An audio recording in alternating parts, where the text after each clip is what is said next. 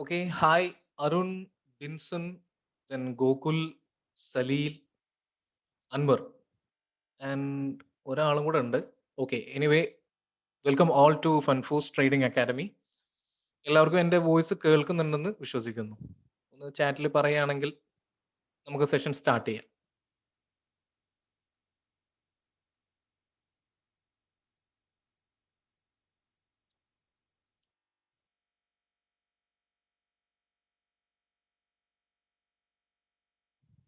Okay, so audible ആണല്ലോ അല്ലേ? Okay, അപ്പോൾ നമ്മൾ ഫൺഫൂസ് ട്രേഡിംഗ് അക്കാഡമി എല്ലാ മാസവും ഒരു സൗജന്യ വെബിനാർ കോണ്ടാക്ട് ചെയ്യാറുണ്ട്. അതിൽ ഇപ്പോൾ ഒരു ലെസൺ നമ്മുടെ യൂട്യൂബ് ചാനലിൽ നമ്മൾ പോസ്റ്റ് ചെയ്തിട്ടുണ്ടായിരുന്നു. അത് ഇൻട്രോഡക്ഷൻ ടു ഫൈനാൻഷ്യൽ മാർക്കറ്റ് എന്നൊരു ടോപ്പിക് ആയിരുന്നു നമ്മൾ സെലക്ട് ചെയ്തിട്ടുണ്ടായിരുന്നത്. ഇന്ന് നമ്മൾ സെലക്ട് ചെയ്തിട്ടുള്ള topic common issues faced by traders.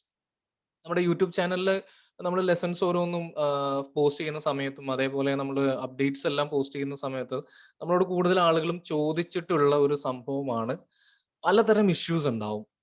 എനിക്ക് അങ്ങനെ പറ്റുന്നില്ല, അല്ലെങ്കിൽ ഇങ്ങനെ ചെയ്താൽ കുഴപ്പമുണ്ടോ എന്ന് വെച്ചാൽ നമുക്ക് ക്ലാരിറ്റി കുറവായിരിക്കും എന്ന രീതിയിൽ കുറെ ചോദ്യങ്ങൾ നമ്മളോട് ചോദിക്കാറുണ്ട്. അപ്പൊ അതെല്ലാം നമ്മളൊരു സെഷൻ ആയിട്ട് എടുക്കുകയാണെങ്കിൽ അത് കൂടുതൽ പേർക്കും ബെനിഫിഷ്യൽ ആവുമല്ലോ എന്ന് വിചാരിച്ചിട്ടാണ് നമ്മൾ ഈ ഒരു ടോപ്പിക് സെലക്ട് ചെയ്തിട്ടുള്ളത്.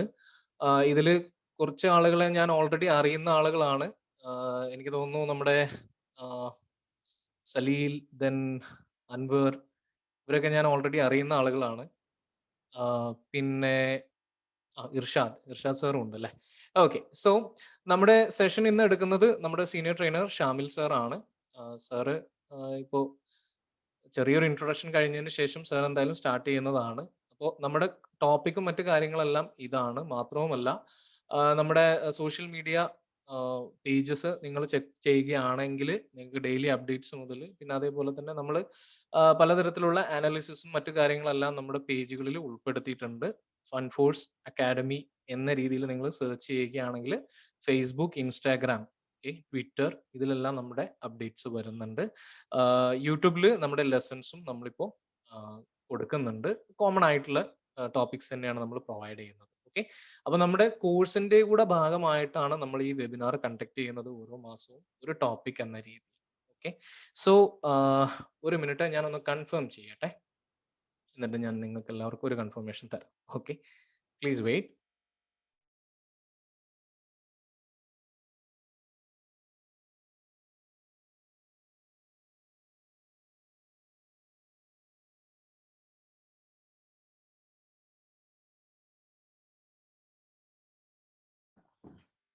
ഓക്കെ, ഇപ്പോൾ ഷാമിൽ സർ ഓക്കെ എന്ന് പറഞ്ഞിട്ടുണ്ട്. നമുക്ക് സെഷൻ സ്റ്റാർട്ട് ചെയ്യാം. ആർക്കും വോയിസോ അങ്ങനെ ഒന്നും പ്രശ്നം ഇതുവരെ പറഞ്ഞിട്ടില്ല. അൻവർ സാറിന് ഒരു പ്രശ്നം ഉണ്ടെന്ന് പറഞ്ഞിരുന്നു. വേറെ ആർക്കും പ്രശ്നങ്ങളൊന്നും ഇല്ലല്ലോ അല്ലെ? ഓക്കെ, അങ്ങനെയാണെങ്കിൽ നമുക്ക് നമ്മുടെ സെഷൻ സ്റ്റാർട്ട് ചെയ്യാം. ഓക്കെ, ഇനി മുതൽ ഷാമിൽ സാർ ആയിരിക്കും നിങ്ങളോട് സംസാരിക്കുന്നത്. അപ്പോൾ ഞാൻ ഷാമിൽ സാറിനെ ക്ലാസ് എടുക്കുന്നതിന് വേണ്ടിയിട്ട് വെൽക്കം ചെയ്യുന്നു.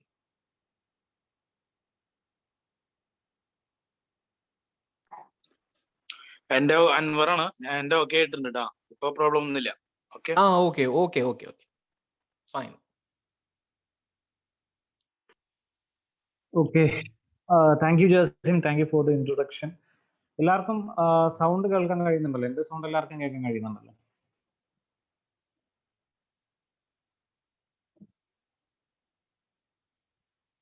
Okay, right. ഓക്കെ, നമ്മുടെ ടോപ്പിക്കിനെ കുറിച്ച് ജാസിം സാർ ചെറിയൊരു ഇൻട്രൊഡക്ഷൻ തന്നിരുന്നു. നമ്മളോട് ഒരുപാട് പേര്, നമ്മുടെ സ്റ്റുഡൻസ് ആണെങ്കിലും എൻക്വയറി എന്നാണെങ്കിലും ഒരുപാട് പേര് ഒരുപാട് പ്രശ്നങ്ങൾ പറയാറുണ്ട്.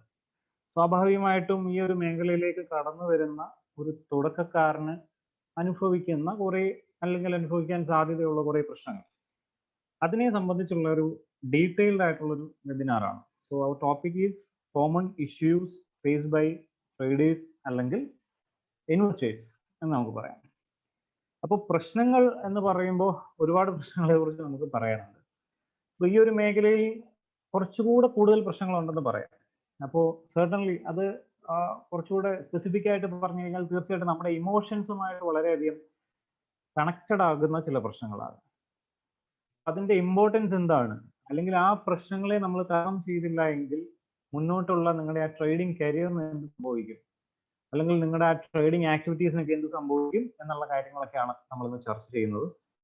ഏറ്റവും വിലപ്പെട്ട ചില ഇൻഫോർമേഷൻസ് ആണ്. അതുകൊണ്ട് തന്നെ ഇതിന്റെ ഈ ഒരു സെക്ഷന്റെ ദൈർഘ്യം ചിലപ്പോൾ കുറച്ച് കൂടുതലായിരിക്കും.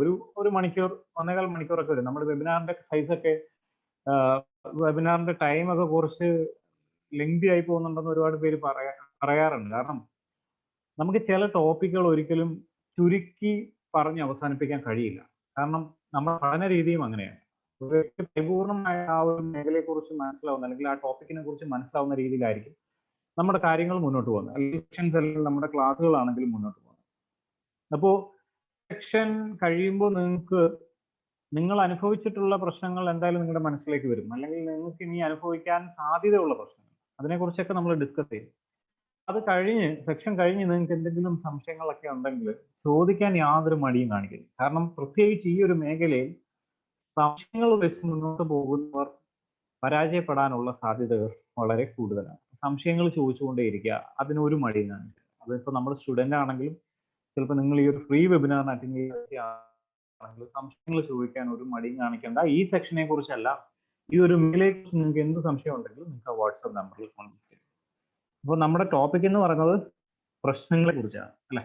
അപ്പൊ നമുക്ക് ചെയ്യാം. ഇതിലേക്ക് കടന്നു വരുന്ന, അല്ലെങ്കിൽ ഈ ഒരു ഫൈനാൻഷ്യൽ മേഖലയിലേക്ക് കടന്നു വരുന്ന ആൾക്കാർ, കുറെ ആൾക്കാർ 3 മാസത്തിനുള്ളിൽ ഈ ഒരു മേഖല വിട്ടുപോകുന്നുണ്ട്. ചില ആൾക്കാർ 3 മാസം കൊണ്ട് വിട്ടുപോകുന്നത് മാത്രമല്ല, ഈ മേഖല കുറ്റം പറഞ്ഞു പോകാറുണ്ട്. ചില ആൾക്കാർ ചിലപ്പോൾ 6 മാസം 1 വർഷമൊക്കെ നിൽക്കും.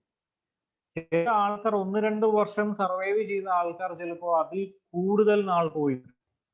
വളരെ ചുരുക്കം ആൾക്കാർ മാത്രമാണ് വളരെ സത്യസന്ധമായിട്ട് പറഞ്ഞു കഴിഞ്ഞാൽ ഒരു ദീർഘകാലത്തേക്ക് ഇതിനെ മുന്നോട്ട് കൊണ്ടുപോകുന്നത്. അപ്പോൾ നമ്മുടെ റിട്ടയർമെന്റ് ലൈഫിലൊക്കെ നമുക്ക് എന്തെങ്കിലും ഒരു നമ്മുടേതായ ഇടത്തിലിരുന്ന് എന്തെങ്കിലും ഉണ്ടാക്കാൻ സാധിക്കുന്ന മേഖലയാണ്. അപ്പൊ ഇതിനെ ഒരു 3 മാസം 6 മാസം കൊണ്ട് ഒരു ഉപേക്ഷിക്കേണ്ട മേഖലയല്ല. അപ്പോൾ ഇവിടെ ഈ പറഞ്ഞ 3 മാസത്തിലും 6 മാസത്തിലും ഉപേക്ഷിക്കുന്ന ആൾക്കാർക്ക് തീർച്ചയായിട്ടും ചില വിഷമങ്ങൾ ഉണ്ടായതുകൊണ്ടാണ് അവർ ഈ മേഖല ഉപേക്ഷിച്ചു പോയത്. അപ്പൊ ആ വിഷമങ്ങൾ നമുക്ക് ഉണ്ടാകാൻ പാടില്ല. അപ്പം സർട്ടൺ പെയിൻസ് ഉണ്ട്, അതെന്താണെന്നുള്ള കാര്യമാണ് ഡിസ്കസ് ചെയ്യാൻ പോകുന്നത്. അപ്പോൾ ഫിനാൻഷ്യൽ മാർക്കറ്റ് എന്ന് പറഞ്ഞു കഴിഞ്ഞാൽ ഒരു വളരെ വൈഡ് ആയിട്ടുള്ള ഒരു മാർക്കറ്റാണ്. എന്ന് കരുതി നമുക്കിതിനെ എന്നെ കൊണ്ട് സാധിക്കില്ല, അല്ലെങ്കിൽ എന്നെ കൊണ്ട് കഴിയില്ല, ഇത്ര വൈഡ് ആണല്ലോ, അപ്പൊ ഞാൻ ഇതിൽ എന്ത് ചെയ്യാൻ, അങ്ങനെയൊന്നും ചിന്തിക്കേണ്ട കാര്യമില്ല. ഒരു സിസ്റ്റമാറ്റിക് ആയിട്ട് നമ്മൾ പഠിച്ച് മുന്നോട്ട് പോയി കഴിഞ്ഞാൽ വളരെ കാലയളവ് കൊണ്ട് നമുക്ക് ഈ കാര്യങ്ങളൊക്കെ പഠിച്ചെടുക്കാം. നമുക്കറിയാം, ഇന്ന് നമുക്ക് നമ്മുടെ ഫിംഗർ ടിപ്സിൽ എല്ലാ ഇൻഫോർമേഷൻസും നമുക്ക് ഇന്റർനെറ്റിന്റെ ലോകത്ത് ലഭ്യമാണ്. അപ്പം ഞാനും ഈ ഒരു മേഖലയിലേക്ക് കടന്നു വരുമ്പോൾ എല്ലാ സാധാരണക്കാരെയും അല്ലെങ്കിൽ എല്ലാ ബിഗിനേഴ്സിനെയും പോലെ ഞാനും ഡിപ്പെൻഡ് ചെയ്യും ഗൂഗിളിനെയും യൂട്യൂബിനെയും അതേപോലെ മറ്റു ചില സോഴ്സസ്, ഇന്റർനെറ്റ് സോഴ്സസിനെയും. പക്ഷേ ഇതൊന്നും മോശമാണെന്ന് ഞാൻ പറയുന്നില്ല. കാരണം നമുക്ക് ഒരുപാട് ഇൻഫോർമേഷൻസ് ഈ പറയുന്ന സാങ്കേതിക വിദ്യയിലൂടെ നമുക്ക് കിട്ടുന്നുണ്ട്. പക്ഷെ ഈ ഒരു രീതിയിൽ നമ്മൾ പഠനം തുടങ്ങുമ്പോൾ ഇവിടെ നമുക്കൊരു ഗൈഡ് ഇല്ല, അല്ലെങ്കിൽ ഒരു പ്രോപ്പർ ട്രെയിനർ ഇല്ല, അല്ലെങ്കിൽ നമുക്ക് തെറ്റ് പറ്റുമ്പോൾ നമ്മൾ അത് തെറ്റാണ്, അത് ചെയ്യാൻ പാടില്ല എന്ന് പറഞ്ഞ് നമ്മളെ തിരികെ കൊണ്ടുവരാൻ ഒരു എന്താ പറയുക, ഒരു മെന്റർ ഇല്ല, അല്ലെങ്കിൽ ഒരു മെന്റർഷിപ്പ് സംവിധാനമില്ല എന്നുള്ളത് തന്നെയാണ് ഈ ഒരു മേഖലയുടെ സ്വന്തമായിട്ട് പഠിക്കാൻ താല്പര്യപ്പെടുന്ന എല്ലാവരുടെയും ഒരു പ്രശ്നം. സ്വന്തമായിട്ട് പഠിക്കുന്നത് അസാധ്യമായിട്ടുള്ള കാര്യമാണ് എന്നൊന്നും അല്ല പറഞ്ഞു വരുന്നത്. നമുക്ക് പഠിക്കാം. പക്ഷെ ഇനി നിങ്ങൾ സ്വന്തമായിട്ട് പഠിക്കുകയാണെങ്കിലും നിങ്ങൾക്ക് ഈ ഒരു സെക്ഷൻ കഴിയുമ്പോൾ നിങ്ങൾക്ക് മനസ്സിലാക്കാൻ കഴിയും യൂട്യൂബിൽ നിന്ന് പഠിച്ചു കഴിഞ്ഞാൽ എന്ത് സംഭവിക്കും, അല്ലെങ്കിൽ ഇന്റർനെറ്റിന്റെ സഹായത്തോടു കൂടി മാത്രം പഠിച്ച് മുന്നോട്ട് പോയി കഴിഞ്ഞാൽ എന്തൊക്കെ പ്രശ്നങ്ങളാണ് നേരിടാൻ സാധ്യതയുള്ളത് എന്നുള്ള കാര്യങ്ങളെ കുറിച്ചൊക്കെ മനസ്സിലാക്കാൻ കഴിയും. അപ്പോൾ യൂട്യൂബ് അല്ലെങ്കിൽ ഈ പറയുന്ന നമ്മുടെ ഗൂഗിൾ അല്ലെങ്കിൽ എന്തെങ്കിലും സെർച്ച് എഞ്ചിൻ ഉപയോഗിച്ച് നമ്മൾ ഈ പറയുന്ന പോലെ ഈ ഒരു മേഖലയെ കുറിച്ച് പഠിച്ച് ആ ഒരു പ്രൊഫഷനിൽ അല്ലെങ്കിൽ ആ ഒരു കരിയറിലേക്ക് ഇറങ്ങുകയാണെങ്കിൽ അവിടെ ഉണ്ടാകാൻ സാധ്യതയുള്ള ഒരു പ്രശ്നം എന്ന് പറഞ്ഞു കഴിഞ്ഞാൽ ഒരു എൻഡിങ് ഉണ്ടാവില്ല. ഒരു സിലബസ് എപ്പോഴും നമുക്ക് ഉണ്ടാവണം. അത് നമ്മൾ സ്വന്തമായിട്ട് പഠിക്കുകയാണെങ്കിൽ അല്ലാതെ ആണെങ്കിൽ നമുക്ക് സിലബസ് ഓറിയന്റഡ് ആയിട്ടായിരിക്കണം കാര്യങ്ങൾ മുന്നോട്ട് പോകുക. ഒരു തുടക്കവും അവസാനവും അവിടെ ഉണ്ടാകണം. സാധാരണഗതിയിൽ നമ്മൾ ഇന്റർനെറ്റിലേക്കൊക്കെ പോയി കഴിഞ്ഞാൽ നമുക്ക് ഒരുപാട് ആർട്ടിക്കിൾസ് കിട്ടും. പക്ഷെ അതിനെല്ലാം ലിമിറ്റേഷൻസ് ഉണ്ട്. വളരെ ബ്രോഡ് ആയിട്ടുള്ള ഒരു എക്സ്പ്ലനേഷൻ നമുക്ക് കിട്ടി എന്ന് വരില്ല. അങ്ങനെ കുറെ ലിമിറ്റേഷൻസ് നമുക്കുണ്ട്. അപ്പോൾ നമുക്ക് നമ്മുടെ ടോപ്പിക്കിലേക്ക് തിരിച്ചു വരാം. പ്രധാനമായിട്ടും ഈ ഒരു മേഖലയിലേക്ക് കടന്നു വരുന്ന ആൾക്കാർക്ക് അല്ലെങ്കിൽ ഈ ഒരു മേഖലയിലേക്ക് കടന്നു വരാൻ കാരണമാകുന്ന ചില കാരണങ്ങളുണ്ട്. അതിനെ നമ്മൾ മനസ്സിലാക്കുക. അപ്പൊ ആ കാരണങ്ങളിൽ നിന്ന് തോന്നുന്നൊരു കാര്യമാണ് ഓവർ എക്സ്പെക്ടേഷൻ എന്ന് പറയുന്നത്. എല്ലാവരും മിക്കവാറും 90% ആൾക്കാരും അമിത പ്രതീക്ഷകളോടെയാണ് ഈ ഒരു മേഖലയിലേക്ക് കടന്നത്. ചില ആൾക്കാർ, എൻ്റെ പേഴ്സണൽ എക്സ്പീരിയൻസിൽ നിന്ന് പറയണം, ഒരുപാട് പേര് പറഞ്ഞിട്ടുണ്ട് ജോലി ഉപേക്ഷിച്ച് ട്രേഡിംഗ് സ്റ്റാർട്ട് ചെയ്തു, അല്ലെങ്കിൽ പഠനം ഉപേക്ഷിച്ച് ട്രേഡിംഗ് സ്റ്റാർട്ട് ചെയ്തു എന്നൊക്കെ പറയുന്നുണ്ട്. പിന്നെ ചില ആൾക്കാർ ചില നുറുങ്ങ് വിദ്യകളൊക്കെ കിട്ടുമ്പോൾ, അല്ലെങ്കിൽ ചെറിയ ടിപ്സ് അല്ലെങ്കിൽ ചെറിയ ട്രിക്സ് ഒക്കെ ഉപയോഗിച്ച് ട്രേഡ് ചെയ്യുന്ന ആൾക്കാരാണ്. അല്ലെങ്കിൽ ഇങ്ങനെയുള്ള ടിപ്സ് ആൻഡ് ട്രിക്സ് ഒക്കെ കിട്ടുമ്പോൾ അത് വെച്ച് ട്രേഡ് ചെയ്ത് ചിലപ്പോൾ ഒരു 1, 2, 3 ദിവസമോ കഴിയുമ്പോൾ ചെറിയ റിസൾട്ട് ഒക്കെ കാണുമ്പോൾ മനസ്സിൽ അമിതമായിട്ടുള്ള ആഗ്രഹങ്ങളും ആവേശവും ഒക്കെ വരും. ആ ആവേശത്തിന്റെ പേരിൽ എന്ത് ചെയ്യും? ചിലപ്പോൾ ട്രഡീഷണൽ ആയിട്ട് ചെയ്തുകൊണ്ടിരിക്കുന്ന ചിലപ്പോൾ ബിസിനസ് അല്ലെങ്കിൽ എഡ്യൂക്കേഷൻ അല്ലെങ്കിൽ ജോബ്, ഇതൊക്കെ ക്വിറ്റ് ചെയ്തിട്ട് ഇതിലേക്ക് പരിപൂർണമായിട്ട് ഇൻവോൾവ് ചെയ്യുന്ന ഒരു സിറ്റുവേഷൻ. അപ്പോൾ അത് തന്നെയാണ് ആദ്യത്തെ മിസ്റ്റേക്ക് എന്ന് നമുക്ക് ചൂണ്ടിക്കാണിക്കുന്നത്. അപ്പോൾ ഈ ഒരു പണ്ട് ചില പഴയ ആൾക്കാർ, സ്റ്റോക്ക് മാർക്കറ്റിലുള്ള പഴയ ആൾക്കാരൊക്കെ പറയും, മാർക്കറ്റിന്റെ പൾസ് അറിഞ്ഞ് നമ്മൾ ബിഹേവ് ചെയ്യണം, അല്ലെങ്കിൽ മാർക്കറ്റിന്റെ പൾസ് നമ്മൾ അറിയണം, എന്നാലേ നമുക്ക് ഇതിൽ വിജയിച്ച് മുന്നോട്ട് പോകാൻ കഴിയത്തുള്ളൂ. അവർ ആക്ച്വലി അതൊരു സീക്രട്ട്, ഒരു രഹസ്യം എന്ന രീതിയിലാണ് അവർ നമുക്ക് ആ ഒരു ഉപദേശം തരുന്നത്. അപ്പൊ മാർക്കറ്റിന്റെ പൾസ് എന്താണെന്ന് അവർ പറയുന്നില്ല, അതിനെ ഒരു ചെറിയൊരു ടേമിൽ ഒതുക്കി പറയാം. ആക്ച്വലി മാർക്കറ്റിന്റെ പൾസ് അറിഞ്ഞ് മുന്നോട്ട് പോകണം എന്ന് പറയുന്നത് മാർക്കറ്റിന്റെ ഡെപ്ത് മനസ്സിലാക്കുക, അല്ലെങ്കിൽ എന്താണ് financial market, what's happening in financial market. ഈ സ്റ്റോക്സ് അല്ലെങ്കിൽ കറൻസീസ്, കമോഡിറ്റി ട്രേഡിങ്ങിലേക്കൊക്കെ വരുമ്പോൾ നമ്മൾ അവിടെ ബൈയിങ് ആൻഡ് സെല്ലിങ്, ഈ രണ്ട് പ്രോസസ്സാണ് നമ്മൾ ചെയ്യുന്നത്. പക്ഷെ ഇതിന്റെ പിന്നിൽ എന്തൊക്കെയാണ് നടക്കുന്നത്, ആരാണ് ഇതിന്റെ പാർട്ടിസിപ്പേഷൻ, അല്ലെങ്കിൽ ഒരു ഫിനാൻഷ്യൽ ഇൻസ്ട്രുമെന്റിന്റെ പ്രൈസ് മുൻപ് ഒരു ബുള്ളിഷ് പൊസിഷനിലേക്കും ബെയറിഷ് പൊസിഷനിലേക്കും പോകാനുള്ള കാരണങ്ങൾ എന്താണ്, ഇത് വളരെ വ്യക്തമായിട്ട് മനസ്സിലാക്കുക എന്നുള്ളത് ഒരു തുടക്കക്കാരൻ ചെയ്യേണ്ട അത്യാവശ്യമായിട്ടുള്ള കാര്യമാണ്. അല്ലാതെ നമ്മൾ ഈ ഒരു മേഖലയിലേക്ക് വന്നിട്ട് 1, 2, 3 ദിവസം കഴിഞ്ഞിട്ട് പെട്ടെന്ന് കുറെ ക്യാപിറ്റലൊക്കെ ഇട്ട് ട്രേഡ് ചെയ്യാന്നല്ല. നമുക്ക് എപ്പോഴും പരീക്ഷണം നടത്താനുള്ള ഒരു വസ്തുവല്ല നിങ്ങൾ കഷ്ടപ്പെട്ട് സമ്പാദിച്ച ധനം എന്ന് പറയുന്നത്. ഇത് ട്രേഡിംഗ് എന്ന് പറയുന്നത് നമ്മൾ കഴിഞ്ഞ വെബിനാറിൽ പറഞ്ഞു, പ്യുവർലി എ ബിസിനസ്. നമ്മൾ കറക്റ്റ് ആയിട്ട് പറഞ്ഞു കഴിഞ്ഞാൽ ഇതൊരു ബിസിനസ് പ്രോസസ്സ് തന്നെയാണ്. അപ്പോൾ നമ്മൾ ഇനി ഇൻ കേസ് നിങ്ങളൊരു ബിസിനസ് ചെയ്യാൻ പോകുമ്പോൾ നിങ്ങൾ അവിടെ എന്തെല്ലാം സ്റ്റഡീസ് നടത്തും? മാർക്കറ്റ് സ്റ്റഡീസ് നടത്തും അല്ലേ? കോമ്പറ്റീറ്റേഴ്സിനെ കുറിച്ച് മനസ്സിലാക്കും, കോമ്പറ്റീറ്റേഴ്സിന്റെ പ്രൈസ്, കാര്യങ്ങൾ, അവരുടെ ആക്ടിവിറ്റീസ് എല്ലാം മനസ്സിലാക്കും, റിസ്ക് അസസ്മെന്റ് ചെയ്യും, എന്തൊക്കെ റിസ്കുകളാണ് നമുക്ക് ഫേസ് ചെയ്യാൻ സാധ്യത ഉള്ളത്, അതൊക്കെ മനസ്സിലാക്കിയിട്ടേ നിങ്ങളുടെ ക്യാഷ് അങ്ങോട്ട് നിങ്ങൾ ഇൻവെസ്റ്റ് ചെയ്യത്തുള്ളൂ. പക്ഷെ ഈ ഒരു മേഖലയിലേക്ക് വരുമ്പോൾ എന്തുകൊണ്ടാണ് ഈ ഡിസിപ്ലിൻ ഇല്ലാത്തത്? അപ്പോൾ അത് നമ്മുടെ അമിത ആവേശവും നമ്മുടെ എന്താ പറയുന്നത്, നമ്മുടെ ചിലപ്പോൾ ഇൻഎക്സ്പീരിയൻസ് അല്ലെങ്കിൽ നമ്മുടെ നോളജിന്റെ കുറവ് എന്നൊക്കെ നമുക്ക് പറയാൻ കഴിയും. എല്ലാവരും ചെയ്യുന്ന മിസ്റ്റേക്കാണ്. അപ്പോൾ അത് ഈ സെക്ഷൻ അറ്റൻഡ് ചെയ്യുന്ന ആരും ഇനി ഇങ്ങനെയുള്ള മിസ്റ്റേക്കുകൾ ചെയ്യാതെ ഇരിക്കട്ടെ എന്ന് ആഗ്രഹിക്കും. അപ്പോൾ അമിത പ്രതീക്ഷകളോടെ വരാൻ പാടില്ല. അമിത പ്രതീക്ഷകൾ എന്ന് പറഞ്ഞു കഴിഞ്ഞാൽ ഒരു ഷോർട്ട് പീരീഡ് ഓഫ് ടൈമിൽ, അല്ലെങ്കിൽ 1 മാസം കൊണ്ടോ 2 മാസം കൊണ്ടോ നിങ്ങളുടെ കയ്യിലിരിക്കുന്ന 5000 രൂപയെ 5 ലക്ഷം രൂപയാക്കുകയോ, അല്ലെങ്കിൽ നിങ്ങളുടെ കയ്യിലിരിക്കുന്ന 1 ലക്ഷം രൂപയെ 2 മാസം കൊണ്ട് അതിന്റെ 2 ഇരട്ടി 3 ഇരട്ടിയൊക്കെ ആക്കുന്ന ഒരു മണി ജനറേറ്റിംഗ് മെഷീൻ അല്ല ഫിനാൻഷ്യൽ മാർക്കറ്റ് എന്നുള്ള സത്യാവസ്ഥ നിങ്ങൾ മനസ്സിലാക്കണം. ഈ ഒരു മേഖലയെക്കുറിച്ച് ഒരുപാട് തെറ്റിദ്ധാരണകൾ നമ്മുടെ സമൂഹത്തിൽ പരക്കുന്നുണ്ട്. ഈ ഒരു മേഖലയെക്കുറിച്ച് നമ്മൾ പറയുമ്പോൾ തന്നെ ചില ആൾക്കാർ പറയുന്നത് എന്താണ്, ഈ ഒരു മേഖല ക്യാഷ് നഷ്ടപ്പെടുത്തുന്ന മേഖലയാണ് അല്ലെ, അല്ലെങ്കിൽ it's A sort of gambling, ഇതൊരു ഗാംബ്ലിംഗ് ആണ് എന്നുള്ളത് വളരെ എന്താ പറയുന്നത്, ഒരു മോശമായിട്ടുള്ള ഒരു പ്രവണതയാണ് അങ്ങനെ ചെയ്യുന്നത്. നമ്മൾ യൂറോപ്യൻ രാജ്യങ്ങളിലേക്കൊക്കെ പോയി കഴിഞ്ഞാൽ അവിടെ എത്രത്തോളം പ്രൊഫഷണൽ ആയിട്ടാണ് ഈ മേഖലയെ കാണുന്നത് എന്നുള്ള കാര്യം നമുക്കറിയാം. നമ്മൾ ഓൺലൈൻ, ഇപ്പം ഫേസ്ബുക്ക് ആണെങ്കിലും അല്ലെങ്കിൽ മറ്റു പല സോഴ്സസിലൂടെ പല കാര്യങ്ങളും ആർട്ടിക്കിൾസ് ഒക്കെ വായിക്കുമ്പോൾ നമുക്കറിയാം എത്രത്തോളം പ്രൊഫഷണൽ ആയിട്ട് അവർക്കൊരു റെപ്യൂട്ടേഷൻ ഉണ്ട്. പക്ഷെ നമുക്ക് ആ ഒരു സോഷ്യൽ റെപ്യൂട്ടേഷൻ ഇവിടെ കിട്ടുന്നില്ല. കാരണം ഇവിടെ ഉള്ള പാർട്ടിസിപ്പൻസ് തന്നെയാണ്. ഈ ഒരു മേഖലയിലേക്ക് കടന്നു വന്ന് കയ്യിലിരിക്കുന്ന ചിലപ്പം കുറച്ച് ക്യാഷും സുഹൃത്തുക്കളുടെ ക്യാഷും ബന്ധുക്കളുടെ ക്യാഷും എല്ലാം വാങ്ങി ഇതിലേക്ക് ഇട്ട് അതിനെ ഡബിൾ ആക്കി നമ്മുടെ പ്രാരാബ്ദങ്ങളും ബുദ്ധിമുട്ടുകളും തീർക്കാമെന്ന ആഗ്രഹത്തോടെ വരും. അവിടെ നഷ്ടങ്ങൾ ഉണ്ടാകുമ്പോൾ ഫ്രസ്ട്രേറ്റഡ് ആവും, വിഷമങ്ങളുണ്ടാവും. ആ വ്യക്തി തന്നെ പിന്നീട് ഒരു ടെലിവിഷനിൽ സ്റ്റോക്കിന്റെ ചാർട്ട് കണ്ടു കഴിഞ്ഞാലും ചാടി എഴുന്നേറ്റ് പള്ളു പറയുന്ന സിറ്റുവേഷനിലേക്ക് കാര്യങ്ങൾ പോകും. അപ്പൊ ഇതൊക്കെ അമിത ആവേശത്തിന്റെ പുറത്ത് സംഭവിക്കുന്ന കാര്യങ്ങളാണ്.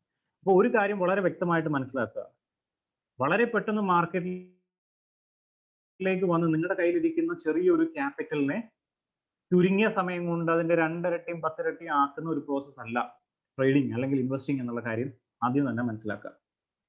അപ്പൊ ഇവിടെ നമുക്ക് വേണ്ട ഒരു ബേസിക് ഇമോഷൻ എന്ന് പറഞ്ഞാൽ പേഷ്യൻസ് ആണ്. പേഷ്യൻസ് എന്ന് പറയുന്നത് ട്രേഡിംഗ് തുടങ്ങുന്നതിന് മുമ്പേ വേണം, നിങ്ങളുടെ പഠന സാഹചര്യത്തിൽ തന്നെ വേണം. ഏതൊരു കാര്യമാണ്, നമ്മൾ എന്തെങ്കിലും ഒരു ഗാഡ്ജറ്റ് വാങ്ങിക്കുന്നത്, നിങ്ങൾക്ക് ഒരു മൊബൈൽ ഫോൺ അല്ലെങ്കിൽ ഒരു സ്മാർട്ട് ഫോൺ വാങ്ങണം. ആ സ്മാർട്ട് ഫോൺ നിങ്ങളൊരു ഷോപ്പിലേക്ക് പോയി കാണുന്ന ഏതെങ്കിലും ഒരു മൊബൈൽ വാങ്ങിക്കല്ലല്ലോ നമ്മൾ ചെയ്യുന്നത്. നമ്മൾ അതിനെക്കുറിച്ച് ഒരു ചെറിയ റിസർച്ച് ഒക്കെ നടത്തും. നമ്മുടെ ജീവിതത്തിലെ എല്ലാ കാര്യങ്ങൾക്കും നമ്മൾ ഒരു തീരുമാനം എടുക്കുമ്പോൾ അല്ലെങ്കിൽ ഒന്ന് തിരഞ്ഞെടുക്കുമ്പോൾ നമ്മൾ എന്ത് ചെയ്യും, അതിനെക്കുറിച്ച് ഒരു ചെറിയ സ്റ്റഡി നടത്തും. സോ ഇവിടെയും നമുക്ക് അതിൻ്റെതായ റിസർച്ചും അതിൻ്റെതായ സ്റ്റഡീസ് ഒക്കെ വേണം. ഈ സ്റ്റഡി അല്ലെങ്കിൽ പഠിക്കുക എന്ന് പറയുന്ന ഈ മേഖലയിൽ അനന്തമായിട്ട് പഠിച്ചു പോകുക എന്നല്ല, വർഷങ്ങളുടെ പ്രവൃത്തി പരിചയം അല്ലെങ്കിൽ വർഷങ്ങളുടെ പഠനം റിസർച്ചൊന്നും ഇതിൻ്റെ അകത്ത് ചെയ്യണ്ട. ചില ആൾക്കാരൊക്കെ ട്രേഡിങ് ചെയ്ത് തുടങ്ങുമ്പോൾ തന്നെ വീട്ടിൽ തന്നെ ഒരു 10ഉം 50ഉം ടെലിവിഷൻ അല്ലെങ്കിൽ മോണിറ്റർ ഒക്കെ സെറ്റപ്പ് ചെയ്ത് അതിലേക്കെല്ലാം കുറെ ചാർട്ടുകളൊക്കെ വാരിയിട്ട് നല്ലൊരു ട്രേഡിംഗ് അറ്റ്മോസ്ഫിയർ ക്രിയേറ്റ് ചെയ്ത്.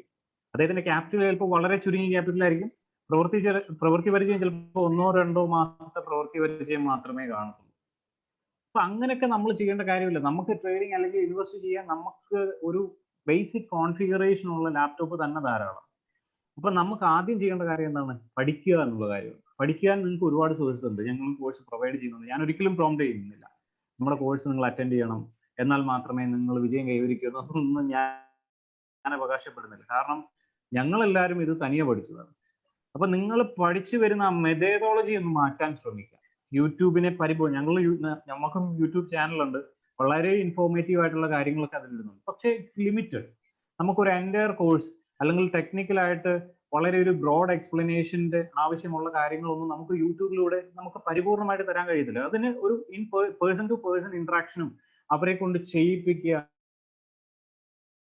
ഈ ടെക്നിക്കൽ അനാലിസിസ് ഇങ്ങനെയുള്ള കാര്യങ്ങൾ അവരെ കൊണ്ട് പ്രാക്ടീസ് ചെയ്യിപ്പിക്കുക, ഇങ്ങനെയൊക്കെ ചെയ്ത് പഠിച്ചാൽ മാത്രമേ ഈ കാര്യങ്ങൾക്ക് നമുക്കൊരു വിജയത്തിന്റെ ഒരു ഭാഗത്തേക്ക് കാര്യങ്ങൾ എത്തുള്ളൂ.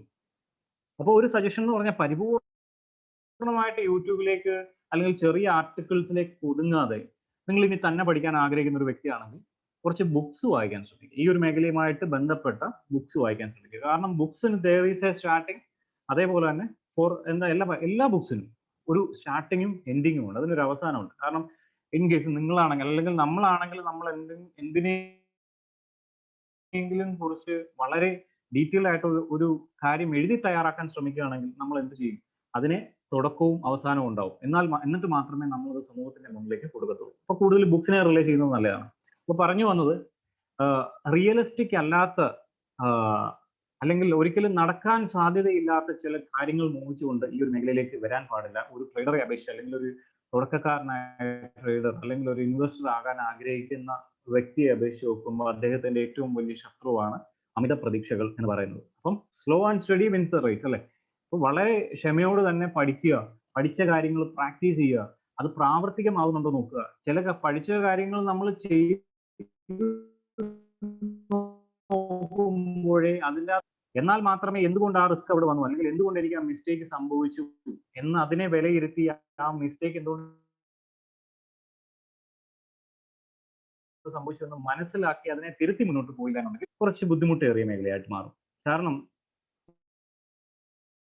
എവറി ട്രേഡ്, പക്ഷെ ഒരു റീസൺ മാത്രം പോരാ. റീസൺസ് ഓക്കെ, നമുക്ക് സർട്ടൺ മൾട്ടിപ്പിൾ കൺഫർമേഷൻസ് കൂടി എടുക്കേണ്ടി വരും. ഓരോ ട്രേഡ് എടുക്കുമ്പോൾ ഒരുപാട് പ്രാവശ്യം നമ്മൾ അതിൽ 3 അല്ലെങ്കിൽ 4 അല്ലെങ്കിൽ 5 തവണയെങ്കിലും നമ്മൾ ആ ഒരു ഡിസിഷനെ കൺഫേം ചെയ്തിട്ടായിരിക്കും നമ്മൾ ആ ഒരു പൊസിഷനിലേക്ക് ഇറങ്ങുന്നത്. എന്തുകൊണ്ടാണ്? കാരണം നമ്മൾ കഷ്ടപ്പെട്ടുണ്ടാക്കിയ ക്യാഷാണ് നമ്മുടെ ക്യാപിറ്റലിൽ കിടക്കുന്നത്. എന്തെങ്കിലും ചെയ്ത് കാട്ടിക്കൂട്ടി നശിപ്പിക്കാനുള്ളതല്ലല്ലോ. അപ്പോൾ every trade has A reason. അപ്പം മനസ്സിലാക്കുക, ചെറിയ ട്രിക്സും ചെറിയ ടിപ്സും ഒക്കെ കിട്ടിയിട്ട് അത് വെച്ച് മാത്രം മുന്നോട്ട് പോവുകയാണെങ്കിൽ നിങ്ങൾക്ക് ഒരു നഷ്ടം സംഭവിച്ചു കഴിഞ്ഞാൽ എന്തുകൊണ്ടാണ് നഷ്ടം സംഭവിച്ചു എന്നുള്ള കാര്യം നിങ്ങൾക്ക് മനസ്സിലാക്കാൻ കഴിയാതെ. അങ്ങനെ മനസ്സിലാക്കാൻ കഴിയാതെ പോയി കഴിഞ്ഞാൽ പിന്നീട് അങ്ങോട്ടുള്ള എല്ലാ ദിവസങ്ങളും അല്ലെങ്കിൽ എല്ലാ മാസങ്ങളും അല്ലെങ്കിൽ എല്ലാ വർഷങ്ങളും നിങ്ങൾ ആ മിസ്റ്റേക്ക് ചെയ്തുകൊണ്ടേയിരിക്കും. ആ മിസ്റ്റേക്കിന്റെ എല്ലാം ഒരു പരിണിത ഫലം എന്ന് പറയുന്നത് നിങ്ങളുടെ ക്യാപിറ്റലിന്റെ നിശ്ചിത ശതമാനം നഷ്ടപ്പെടുത്തിക്കൊണ്ടിരിക്കുകയാണ്. അപ്പൊ ഇവിടെ ഒരു ചെറിയ മിസ്റ്റേക്ക് ആണെങ്കിലും അത് എന്തുകൊണ്ടാണ് മിസ്റ്റേക്ക് ഉണ്ടായി എന്നുള്ള കാര്യം വിലയിരുത്തി മനസ്സിലാക്കി ഒഴിവാക്കി മുന്നോട്ട് പോവുകയാണെങ്കിൽ നിങ്ങളുടെ ആക്ട് എന്ന് പറഞ്ഞാൽ നിങ്ങൾ ഗൂഗിളിലൊക്കെ ജസ്റ്റ് സെർച്ച് ചെയ്ത് നോക്കിയാൽ മതി, എന്താണ് ട്രേഡേഴ്സിന്റെ ആക്യുറസി ലെവൽ എന്ന് പറയുന്നത്. അപ്പം ലോകത്തിലെ വളരെ പ്രശസ്തരായ ട്രേഡേഴ്സിന്റെ ഒക്കെ കണക്ക് ഇങ്ങോട്ട് എടുത്തു, ആക്യുറസി റേറ്റ് ഒക്കെ എടുത്ത് പരിശോധിച്ച് കഴിഞ്ഞു. അവർക്കൊക്കെ ആക്യുറസി റേറ്റ് ചിലപ്പോൾ 25%, 30% കാണും.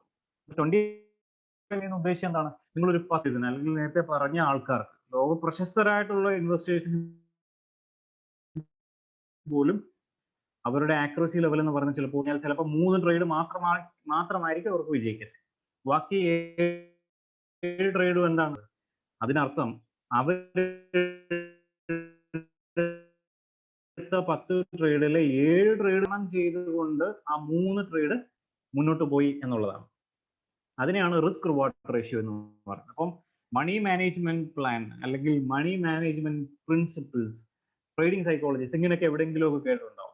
ഇതൊക്കെ നമ്മൾ കേട്ട് ഉപേക്ഷിക്കുന്ന കാര്യങ്ങളാണ്. തുടക്കക്കാർ കേട്ട് ഉപേക്ഷിക്കുന്ന കാര്യങ്ങളാണ് ട്രേഡിംഗ് സൈക്കോളജി, ട്രേഡിംഗ് ഇമോഷൻസ്. അപ്പൊ ഇത് എന്തുകൊണ്ടാണ് ഉപേക്ഷിക്കുന്നത്? ഇത് കൂടുതൽ വായിക്കേണ്ട വിഷയങ്ങളാണ്. പക്ഷെ അതിന് മെനക്കെടത്തില്ല. കാരണം വായനാശീലം പൊതുവേ നമുക്ക് കുറവാണ്, പലർക്കും കുറവാണ്. ഈവൻ എനിക്കും തുടക്ക സമയങ്ങളിൽ കുറവായിരുന്നു. ഞാൻ ഇന്ന് വായിക്കുന്നുണ്ടെങ്കിൽ ഈ മേഖലയെ കുറിച്ചാണ് അധികം വായിക്കുന്നത്. മറ്റുള്ള മേഖലയെ കുറിച്ച് അധികം ഇൻട്രസ്റ്റ് ഇല്ല. കാരണം ഈ മേഖലയെ കുറിച്ച് വായിച്ചേ പറ്റത്തുള്ളൂ. കാരണം അറിയാമല്ലോ, നമ്മൾ ഈ ഒരു മേഖലയിൽ മുന്നോട്ട് പോകുന്നുണ്ട്. അപ്പം റിസ്ക് റിവാർഡ് റേഷ്യോ, അതിനെ കുറിച്ചാണ് പറഞ്ഞു വന്നുകൊണ്ടിരുന്നത്. നമ്മുടെ നഷ്ടത്തിന് നമ്മളൊരു ഏതൊരു ട്രേഡിലേക്ക് ഇറങ്ങുമ്പോഴും പലരും ചെയ്യുന്ന ഒരു കാര്യമുണ്ട്. ഇൻട്രാഡേ ട്രേഡിങ്ങിലേക്കാണെങ്കിൽ ഡെറിവേറ്റീവ്, ഫ്യൂച്ചേഴ്സും ഓപ്ഷൻസും കറൻസി ട്രേഡിങ്ങിലും ഫോറക്സ് ട്രേഡിങ്ങിലും ഒക്കെ വരുമ്പോൾ അവർക്ക് ഒരിക്കലും അവരുടെ നഷ്ടങ്ങളെ ഒരു പരിധി വരെ നിയന്ത്രിക്കാൻ കഴിയുന്നില്ല. അതൊരു ഇമോഷണൽ ഇഷ്യൂ ആണ്. നമ്മുടെ ഒരു വൈകല്യം എന്ന് തന്നെ പറയാം. ഒരു മേഖലയിലുള്ള ആൾക്കാരുടെ വൈകല്യം എന്ന് തന്നെ പറയാം. കാരണം ചില ആൾക്കാർ ട്രേഡ് ചെയ്യുമ്പോൾ, ഒരു ഉദാഹരണം പറഞ്ഞു കഴിഞ്ഞാൽ, ഒരു 1000 rupees വേർത്ത് ആയിട്ടുള്ള ഒരു കുഞ്ഞ് എക്സാമ്പിൾ ആണ്. 1000 rupees വേർത്ത് ആയിട്ടുള്ള ഒരു പൊസിഷൻ ഓപ്പൺ ചെയ്തു. അദ്ദേഹത്തിന്റെ ട്രേഡ് ഉദ്ദേശിച്ച രീതിയിലേക്ക് പോകാതെ എഗെയിൻസ്റ്റ് ആയിട്ട് ഇപ്പൊ നഷ്ടം 10 രൂപ നഷ്ടത്തിലേക്ക് വന്നു. അദ്ദേഹം എന്ത് ചെയ്തു? അതിനെ ഹോൾഡ് ചെയ്തു. 50 രൂപ നഷ്ടത്തിലേക്ക് വന്നു, ഹോൾഡ് ചെയ്തു. 100 രൂപ നഷ്ടത്തിലേക്ക് വന്നു, ഹോൾഡ് ചെയ്തു. 100 രൂപ എന്ന് പറയുമ്പോൾ അദ്ദേഹത്തിന്റെ ക്യാപിറ്റലിന്റെ ആ ഇൻവെസ്റ്റ് ചെയ്തിരിക്കുന്ന പൊസിഷന്റെ 1000 രൂപയുടെ 10% കഴിഞ്ഞു. അപ്പോൾ അദ്ദേഹത്തിന് ആ ഒരു എന്റെ പൊസിഷന്റെ 10% നഷ്ടത്തിലാണെന്നുള്ള ചിന്ത അവിടെ വരുന്നില്ല. ചിലപ്പോൾ 10%, 20% ഇങ്ങനെ അതിനെ കന്നാലിയെ കയറഴിച്ച് വിട്ട രീതിയിലായിരിക്കും ഓരോ ആൾക്കാരുടെ ട്രേഡുകൾ പോകുന്നത്. അത് അതിന്റെ വഴിക്ക് പോകും. അതിന്റെ വഴിക്ക് പോകാന്ന് പറഞ്ഞു കഴിഞ്ഞാൽ നമ്മുടെ ക്യാഷ് ഇങ്ങനെ ഒരു സൈഡിൽ കൂടെ ഓടിക്കൊണ്ടിരിക്കും. നമ്മളൊന്ന് ഉറങ്ങി എഴുന്നേറ്റ് കഴിയുമ്പോൾ നമ്മുടെ അക്കൗണ്ടിൽ ഒന്നും കാണില്ല. ആ ഒരു അവസ്ഥയാണ് എല്ലാവരും ചെയ്യുന്നത്. യൂഷ്വലി എല്ലാവരുടെയും തുടക്ക സമയത്ത് ഇങ്ങനെയൊക്കെ സംഭവിക്കാറുണ്ട്. പക്ഷെ അങ്ങനെ ചെയ്യരുത്, അങ്ങനെ ചെയ്യാൻ പാടില്ല എന്നുള്ളൊരു തീരുമാനം ആദ്യം തന്നെ എടുത്തു വെച്ച് കഴിഞ്ഞാൽ നിങ്ങൾക്ക് ഈ മേഖലയിൽ പേടിയില്ലാത്തൊരു വ്യക്തിയാവും. അത് മറ്റൊരു ഇമോഷനാണ്, ഫിയർ. അപ്പൊ അതിനെക്കുറിച്ച് നമ്മൾ പറയുന്നുണ്ട്. അപ്പൊ ഇപ്പൊ പറഞ്ഞ എന്താണ്? ഒരു ഇമോഷണൽ ഇഷ്യൂ ആണ്. കാരണം നഷ്ടത്തിനെ സഹിക്കാൻ വയ്യ. ആ റെഡ് ഫിഗേഴ്സ് സഹിക്കാം. അപ്പൊ അതിനെ ഇങ്ങനെ അയച്ചു വിടുക. ഈ ചില വ്യക്തികൾ ചെയ്യുന്ന മറ്റൊരു കാര്യം പറഞ്ഞാൽ, 1000 രൂപയുടെ ഒരു പൊസിഷൻ ഓപ്പൺ ചെയ്തു, അത് 500 രൂപ വരെ നെഗറ്റീവ് ആയിട്ട് പോയി, അല്ലെങ്കിൽ ഡ്രോ ഡൗണിലേക്ക് പോയി, വീണ്ടും അത് പ്രോഫിറ്റിലേക്ക് കയറി വന്നു. 50 രൂപ പ്രോഫിറ്റ് ആകുമ്പോൾ അദ്ദേഹം അത് ക്ലോസ് ചെയ്യും.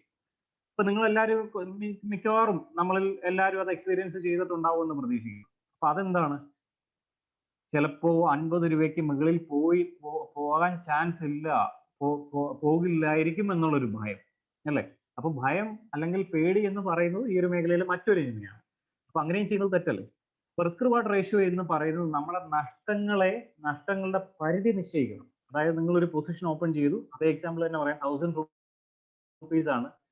അപ്പൊ ആ 1000 rupeesന്റെ എത്ര ശതമാനം ഞാൻ നഷ്ടപ്പെടുത്തണം എന്നുള്ള കാര്യം ആദ്യമേ മുൻകൂട്ടി തീരുമാനിക്കണം. അത് എല്ലാ ട്രേഡിനും അങ്ങനെയായിരിക്കണം. ട്രേഡിങ്ങിനും ഇൻവെസ്റ്റിങ്ങിനാണെങ്കിലും എല്ലാം അങ്ങനെ ചെയ്യുന്നതാണ് നല്ലത്. അങ്ങനെ ചെയ്തില്ല എങ്കിൽ നമുക്ക് ചിലപ്പം ഒരു ട്രേഡിൽ ഉണ്ടാകുന്ന നഷ്ടത്തെ നികത്താൻ ചിലപ്പോൾ നമുക്ക് മാസങ്ങൾ വേണ്ടി വന്നു വരാം. അപ്പൊ റിസ്ക് റിവാർഡ് റേഷ്യോ എന്ന് പറയുമ്പോൾ 1 lakh ആണ് നിങ്ങളുടെ ക്യാപിറ്റൽ എങ്കിൽ സ്വാഭാവികമായിട്ടും ഒരു നല്ല ട്രേഡർ, പ്രവൃത്തി പരിചയമുള്ള ഒരു ട്രേഡർ ചെയ്യുന്നത് അദ്ദേഹത്തിന്റെ ക്യാപിറ്റലിൽ 1% മാത്രമേ ആ ട്രേഡിൽ റിസ്ക് ചെയ്യാൻ പാടുള്ളൂ. അപ്പൊ 1% മാത്രം റിസ്ക് ചെയ്യുന്ന അതുകൊണ്ട് എന്ത് ഗുണം നമുക്ക് കിട്ടുന്നു? അപ്പൊ അദ്ദേഹത്തിന്റെ ക്യാപിറ്റൽ വാഷ് ഔട്ട് ആയി പോകണമെങ്കിൽ, പരിപൂർണമായിട്ട് നഷ്ടപ്പെട്ടു പോകണമെങ്കിൽ എത്ര ട്രേഡ് അദ്ദേഹത്തിന് നഷ്ടപ്പെടേണ്ടി വരും? പറഞ്ഞോളൂ, ചാറ്റിൽ പറഞ്ഞോളൂ. നമ്മുടെ സെക്ഷൻ കുറച്ച് ഇന്ററാക്റ്റീവ് ആയിട്ട് പോകും. വളരെ സിമ്പിൾ ആയിട്ട് നമ്മൾ കാര്യങ്ങൾ പറഞ്ഞ് അവസാനിപ്പിക്കണം. ഓക്കെ, അപ്പം 1 ലക്ഷം രൂപയുടെ ക്യാപിറ്റൽ, ഏത് ക്യാപിറ്റലും ആയിക്കോട്ടെ, ഓരോ ട്രേഡിലും, എടുക്കുന്ന ഓരോ ട്രേഡിലും 1% മാത്രമേ നഷ്ടപ്പെടുത്തുള്ളൂ എന്നുള്ളൊരു തീരുമാനമാണ്. അപ്പൊ എത്ര ട്രേഡ് കണ്ടിന്യൂ ആയിട്ട് നഷ്ടപ്പെട്ടാലായിരിക്കും ഇതിന്റെ ക്യാപിറ്റൽ പരിപൂർണമായിട്ട് നഷ്ടപ്പെടുക? ചാറ്റിൽ പറഞ്ഞു മനസ്സിൽ തോന്നുന്ന കാര്യം അതേപോലെ പറഞ്ഞോളൂ. സലീൽ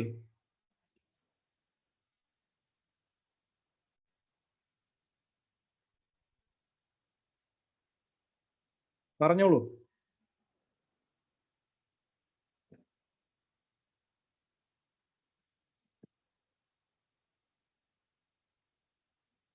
അദ്ദേഹത്തിന്റെ 100% നഷ്ടപ്പെടണമെങ്കിൽ എത്ര ട്രേഡ് വേണ്ടി വരും? ഒരു ട്രേഡിന് 1% നഷ്ടം നമ്മൾ നിശ്ചയിക്കുകയാണ്. 100 രൂപയാണെന്ന് കരുതുക. 1 രൂപയാണ് അദ്ദേഹത്തിന്റെ 1% ക്യാപിറ്റൽ. ഒരു ട്രേഡിൽ 1 രൂപ മാത്രമേ നഷ്ടപ്പെടാൻ അനുവദിക്കുന്നുള്ളൂ. അപ്പം അദ്ദേഹം എടുക്കുന്ന 100 ട്രേഡുകൾ അല്ലെ, അത്രയും നഷ്ടപ്പെട്ടാൽ മാത്രമേ അദ്ദേഹത്തിന് ക്യാപിറ്റൽ വാഷ് ഔട്ട് ആവൂ. ഞാൻ ചെറിയ എക്സാമ്പിൾസ് വെച്ച് പോവുകയാണ്. ഇനി മറ്റൊരു കാര്യം ചിന്തിക്കുക. ഒരു ട്രേഡിന് നമ്മൾ ഈ പറയുന്ന പോലെ നഷ്ടം നിശ്ചയിക്കുക എന്നത് മാത്രമല്ല, നമ്മുടെ ലാഭം കൂടി നിശ്ചയിക്കണം. 1% നഷ്ടത്തെ നിശ്ചയിച്ച് 1/2% മാത്രമേ ഞാൻ ടാർഗറ്റ് എടുക്കുള്ളൂ എന്ന് പറഞ്ഞു കഴിഞ്ഞാൽ എന്ത് സംഭവിക്കും? അദ്ദേഹത്തിന് ആദ്യം ഒരു ട്രേഡ് എടുത്തു, 1% നഷ്ടപ്പെട്ടു. 1/2% ആണ് അദ്ദേഹം ലാഭം എടുക്കാൻ താല്പര്യപ്പെടുന്നത്. അദ്ദേഹം എത്ര ട്രേഡ് എടുക്കണം? പിന്നീട് ആ 1% 2 ട്രേഡ് എടുക്കണം അല്ലെ, 1/2% വെച്ചിട്ട് എടുക്കണം. പക്ഷെ നമ്മൾ റിസ്ക് റിവാർഡ് റേഷ്യോ പറയുന്നത് 1:1, 1:2, 1:3, 1:2 എന്നൊക്കെ പറയാറുണ്ട്. അപ്പോൾ 1 എന്ന് പറയുന്നത് നിങ്ങളുടെ നഷ്ടമാണെങ്കിൽ 3 എന്ന് പറയുന്നത് നിങ്ങളുടെ ലാഭമാണ്. 1 എന്ന് പറയുന്നത് നിങ്ങളുടെ റിസ്ക് ആണ്, 3 എന്ന് പറയുന്നത് നിങ്ങളുടെ റിവാർഡാണ്. അതിനാണ് റിസ്ക് റിവാർഡ് എന്ന് പറയുന്നത്.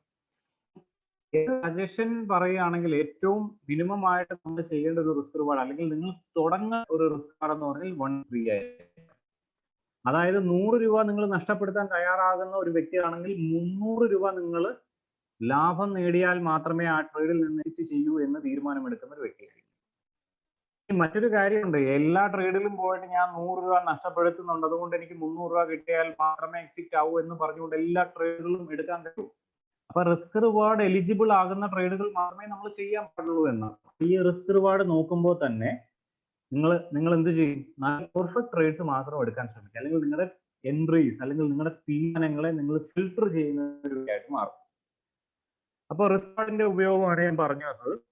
അപ്പോൾ മിനിമം നിങ്ങൾ 1:3 എങ്കിലും റിസ്ക് റിവാർഡ് ട്രൈ ചെയ്ത് തുടങ്ങാം. അപ്പൊ റിസ്ക് റിവാർഡിനെ കുറിച്ച് അല്ലെങ്കിൽ റിസ്ക് റിവാർഡ് റേഷ്യോ എന്താണ് എന്ന് ഇനിയും മനസ്സിലാകാത്ത ആരെങ്കിലും ഉണ്ടെങ്കിൽ ഒരു ഷോർട്ട് എക്സ്പ്ലനേഷൻ മാത്രമാണ്. ഇതിനെക്കുറിച്ച് വളരെ ഡീറ്റെയിൽ ആയിട്ട് നമ്മൾ മനസ്സിലാക്കേണ്ട ഏരിയസ് ആണ്.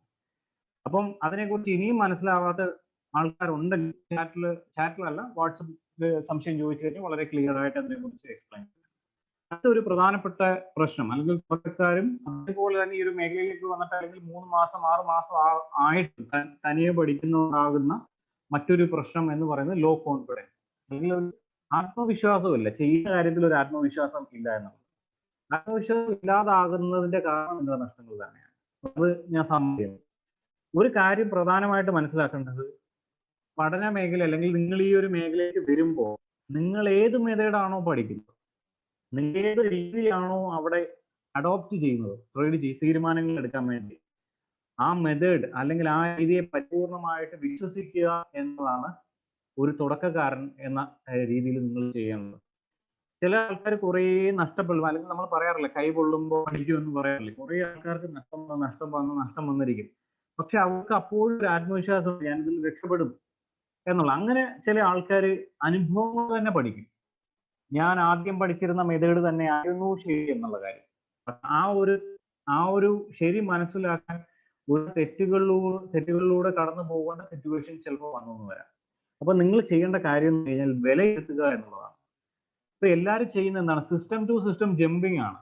അപ്പൊ നമ്മൾ യൂട്യൂബിലേക്ക് തുറന്നു കഴിഞ്ഞാൽ നമുക്ക് ഇഷ്ടം പോലെ സ്ട്രാറ്റജീസ് തരാൻ ഒരുപാട് ആൾക്കാരുണ്ട്. ഒരുപാട് പൊന്മുട്ട ഇടുന്ന താറാക്കള് ഈ പറയുന്ന പോലെ യൂട്യൂബിലേക്ക് കയറി കഴിഞ്ഞാൽ സ്ട്രാറ്റജീസ് ആയിട്ട് നമ്മൾ ആദ്യമേ സ്ട്രാറ്റജി അല്ലെ, നോ ലോ സ്ട്രാറ്റജി എന്ന് വരെ സെർച്ച് ചെയ്യുന്നുണ്ട്. അപ്പൊ നഷ്ടം വരാത്ത സ്ട്രാറ്റജി പോലും സെർച്ച് ചെയ്യുന്നുണ്ട്. നഷ്ടമില്ലാത്ത ഏത് മേഖലയാണ് നമുക്ക് മുന്നിലുള്ളത്? നഷ്ടമില്ല അല്ലെ. പക്ഷെ ആ നഷ്ടങ്ങളുടെ കണക്ക് കുറവായിരിക്കും. ലാഭനഷ്ടങ്ങളെ വെച്ച് എത്തുമ്പോൾ ലാഭത്തിനെ അപേക്ഷിച്ച് നോക്കുമ്പോൾ നഷ്ടങ്ങളുടെ കണക്ക് ഇവിടെ ചെറുതാക്കുക എന്നുള്ളതാണ് നമ്മുടെ ഒരു ഉപാധി എന്ന് പറയുന്നത്. അപ്പൊ നോ ലോ സ്ട്രാറ്റജി എന്ന് പറയുന്നൊരു സ്ഥാനം ഇല്ല എന്നുള്ള കാര്യം മനസ്സിലാക്കുക. അല്ലെങ്കിൽ ഹോളി ഗ്രെയിൻ സ്ട്രാറ്റജി എന്നൊക്കെ പറയാം. അപ്പൊ അതിന്റെ പുറകെ പോയി സമയം കളയാതിരിക്കും. കാരണം നമ്മളെ കുറിച്ച് തന്നെ ചിന്തിച്ചു നോക്കുക. നമുക്കിപ്പോ നമ്മള് ഒരു സാധാരണ മനുഷ്യനാണ്. അപ്പൊ ഇന്ന് കണ്ടില്ലേ, ഇന്നത്തെ സമൂഹത്തിൽ നമ്മൾ അനുഭവിച്ചുകൊണ്ടിരിക്കുന്ന ഏറ്റവും വലിയൊരു ബയോളജിക്കൽ ത്രെട്ട് എന്ന് പറയുന്നത് എന്താണ്? കൊറോണ വൈറസ് ആണ്. നമ്മുടെ കണ്ണുകൊണ്ടും കാണാൻ കഴിയത്തില്ല, ഈവൻ ഒരു നോർമൽ മൈക്രോസ്കോപ്പ് പോലും കാണാൻ കഴിയാത്ത ഒരു സൂക്ഷ്മമായിട്ടുള്ള ഒരു വൈറസ് ഇന്ന് ലോകത്തിനെ മൊത്തം ഒരു ഭീതിയിലാഴ്ത്തി നിർത്തിയിരിക്കുകയാണ് അല്ലെ. അപ്പോൾ ഇവിടെ മനസ്സിലാക്കേണ്ടത്, നിങ്ങൾ ചെയ്തുകൊണ്ടിരിക്കുന്ന മെത്തേഡിനെ പരിപൂർണമായിട്ട് വിശ്വസിക്കുക. അവിടെ നഷ്ടങ്ങൾ ഉണ്ടാവും, പക്ഷെ അതിനെ ഓവർകം ചെയ്യാൻ കഴിയണം. അതാണ് ഒരു ട്രേഡറുടെ സ്കിൽ എന്ന് പറയുന്നത്. അപ്പൊ റിസ്ക് റിവാർഡ് എന്ന് പറയുന്ന പ്രധാനപ്പെട്ട ഒരു മണി മാനേജ്മെന്റ് ഡിസിപ്ലിനെ കുറിച്ച് പറഞ്ഞതും അതുകൊണ്ടാണ്. അപ്പൊ ഈ 1:3 എന്ന് പറയുന്ന കാര്യം, അല്ലെങ്കിൽ 1:4 അല്ലെങ്കിൽ 1:5 ഈ ഒരു രീതിയിലാണെങ്കിൽ നിങ്ങൾ ട്രേഡ് എടുക്കുന്നതെങ്കിൽ 10 ട്രേഡ് നിങ്ങൾ എടുത്തു കഴിഞ്ഞാൽ ഈവൻ ചിലപ്പോൾ നിങ്ങൾക്ക് 2 ട്രേഡ് മാത്രമേ കിട്ടിയുള്ളൂ. അതായത് നിങ്ങൾ എടുത്ത തീരുമാനത്തിൽ 8 തീരുമാനവും തെറ്റാണ്, പക്ഷേ 2 തീരുമാനം മാത്രമേ ശരിയായുള്ളൂ. എന്നാലും നിങ്ങൾക്ക് ഒരു ധനനഷ്ടം അവിടെ ഉണ്ടാവില്ല. അതായത് നിങ്ങൾക്ക് 1 ലക്ഷം രൂപ നിങ്ങളുടെ ക്യാപിറ്റൽ ഉണ്ടെങ്കിൽ അതിൽ നിന്ന് 1 രൂപ പോലും കുറയാതെ നിൽക്കണം. ഒരു മാസം നിങ്ങൾ ട്രേഡ് ചെയ്തു, 10 ട്രേഡ് എടുത്തു, അല്ലെങ്കിൽ 10 ഇൻവെസ്റ്റിംഗ് ഡിസിഷൻസ് എടുത്തു, ഇൻവെസ്റ്റ് ചെയ്തു 10 ഏരിയാസിലേക്ക്. അപ്പൊ അവിടെ ആ 10 എണ്ണത്തിൽ നിങ്ങൾ ഉദ്ദേശിച്ച 2 കാര്യങ്ങൾ മാത്രമേ ജയിച്ചുള്ളൂ. എന്നാൽ പോലും നിങ്ങളുടെ 1 ലക്ഷം രൂപയ്ക്ക് 1 രൂപ പോലും കുറവില്ലാത്ത രീതിയിൽ നമുക്ക് ചെയ്യാൻ പറ്റും. എല്ലാരും മ്യൂട്ട് ചെയ്ത് വെക്കുക. അപ്പോ റിസ്ക് റിവാർഡിന്റെ ഇമ്പോർട്ടൻസിനെ കുറിച്ചാണ് പറഞ്ഞത്. അപ്പൊ പറഞ്ഞത് 10 ട്രേഡിൽ 2 എണ്ണം മാത്രമേ കിട്ടിയിട്ടുണ്ടെങ്കിലും നിങ്ങൾക്ക് എന്താ, നിങ്ങളുടെ ക്യാപിറ്റൽ സേഫ് ആണ്. അപ്പൊ ഈ ഒരു ആദ്യം നമ്മൾ പഠിക്കേണ്ട കാര്യം ഹൗ ടു സർവൈവ് എന്നുള്ളതാണ്. ഓക്കെ, എങ്ങനെ ഈ ഒരു മേഖലയിൽ സർവൈവ് ചെയ്ത് നിൽക്കാൻ കഴിയും എന്നുള്ള കാര്യമാണ്. ഉള്ള സാധനം അല്ലെങ്കിൽ ഉള്ള ക്യാപിറ്റൽ നഷ്ടപ്പെടുത്താതിരിക്കുക എന്ന് പറയുമ്പോൾ തന്നെ ആ ഒരു വ്യക്തിക്ക് എത്രത്തോളം സ്കില്ലുണ്ടെന്ന് നമുക്ക് മനസ്സിലാക്കുന്നത്. ഒരു 60% അദ്ദേഹം വിജയിച്ച് തന്നെ നിൽക്കുകയാണ്. ഇവിടെ അതല്ലല്ലോ പ്രശ്നങ്ങൾ നടക്കുന്നത്. ഇവിടെ ഉള്ളതെല്ലാം ഒറ്റ ട്രേഡിൽ തന്നെ നഷ്ടപ്പെടുന്നു. അപ്പൊ അതെന്താണ് പ്രശ്നം? നിങ്ങൾ പഠിച്ച ടെക്നിക്കൽ അപ്രോച്ചിന്റെ പ്രശ്നമാണോ? നിങ്ങൾ പഠിച്ച ടെക്നിക്കൽ മെത്തേഡിന്റെ പ്രശ്നമാണോ? നിങ്ങൾ പഠിച്ച ഫണ്ടമെന്റൽ അനാലിസിസിന്റെ പ്രശ്നമാണോ? അല്ല, നിങ്ങൾ ചെയ്ത രീതി അല്ലെങ്കിൽ നിങ്ങളുടെ ഇമോഷന്റെ പ്രശ്നമാണ്. നിങ്ങൾക്ക് ഡിസിപ്ലിൻ ഇല്ല എന്നുള്ളതിന്റെ പ്രശ്നമാണ്. നിങ്ങൾക്ക് എന്ന് പറയുമ്പോൾ നിങ്ങളെല്ലാം തെറ്റ് ചെയ്യുന്നു എന്നല്ല പറഞ്ഞത്. ഞാൻ നമ്മുടെ ഈ ഒരു മേഖലയിലേക്ക് കടന്നു വരുന്ന ആൾക്കാരെ പറ്റുന്ന തെറ്റുകളെ കുറിച്ച് പറയുന്നുള്ളൂ. അതുകൊണ്ടാണ് അങ്ങനെ ഒരു ടൈം യൂസ് ചെയ്യുന്നത്. അപ്പോൾ ഫസ്റ്റ് തിങ്, ഈ ഒരു സ്ലൈഡിൽ എനിക്ക് പറയാനുള്ളത്, ബിലീവ്. നിങ്ങൾ പഠിക്കുന്ന കാര്യത്തിൽ വിശ്വസിക്കുക. വിശ്വസിച്ചിട്ട് വെറുതെ ഇരുന്നാൽ നടക്കൂ? ഇല്ല. അപ്പോൾ എന്ത് ചെയ്യണം? പഠിച്ച കാര്യത്തെ പ്രാവർത്തികമാക്കാൻ ശ്രമിക്കണം. അതിനെന്താ ചെയ്യേണ്ടത്? നമ്മൾ 10 ലക്ഷം രൂപ അക്കൗണ്ടിലേക്ക് ഇട്ട് ട്രേഡ് ചെയ്യണം അല്ലേ? അങ്ങനാണോ? അങ്ങനല്ല. അപ്പം പഠിച്ച ഉടനെ തന്നെ നമ്മുടെ ക്യാഷ് എല്ലാം ഇട്ട് അല്ലെങ്കിൽ ഫ്രണ്ട്സിന്റെ ക്യാഷ് വാങ്ങിച്ചിട്ട് ട്രേഡ് ചെയ്ത് അതിനെ ഒരു പരീക്ഷണ വസ്തുവാക്കുകയല്ല ചെയ്യേണ്ടത്. ഇന്ന് നമുക്ക് ഡൊമസ്റ്റിക് മാർക്കറ്റിലാണെങ്കിലും ഇന്റർനാഷണൽ മാർക്കറ്റിലാണെങ്കിലും നിങ്ങൾക്ക് പഠിച്ച കാര്യങ്ങളെ പ്രാവർത്തികമാക്കാൻ, അല്ലെങ്കിൽ ഇത് സ്യൂട്ടബിൾ ആകുന്നുണ്ടോ, ഈ മേഖലയിൽ ഇത് വർക്ക്ഔട്ട് ആകുന്നുണ്ടോ എന്ന് മനസ്സിലാക്കാൻ നിങ്ങൾക്ക് ചെലവില്ല എന്നുള്ള കാര്യം മനസ്സിലാക്കുക. നിങ്ങൾക്ക് ഡെമോ ട്രേഡിംഗ് ചെയ്യാം, പേപ്പർ ട്രേഡിംഗ് ചെയ്യാം. കാരണം ഇന്നോ നാളെയോ കൊണ്ട് ആരൊക്കെ വന്ന് കഴിക്കാനും തീരാവുന്ന ഒരു മേഖലയല്ല ഫിനാൻഷ്യൽ മാർക്കറ്റ്. അങ്ങനെ ഒരു ചിന്തയെ വേണ്ട. കാരണം ഇതിനകത്ത് എത്രത്തോളം ലക്ഷം കോടി ആൾക്കാർ ഇതിലേക്ക് കടന്നു വരുന്നു അത്രത്തോളം നമ്മുടെ ഓപ്പർച്യൂണിറ്റി അവിടെ കൂടത്തേ ഉള്ളൂ. അല്ലാതെ ഒരിക്കലും നിങ്ങളുടെ അവസരം നഷ്ടമാകും എന്നുള്ള പേടി വേണ്ട.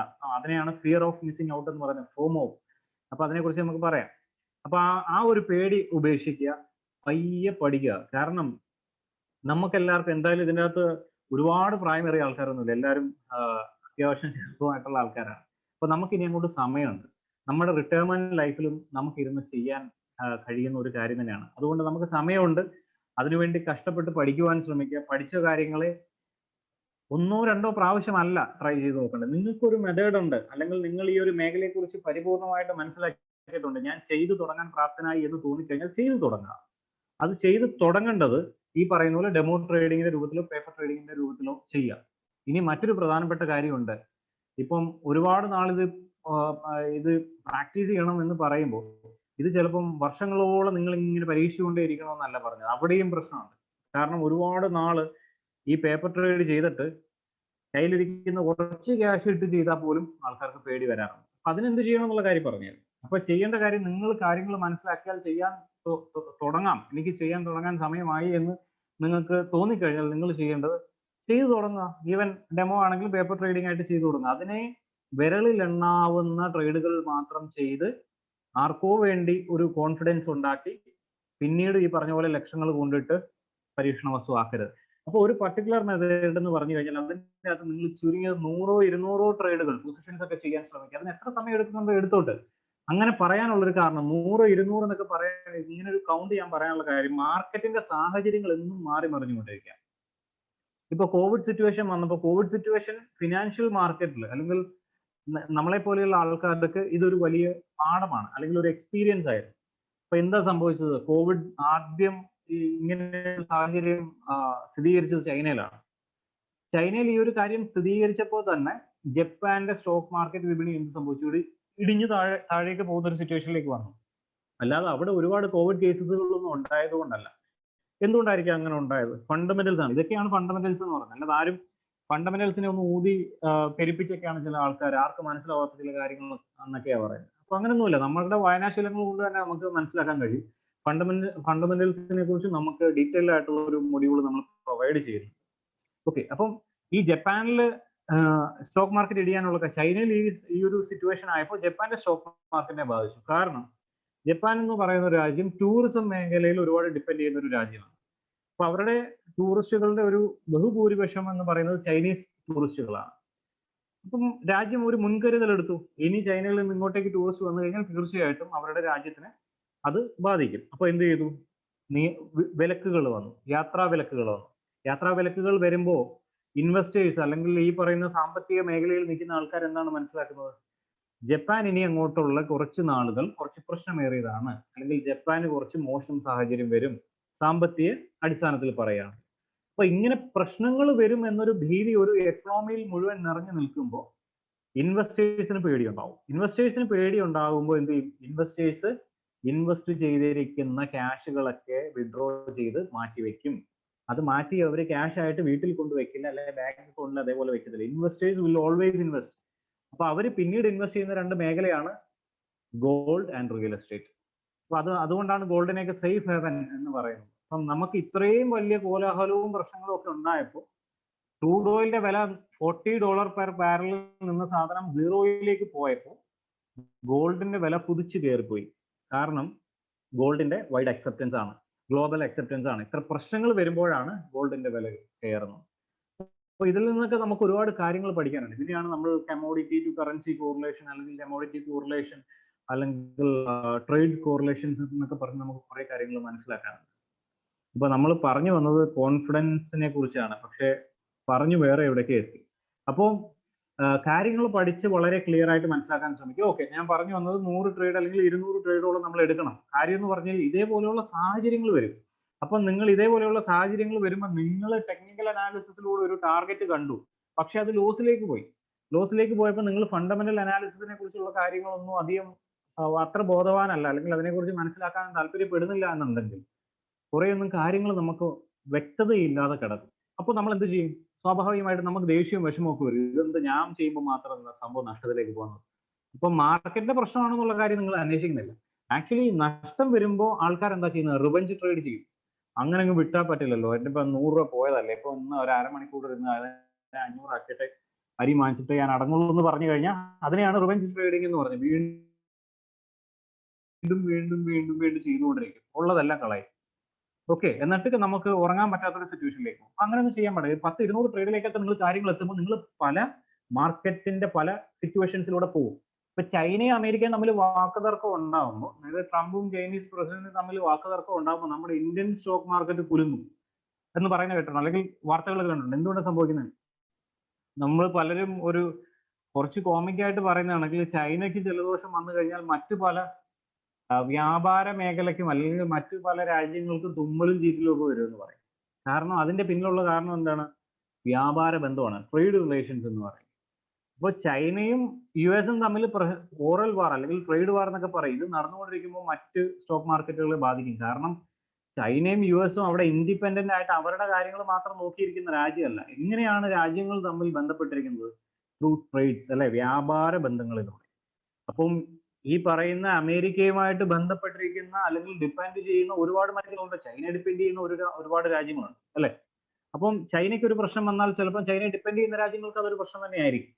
അപ്പൊ അങ്ങനെയൊക്കെയുള്ള ഒരുപാട് കാര്യങ്ങളുണ്ട്. അതൊക്കെ നമുക്ക് പിന്നീട് എന്തെങ്കിലും സാഹചര്യങ്ങൾ മനസ്സിലാക്കാം.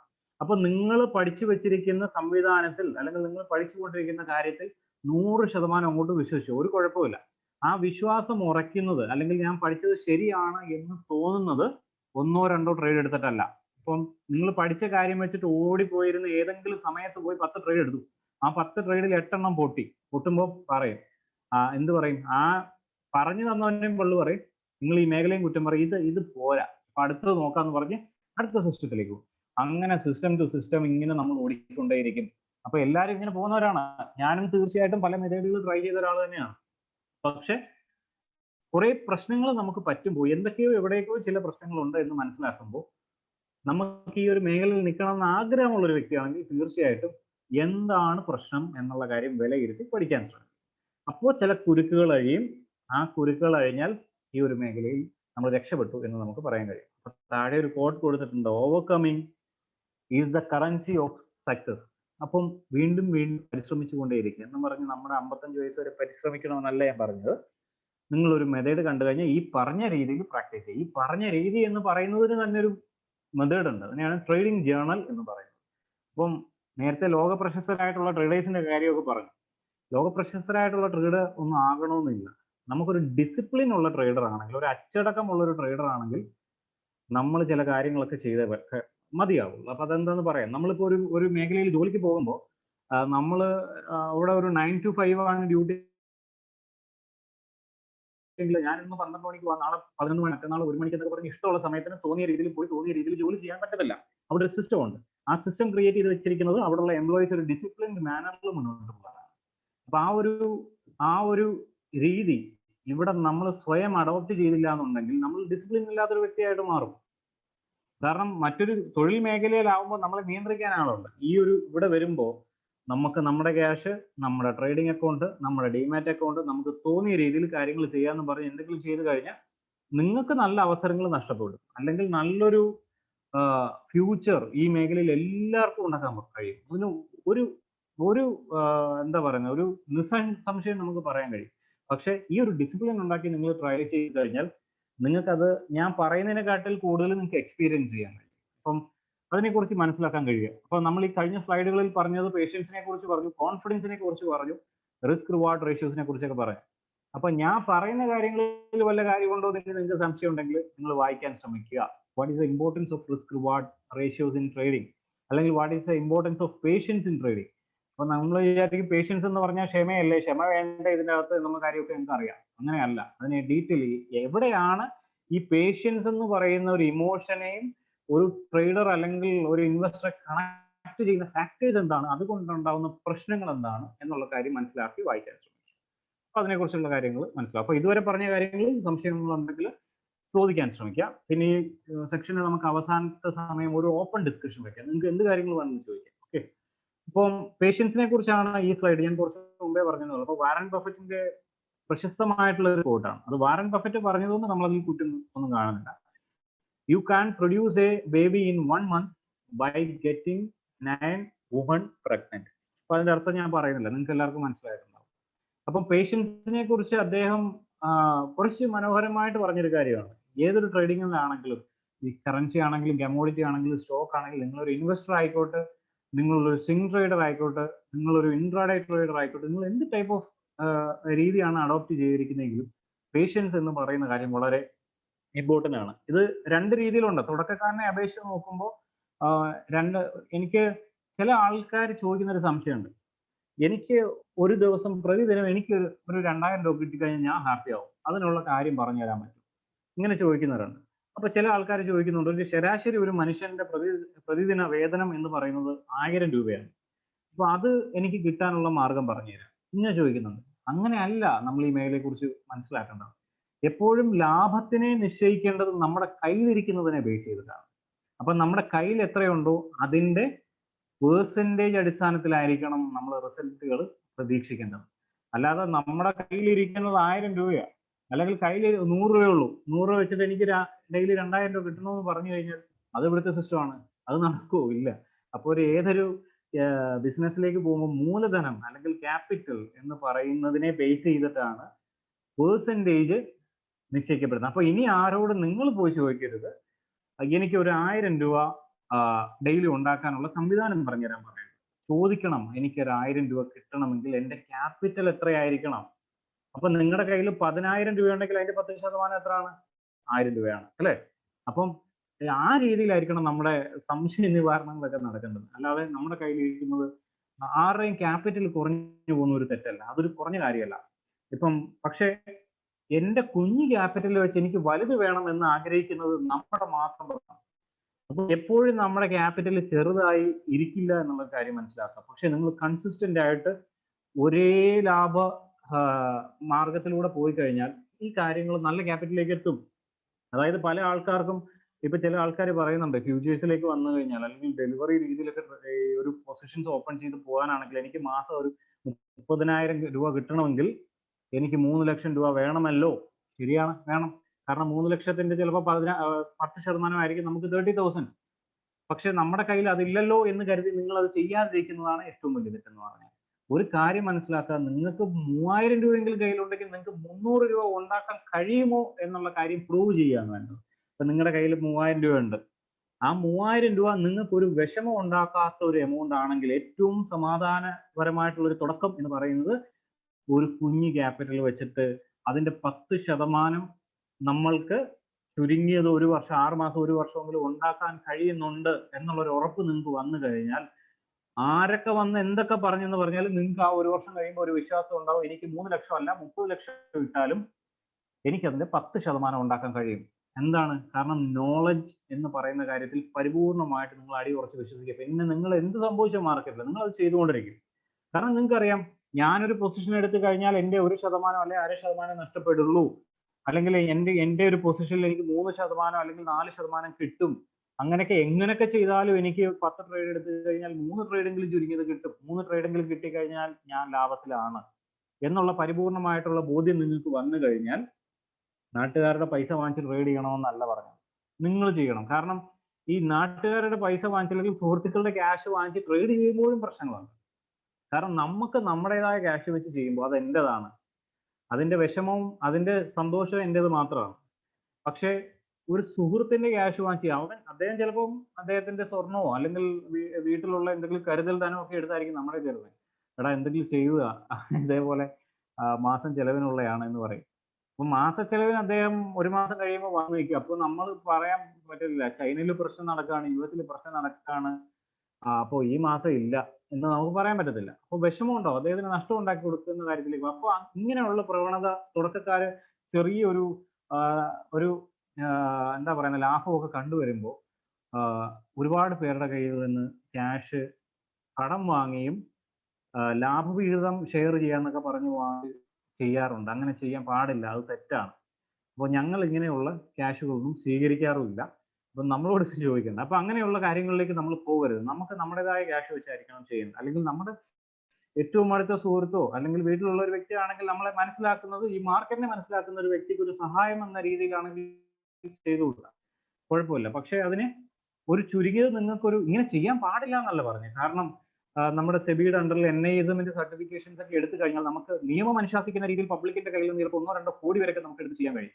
പക്ഷെ നിങ്ങൾക്ക് ആ ഒരു വിശ്വാസം അല്ലെങ്കിൽ അത് നിങ്ങൾക്ക് പരിപൂർണമായിട്ട് ആ ഒരു വ്യക്തിയിലേക്ക് ഇതിന്റെ ലാഭനഷ്ടങ്ങളെ പറഞ്ഞ് മനസ്സിലാക്കി കൊടുത്ത് ഇതിങ്ങനെയുള്ള കാര്യമാണ് എന്ന് തെറ്റിദ്ധാരണകളൊന്നും ഇല്ലാതെ വളരെ സത്യസന്ധമായിട്ട് ഒരാളെ സഹായിക്കാൻ പറ്റും, അല്ലെങ്കിൽ ഇങ്ങനെ എടുത്ത് ചെയ്താൽ എനിക്കും ആ വ്യക്തിക്ക് ലാഭം ഉണ്ടാവും എന്നുള്ളൊരു ആത്മവിശ്വാസം വരുമ്പോൾ വിൽക്കാണ്ട് വരും, ഒരു കുഴപ്പമില്ല ചെയ്യുന്നത്. പക്ഷെ തുടക്കത്തിൽ ഇങ്ങനെയുള്ള കാര്യങ്ങൾ, ഇതെല്ലാം തുടക്കക്കാരെ കുറിച്ച് പറയുന്നത്, അങ്ങനെയുള്ള കാര്യങ്ങളൊന്നും ചെയ്യാൻ പറ്റത്തില്ല. അപ്പൊ ഇതേ പേഷ്യൻസിനെ കുറിച്ച് പറയുമ്പോൾ കുറെ പോയിന്റ്സ് ഉണ്ട്. Get clear on your why. അതായത് ട്രേഡ് ചെയ്യുമ്പോൾ നേരത്തെ പറഞ്ഞ പോലെ നമുക്ക് ഒരുപാട് കാരണങ്ങളുണ്ട് ഓരോ ട്രേഡ് ചെയ്യുമ്പോൾ.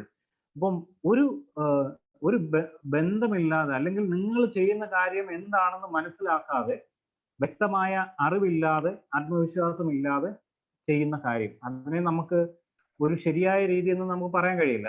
അതിനെയാണ് നമുക്ക് ഒരു ഗാംബ്ലിംഗ് എന്ന് പറയാൻ കഴിയുന്നത്. കാരണം വ്യക്തമായ അറിവിന്റെ അടിസ്ഥാനമില്ലാതെ ചെയ്യുന്ന കാര്യത്തിന് നമുക്കൊരു ഗാംബ്ലിംഗ് എന്ന് പറയും. ഒരു അറിവും പ്രവൃത്തി പരിചയമുള്ള ഒരു വ്യക്തി ചെയ്യുന്ന ഒരു കാര്യത്തിനെ നമുക്ക് പോയി ഗാംബ്ലിംഗ് എന്ന് പറയാൻ കഴിയില്ല. അപ്പം പിന്നീട് പറയുന്ന പോയിന്റ് ഞാൻ ഓൾറെഡി പറഞ്ഞതാണ്, do not focus too much on the money. ആദ്യം തന്നെ ഈ ഒരു എൻ്റെ ജോലിയും പഠനവും എല്ലാം ഉപേക്ഷിച്ച് എൻ്റെ കയ്യിൽ ഇരിക്കുന്ന 50,000 രൂപ കൊണ്ട് മാസം ഞാൻ 45,000 രൂപ ഉണ്ടാക്കും എന്ന് പറഞ്ഞ് ഈ മേഖലയിലേക്ക് ഇറങ്ങരുത്.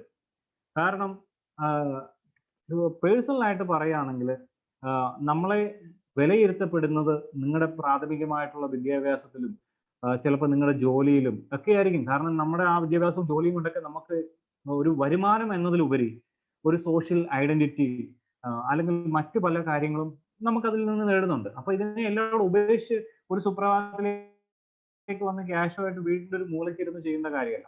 കാരണം അങ്ങനെ പറയാൻ കാരണം നിങ്ങളുടെ ജോലിയോ നിങ്ങൾ ചെയ്യുന്ന ബിസിനസ്സിനെയോ നിങ്ങൾ പഠിച്ചുകൊണ്ടിരിക്കുന്ന കാര്യങ്ങളെയോ ഒന്നും ഒരംശം പോലും ഒരര അംശം പോലും ബാധിക്കാതെ നിങ്ങൾക്ക് ചെയ്തു പോകാൻ കഴിയുന്ന ഒരു മേഖല തന്നെയാണ് സ്റ്റോക്ക് മാർക്കറ്റ് എന്ന് പറയുന്നത്. കാരണം ചില ആൾക്കാർ പറയും ഞാൻ രാവിലെ ലാപ്ടോപ്പ് എടുത്ത് ഓണാക്കി ചാർട്ടിലേക്ക് പോയി കഴിഞ്ഞാൽ ഞാൻ വൈകിട്ട് മാർക്കറ്റ് അവസാനിച്ച് 10 മിനിറ്റ് കഴിഞ്ഞേ തിരിച്ചു വരുള്ളൂ, അതുവരെ എന്നെ വിളിക്കരുത് എന്ന് പറയുന്ന ആൾക്കാരുണ്ട്. അതിന്റെ ആവശ്യമില്ല.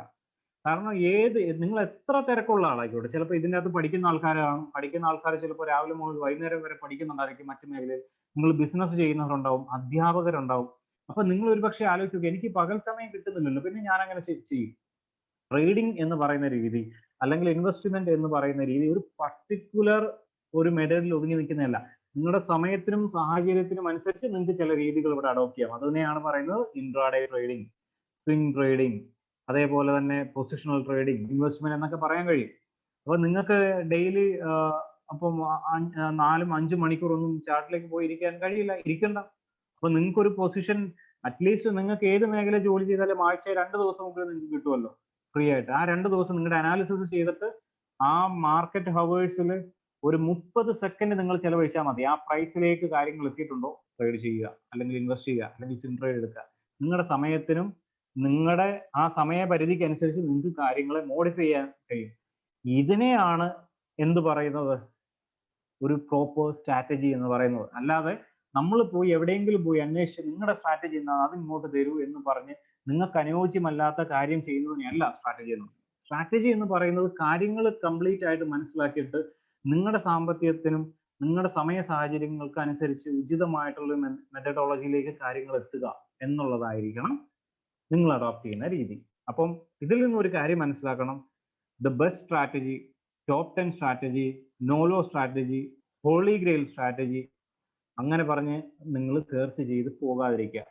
അപ്പൊ നിങ്ങൾ എന്താണ് ചെയ്യേണ്ടതെന്ന് പറഞ്ഞു കഴിഞ്ഞാൽ എവിടെ തുടങ്ങണം, എവിടെ അവസാനിക്കണം, അല്ലെങ്കിൽ എവിടെ പഠിച്ചു തുടങ്ങണം, എവിടെ പഠിച്ച് അവസാനിപ്പിക്കണം, എന്തൊക്കെയാണ് പഠിക്കേണ്ടത്, ഇതിനൊരു ഇൻഡെക്സ് തയ്യാറാക്കാം. ഏതൊരു ടെക്സ്റ്റ് ബുക്ക് അല്ലെങ്കിൽ ഏതൊരു സാധനം എടുത്താലും ഒരു പ്രോപ്പർ ടെക്സ്റ്റ് ബുക്കിന് ഒരു ഇൻഡെക്സ് പേജ് ഉണ്ട്. ഒരു ആർട്ടിക്കിളിന് ഒരു ഇൻഡെക്സ് കാണത്തില്ല, അല്ലെങ്കിൽ ടേബിൾ ഓഫ് കണ്ടന്റ്സ് എന്നൊക്കെ പറയാറുണ്ട്. അങ്ങനെ ഒരു സാധനം ക്രിയേറ്റ് ചെയ്യണം. അപ്പൊ അത് ക്രിയേറ്റ് ചെയ്യാൻ നിങ്ങൾക്ക് അറിയില്ല, അല്ലെങ്കിൽ എനിക്ക് എവിടെ തുടങ്ങണം, എനിക്ക് എവിടെ അവസാനിക്കണം എന്നുള്ള കാര്യം അന്വേഷിച്ചിട്ട് പോലും എനിക്ക് കിട്ടുന്നില്ല എന്നുണ്ടെങ്കിൽ ധൈര്യമായിട്ട് ചോദിച്ചു അതിനുള്ള റെസൊല്യൂഷൻ എങ്കിലും ഞങ്ങൾക്ക് ചെയ്തു തരാൻ കഴിയും. അപ്പൊ ആ രീതിയിൽ ഒരു സമ്പ്രദായം ഉണ്ടാക്കിയെടുക്കുന്ന കാര്യം ചെയ്യണം. പിന്നെ ചെക്ക് ലിസ്റ്റ് പേഷ്യൻസിന്റെ ഒരു വിഭാഗത്തിൽ വരുന്ന കാര്യങ്ങൾ തന്നെയാണ് പറഞ്ഞു പോകുമ്പോൾ മറ്റു ചില കാര്യങ്ങളിലേക്ക് പോകുന്നുള്ളൂ. Check list. അപ്പോ നമ്മളിപ്പോ എന്തെങ്കിലും ഒരു ജീവിതത്തിൽ പ്രധാനപ്പെട്ട കാര്യങ്ങൾ, ചിലപ്പോൾ അതൊരു ദൈനംദിന കാര്യങ്ങളാവും, എന്ന് ചെയ്തുകൊണ്ടിരിക്കുന്ന കാര്യങ്ങളാവും, ചിലപ്പോൾ ലൈഫിൽ ഒരു പ്രാവശ്യം അല്ലെങ്കിൽ ഒരു മാസത്തിൽ ഒരിക്കലൊക്കെ ചെയ്യുന്ന കാര്യമാവാം. അതൊരു പ്രധാനപ്പെട്ട കാര്യമാണ്, അതിലൊന്നും നഷ്ടപ്പെടാൻ പാടില്ല എന്നൊരു ചിന്ത വരുമ്പോഴാണ് നമ്മൾ എന്ത് ചെയ്യുന്നത്, ഒരു പേപ്പറും പേനയും എടുക്കും, അതെല്ലാം എഴുതി വെക്കും, എന്നിട്ട് അത് ഓരോന്നായിട്ട് ചെയ്തു പോകും. ഈ ട്രേഡിങ്ങിലേക്ക് വരുമ്പോൾ നമുക്ക് ചെക്ക് ലിസ്റ്റ് വേണം. കാരണം ഒരു ട്രേഡിംഗ് ഡിസിഷൻ അല്ലെങ്കിൽ ഒരു ഇൻവെസ്റ്റ് ചെയ്യാൻ ഒരു ഡിസിഷൻ എടുക്കുമ്പോൾ അവിടെ കുറെ ക്രൈറ്റീരിയാസ് മീറ്റ് ചെയ്യണം. ആ ക്രൈറ്റീരിയാസിൽ നിങ്ങളുടെ മണി മാനേജ്മെന്റ് ആയിട്ടുള്ള കാര്യങ്ങളുണ്ട്, അതായത് റിസ്ക് റിവാർഡ് കാര്യങ്ങൾ വരുന്നുണ്ട്, പിന്നെ ടെക്നിക്കൽ കൺഫർമേഷൻസ് വരുന്നുണ്ട്. നമ്മുടെ രാജ്യത്ത് നമ്മുടെ ഡൊമസ്റ്റിക് മാർക്കറ്റിലാണ് നിൽക്കുന്നതെങ്കിൽ നമ്മുടെ രാജ്യത്തിന്റെ അവസ്ഥ എന്താണ് എന്ന് മനസ്സിലാക്കുക എന്ന് പറയുന്നത് വളരെ ഇമ്പോർട്ടന്റ് ആയിട്ടുള്ള കാര്യമാണ്. അപ്പൊ നമ്മുടെ രാജ്യത്തിന്റെ അവസ്ഥ എങ്ങനെയാ മനസ്സിലാക്കുന്നത് വെച്ചാൽ, നമ്മുടെ രാജ്യത്തിന്റെ സാമ്പത്തിക അവസ്ഥ എന്താണ് എന്ന് മനസ്സിലാക്കാനുള്ള ഏറ്റവും നല്ല മാർഗം എന്ത് റെഫർ ചെയ്യുക എന്നുള്ളതാണ്. GDP. Exactly, very good. GDP എന്ന് പറയുന്നത് എന്താണ്? Gross domestic product. ഗ്രോസ് എന്ന് പറയുന്ന ഒരു മൊത്തം അല്ലെ. ഡൊമസ്റ്റിക് എന്ന് പറഞ്ഞാൽ എന്താണ്? വിതിൻ അവർ ബൗണ്ടറീസ്, അല്ലെങ്കിൽ നമുക്കുള്ളിൽ നമ്മുടെ എക്കണോമിക് പരിധിയിലുള്ള കാര്യങ്ങൾ അല്ലെ. പ്രോഡക്റ്റ്, സംതിങ് ലൈക്ക് പ്രൊഡക്ഷൻ എന്നൊക്കെ നമുക്ക് പറയാൻ കഴിയും. അപ്പൊ നമ്മുടെ രാജ്യത്ത് ഉൽപ്പാദിപ്പിക്കപ്പെടുന്ന അല്ലെങ്കിൽ നമ്മുടെ രാജ്യത്ത് ഉപയോഗിക്കപ്പെടുന്ന ഗുഡ്സ് ആൻഡ് സർവീസസ് എന്തുമായിക്കോട്ടെ, ഇതിന്റെ ഒരു ടോട്ടൽ സം എന്നൊക്കെ നമുക്ക് പറയാൻ കഴിയും. അപ്പൊ നമ്മുടെ രാജ്യത്തിന്റെ ഒരു പ്രോഡക്ടിവിറ്റിയുടെ ഒരു എന്താ പറയുന്ന ഒരു മോണിറ്ററി വാല്യൂ എന്നൊക്കെ നമുക്ക് പറയാൻ കഴിയും. എന്തിനാണ് അത് നോക്കുന്നത്? അപ്പൊ എല്ലാ രാജ്യങ്ങളെയും തമ്മിൽ സാമ്പത്തിക അടിസ്ഥാനത്തിൽ കമ്പയർ ചെയ്യുന്നത് എന്തിനെ ബേസ് ചെയ്തിട്ടാണ്? On GDP scale. അതേപോലെ തന്നെ per capita GDP, living standard, cost of living, ഇങ്ങനെയുള്ള ഒരുപാട് കാര്യങ്ങളൊക്കെ നമ്മൾ മനസ്സിലാക്കി. ഇതൊക്കെ എന്തിനെ ബേസ് ചെയ്തിട്ടാണ്? ആക്ച്വലി നിങ്ങൾ ഗൂഗിളിൽ കയറി ടോപ്പ് 10 റിച്ചസ്റ്റ് കൺട്രീസ്, അതായത് 10 ഏറ്റവും ധനികമായിട്ടുള്ള 10 രാജ്യങ്ങൾ ഏതാണ് എന്ന് സെർച്ച് ചെയ്ത് കഴിഞ്ഞാൽ ഇങ്ങനെ ഓരോ ലിസ്റ്റ് വരും. സ്വിറ്റ്സർലൻഡ്, ലക്സംബർഗ് എന്നൊക്കെ പറഞ്ഞ ഓരോ ലിസ്റ്റ് വരും. അപ്പോ അതെന്തിനെ ബേസ് ചെയ്തിട്ടാണ്? ഓരോ രാജ്യങ്ങളുടെ GDPയുടെ total value divided by the population of that country. അപ്പോഴാണ് ഒരു പ്രതി വർഷത്തിൽ ഒരു പൗരൻ എത്ര ചെലവാക്കുന്നുണ്ട്, അപ്പൊ ആ രാജ്യത്തിന്റെ ലിവിങ് സ്റ്റാൻഡേർഡ് എന്താണ് എന്നുള്ള കാര്യങ്ങളൊക്കെ നമുക്ക് മനസ്സിലാക്കാൻ കഴിയും. ഇപ്പോൾ ഒരു രാജ്യത്തിന്റെ പേരെടുത്ത് ഞാൻ പറയുന്നില്ല. ഒരു കൺട്രി എ, കൺട്രി ബി. അപ്പൊ ആ ഒരു കൺട്രി എയുടെ പെർ ക്യാപിറ്റ GDP എന്ന് പറയുന്നത് $100. അപ്പം കൺട്രി ബി അതിന്റെ പെർ ക്യാപിറ്റ GDP എന്ന് പറയുന്നത് ഒരു $1,500. അപ്പൊ നമ്മൾ ഇനി ഒരു കാര്യം ആലോചിക്കുക. നമ്മൾക്ക് ഈ രണ്ട് രാജ്യങ്ങൾക്ക് ഒരു ജോലി അവസരം വരികയാണ്. അപ്പോ ഒരു രാജ്യത്ത് ഒരു വർഷം ശരാശരി കൺട്രി എയിൽ ഒരു വ്യക്തി ചെലവാക്കുന്നത് $100 ആണ്. കൺട്രി ബിയിൽ ഒരു വർഷം ശരാശരി ഒരു വ്യക്തി ചെലവാക്കുന്നത് $1,500 ആണ്. നിങ്ങൾക്ക് ഈ രണ്ട് രാജ്യത്തേക്കും ഒരു ജോലി അവസരം വരികയാണ്. നിങ്ങൾ ഏത് രാജ്യം ചൂസ് ചെയ്യും?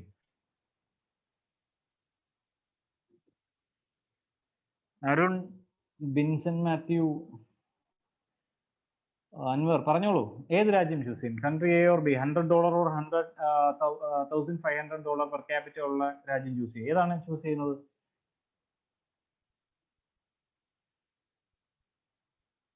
Exactly, very good. 1,500. അപ്പൊ ഇങ്ങനെ ചിന്തിക്കുമ്പോൾ നമുക്കൊരു ഒരു ചിന്ത വരുന്നു. അപ്പൊ ഇവിടെ ചെലവ് കൂടുതലല്ലേ, പിന്നെന്തിനാ അങ്ങോട്ട് പോകുന്നത്?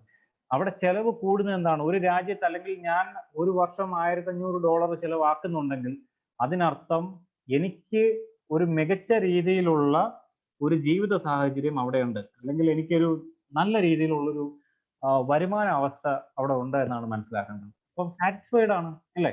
ഒരു സ്റ്റാൻഡേർഡ് ഓഫ് ലിവിങ് അവിടെയുണ്ട്. അപ്പൊ ഇങ്ങനെയുള്ള കമ്പാരിസൺസ് ഒക്കെ നടക്കുന്നത് GDP-യിലൂടെയാണ്. അപ്പോൾ ഒരു രാജ്യത്തിന്റെ GDP സ്കെയിൽ, ഇപ്പൊ നമ്മുടെ രാജ്യത്തിന്റെ GDP ഇടിഞ്ഞു താഴുന്നു എന്നൊക്കെ നമ്മൾ ന്യൂസ് കേൾക്കുമ്പോൾ നമ്മൾ ഇത് ന്യൂസ് ഒരു സൈഡിലേക്ക് ഒരു ചെവി കൂടെ കേട്ടോണ്ടിരിക്കും. നമ്മൾ ഇവിടെ വന്നിട്ട് ഇൻഡിക്കേറ്റർ മുകളിലേക്ക് ബുള്ളിഷ് ക്യാൻഡിൽ ബ്രേക്ക് ആയി, അപ്പോൾ ഒരു ബൈ എടുക്കാം എന്ന് പറഞ്ഞ് അവിടെ ബൈ എടുത്തു കഴിഞ്ഞാൽ എന്ത് സംഭവിക്കും? നമുക്ക് നഷ്ടം സംഭവിക്കും. അപ്പൊ നമ്മൾ സാഹചര്യങ്ങളെ മനസ്സിലാക്കുക. അപ്പൊ നമ്മൾ ഈ പറയുന്ന പോലെ എപ്പോഴും GDP നോക്കിയിരിക്കുക, അല്ലെങ്കിൽ എപ്പോഴും ഇൻഫ്ലേഷൻ റിപ്പോർട്ട്സ് നോക്കുക, എപ്പോഴും എംപ്ലോയ്മെന്റ് റിപ്പോർട്ട്സ് നോക്കുക, എപ്പോഴും ഇങ്ങനെ ഗഹനമായിട്ട് റിസർച്ച് ചെയ്യേണ്ട കാര്യങ്ങളൊന്നുമില്ല. നമ്മുടെ മനസ്സിലുണ്ടായാൽ മതി. നമ്മുടെ കഴിഞ്ഞ പ്രാവശ്യം GDP റിപ്പോർട്ട് വന്നപ്പോൾ നമ്മുടെ അവസ്ഥ ഇതാണ് എന്നുള്ള കാര്യം. പിന്നെ ഒരു കാര്യം മനസ്സിലാക്കുക, രാഷ്ട്രീയക്കാർ GDP വേറെ തലത്തിലേക്ക് ഉപയോഗിക്കുന്നുണ്ട്. ചെറിയ രീതിയിൽ ചെറിയൊരു വീഴ്ച GDP-യിൽ വന്നു കഴിഞ്ഞാലും എന്താണ്, പ്രതിപക്ഷത്തിന്റെ ഭാഗത്ത് നിന്ന് ഇങ്ങനെ വാർത്തകൾ വന്നുകൊണ്ടിരിക്കും. ഭരണപക്ഷം അങ്ങനെ ചെയ്തുകൊണ്ടാണ്, ഭരണപക്ഷം ഇങ്ങനെ ചെയ്തുകൊണ്ടാണ് നമ്മുടെ GDP ഇടിഞ്ഞു കയറുന്ന, രാജ്യം തൊലഞ്ഞു എന്നൊക്കെ പറയും. അപ്പൊ അതൊന്നും മൈൻഡ് ചെയ്യണ്ട. അപ്പൊ നമ്മുടെ വാർത്തകൾ കൂടുതൽ റെഫർ ചെയ്യേണ്ടതെന്ന് പറഞ്ഞാൽ മനോരമയും ഏഷ്യാനെറ്റും മംഗളമൊന്നും അല്ല.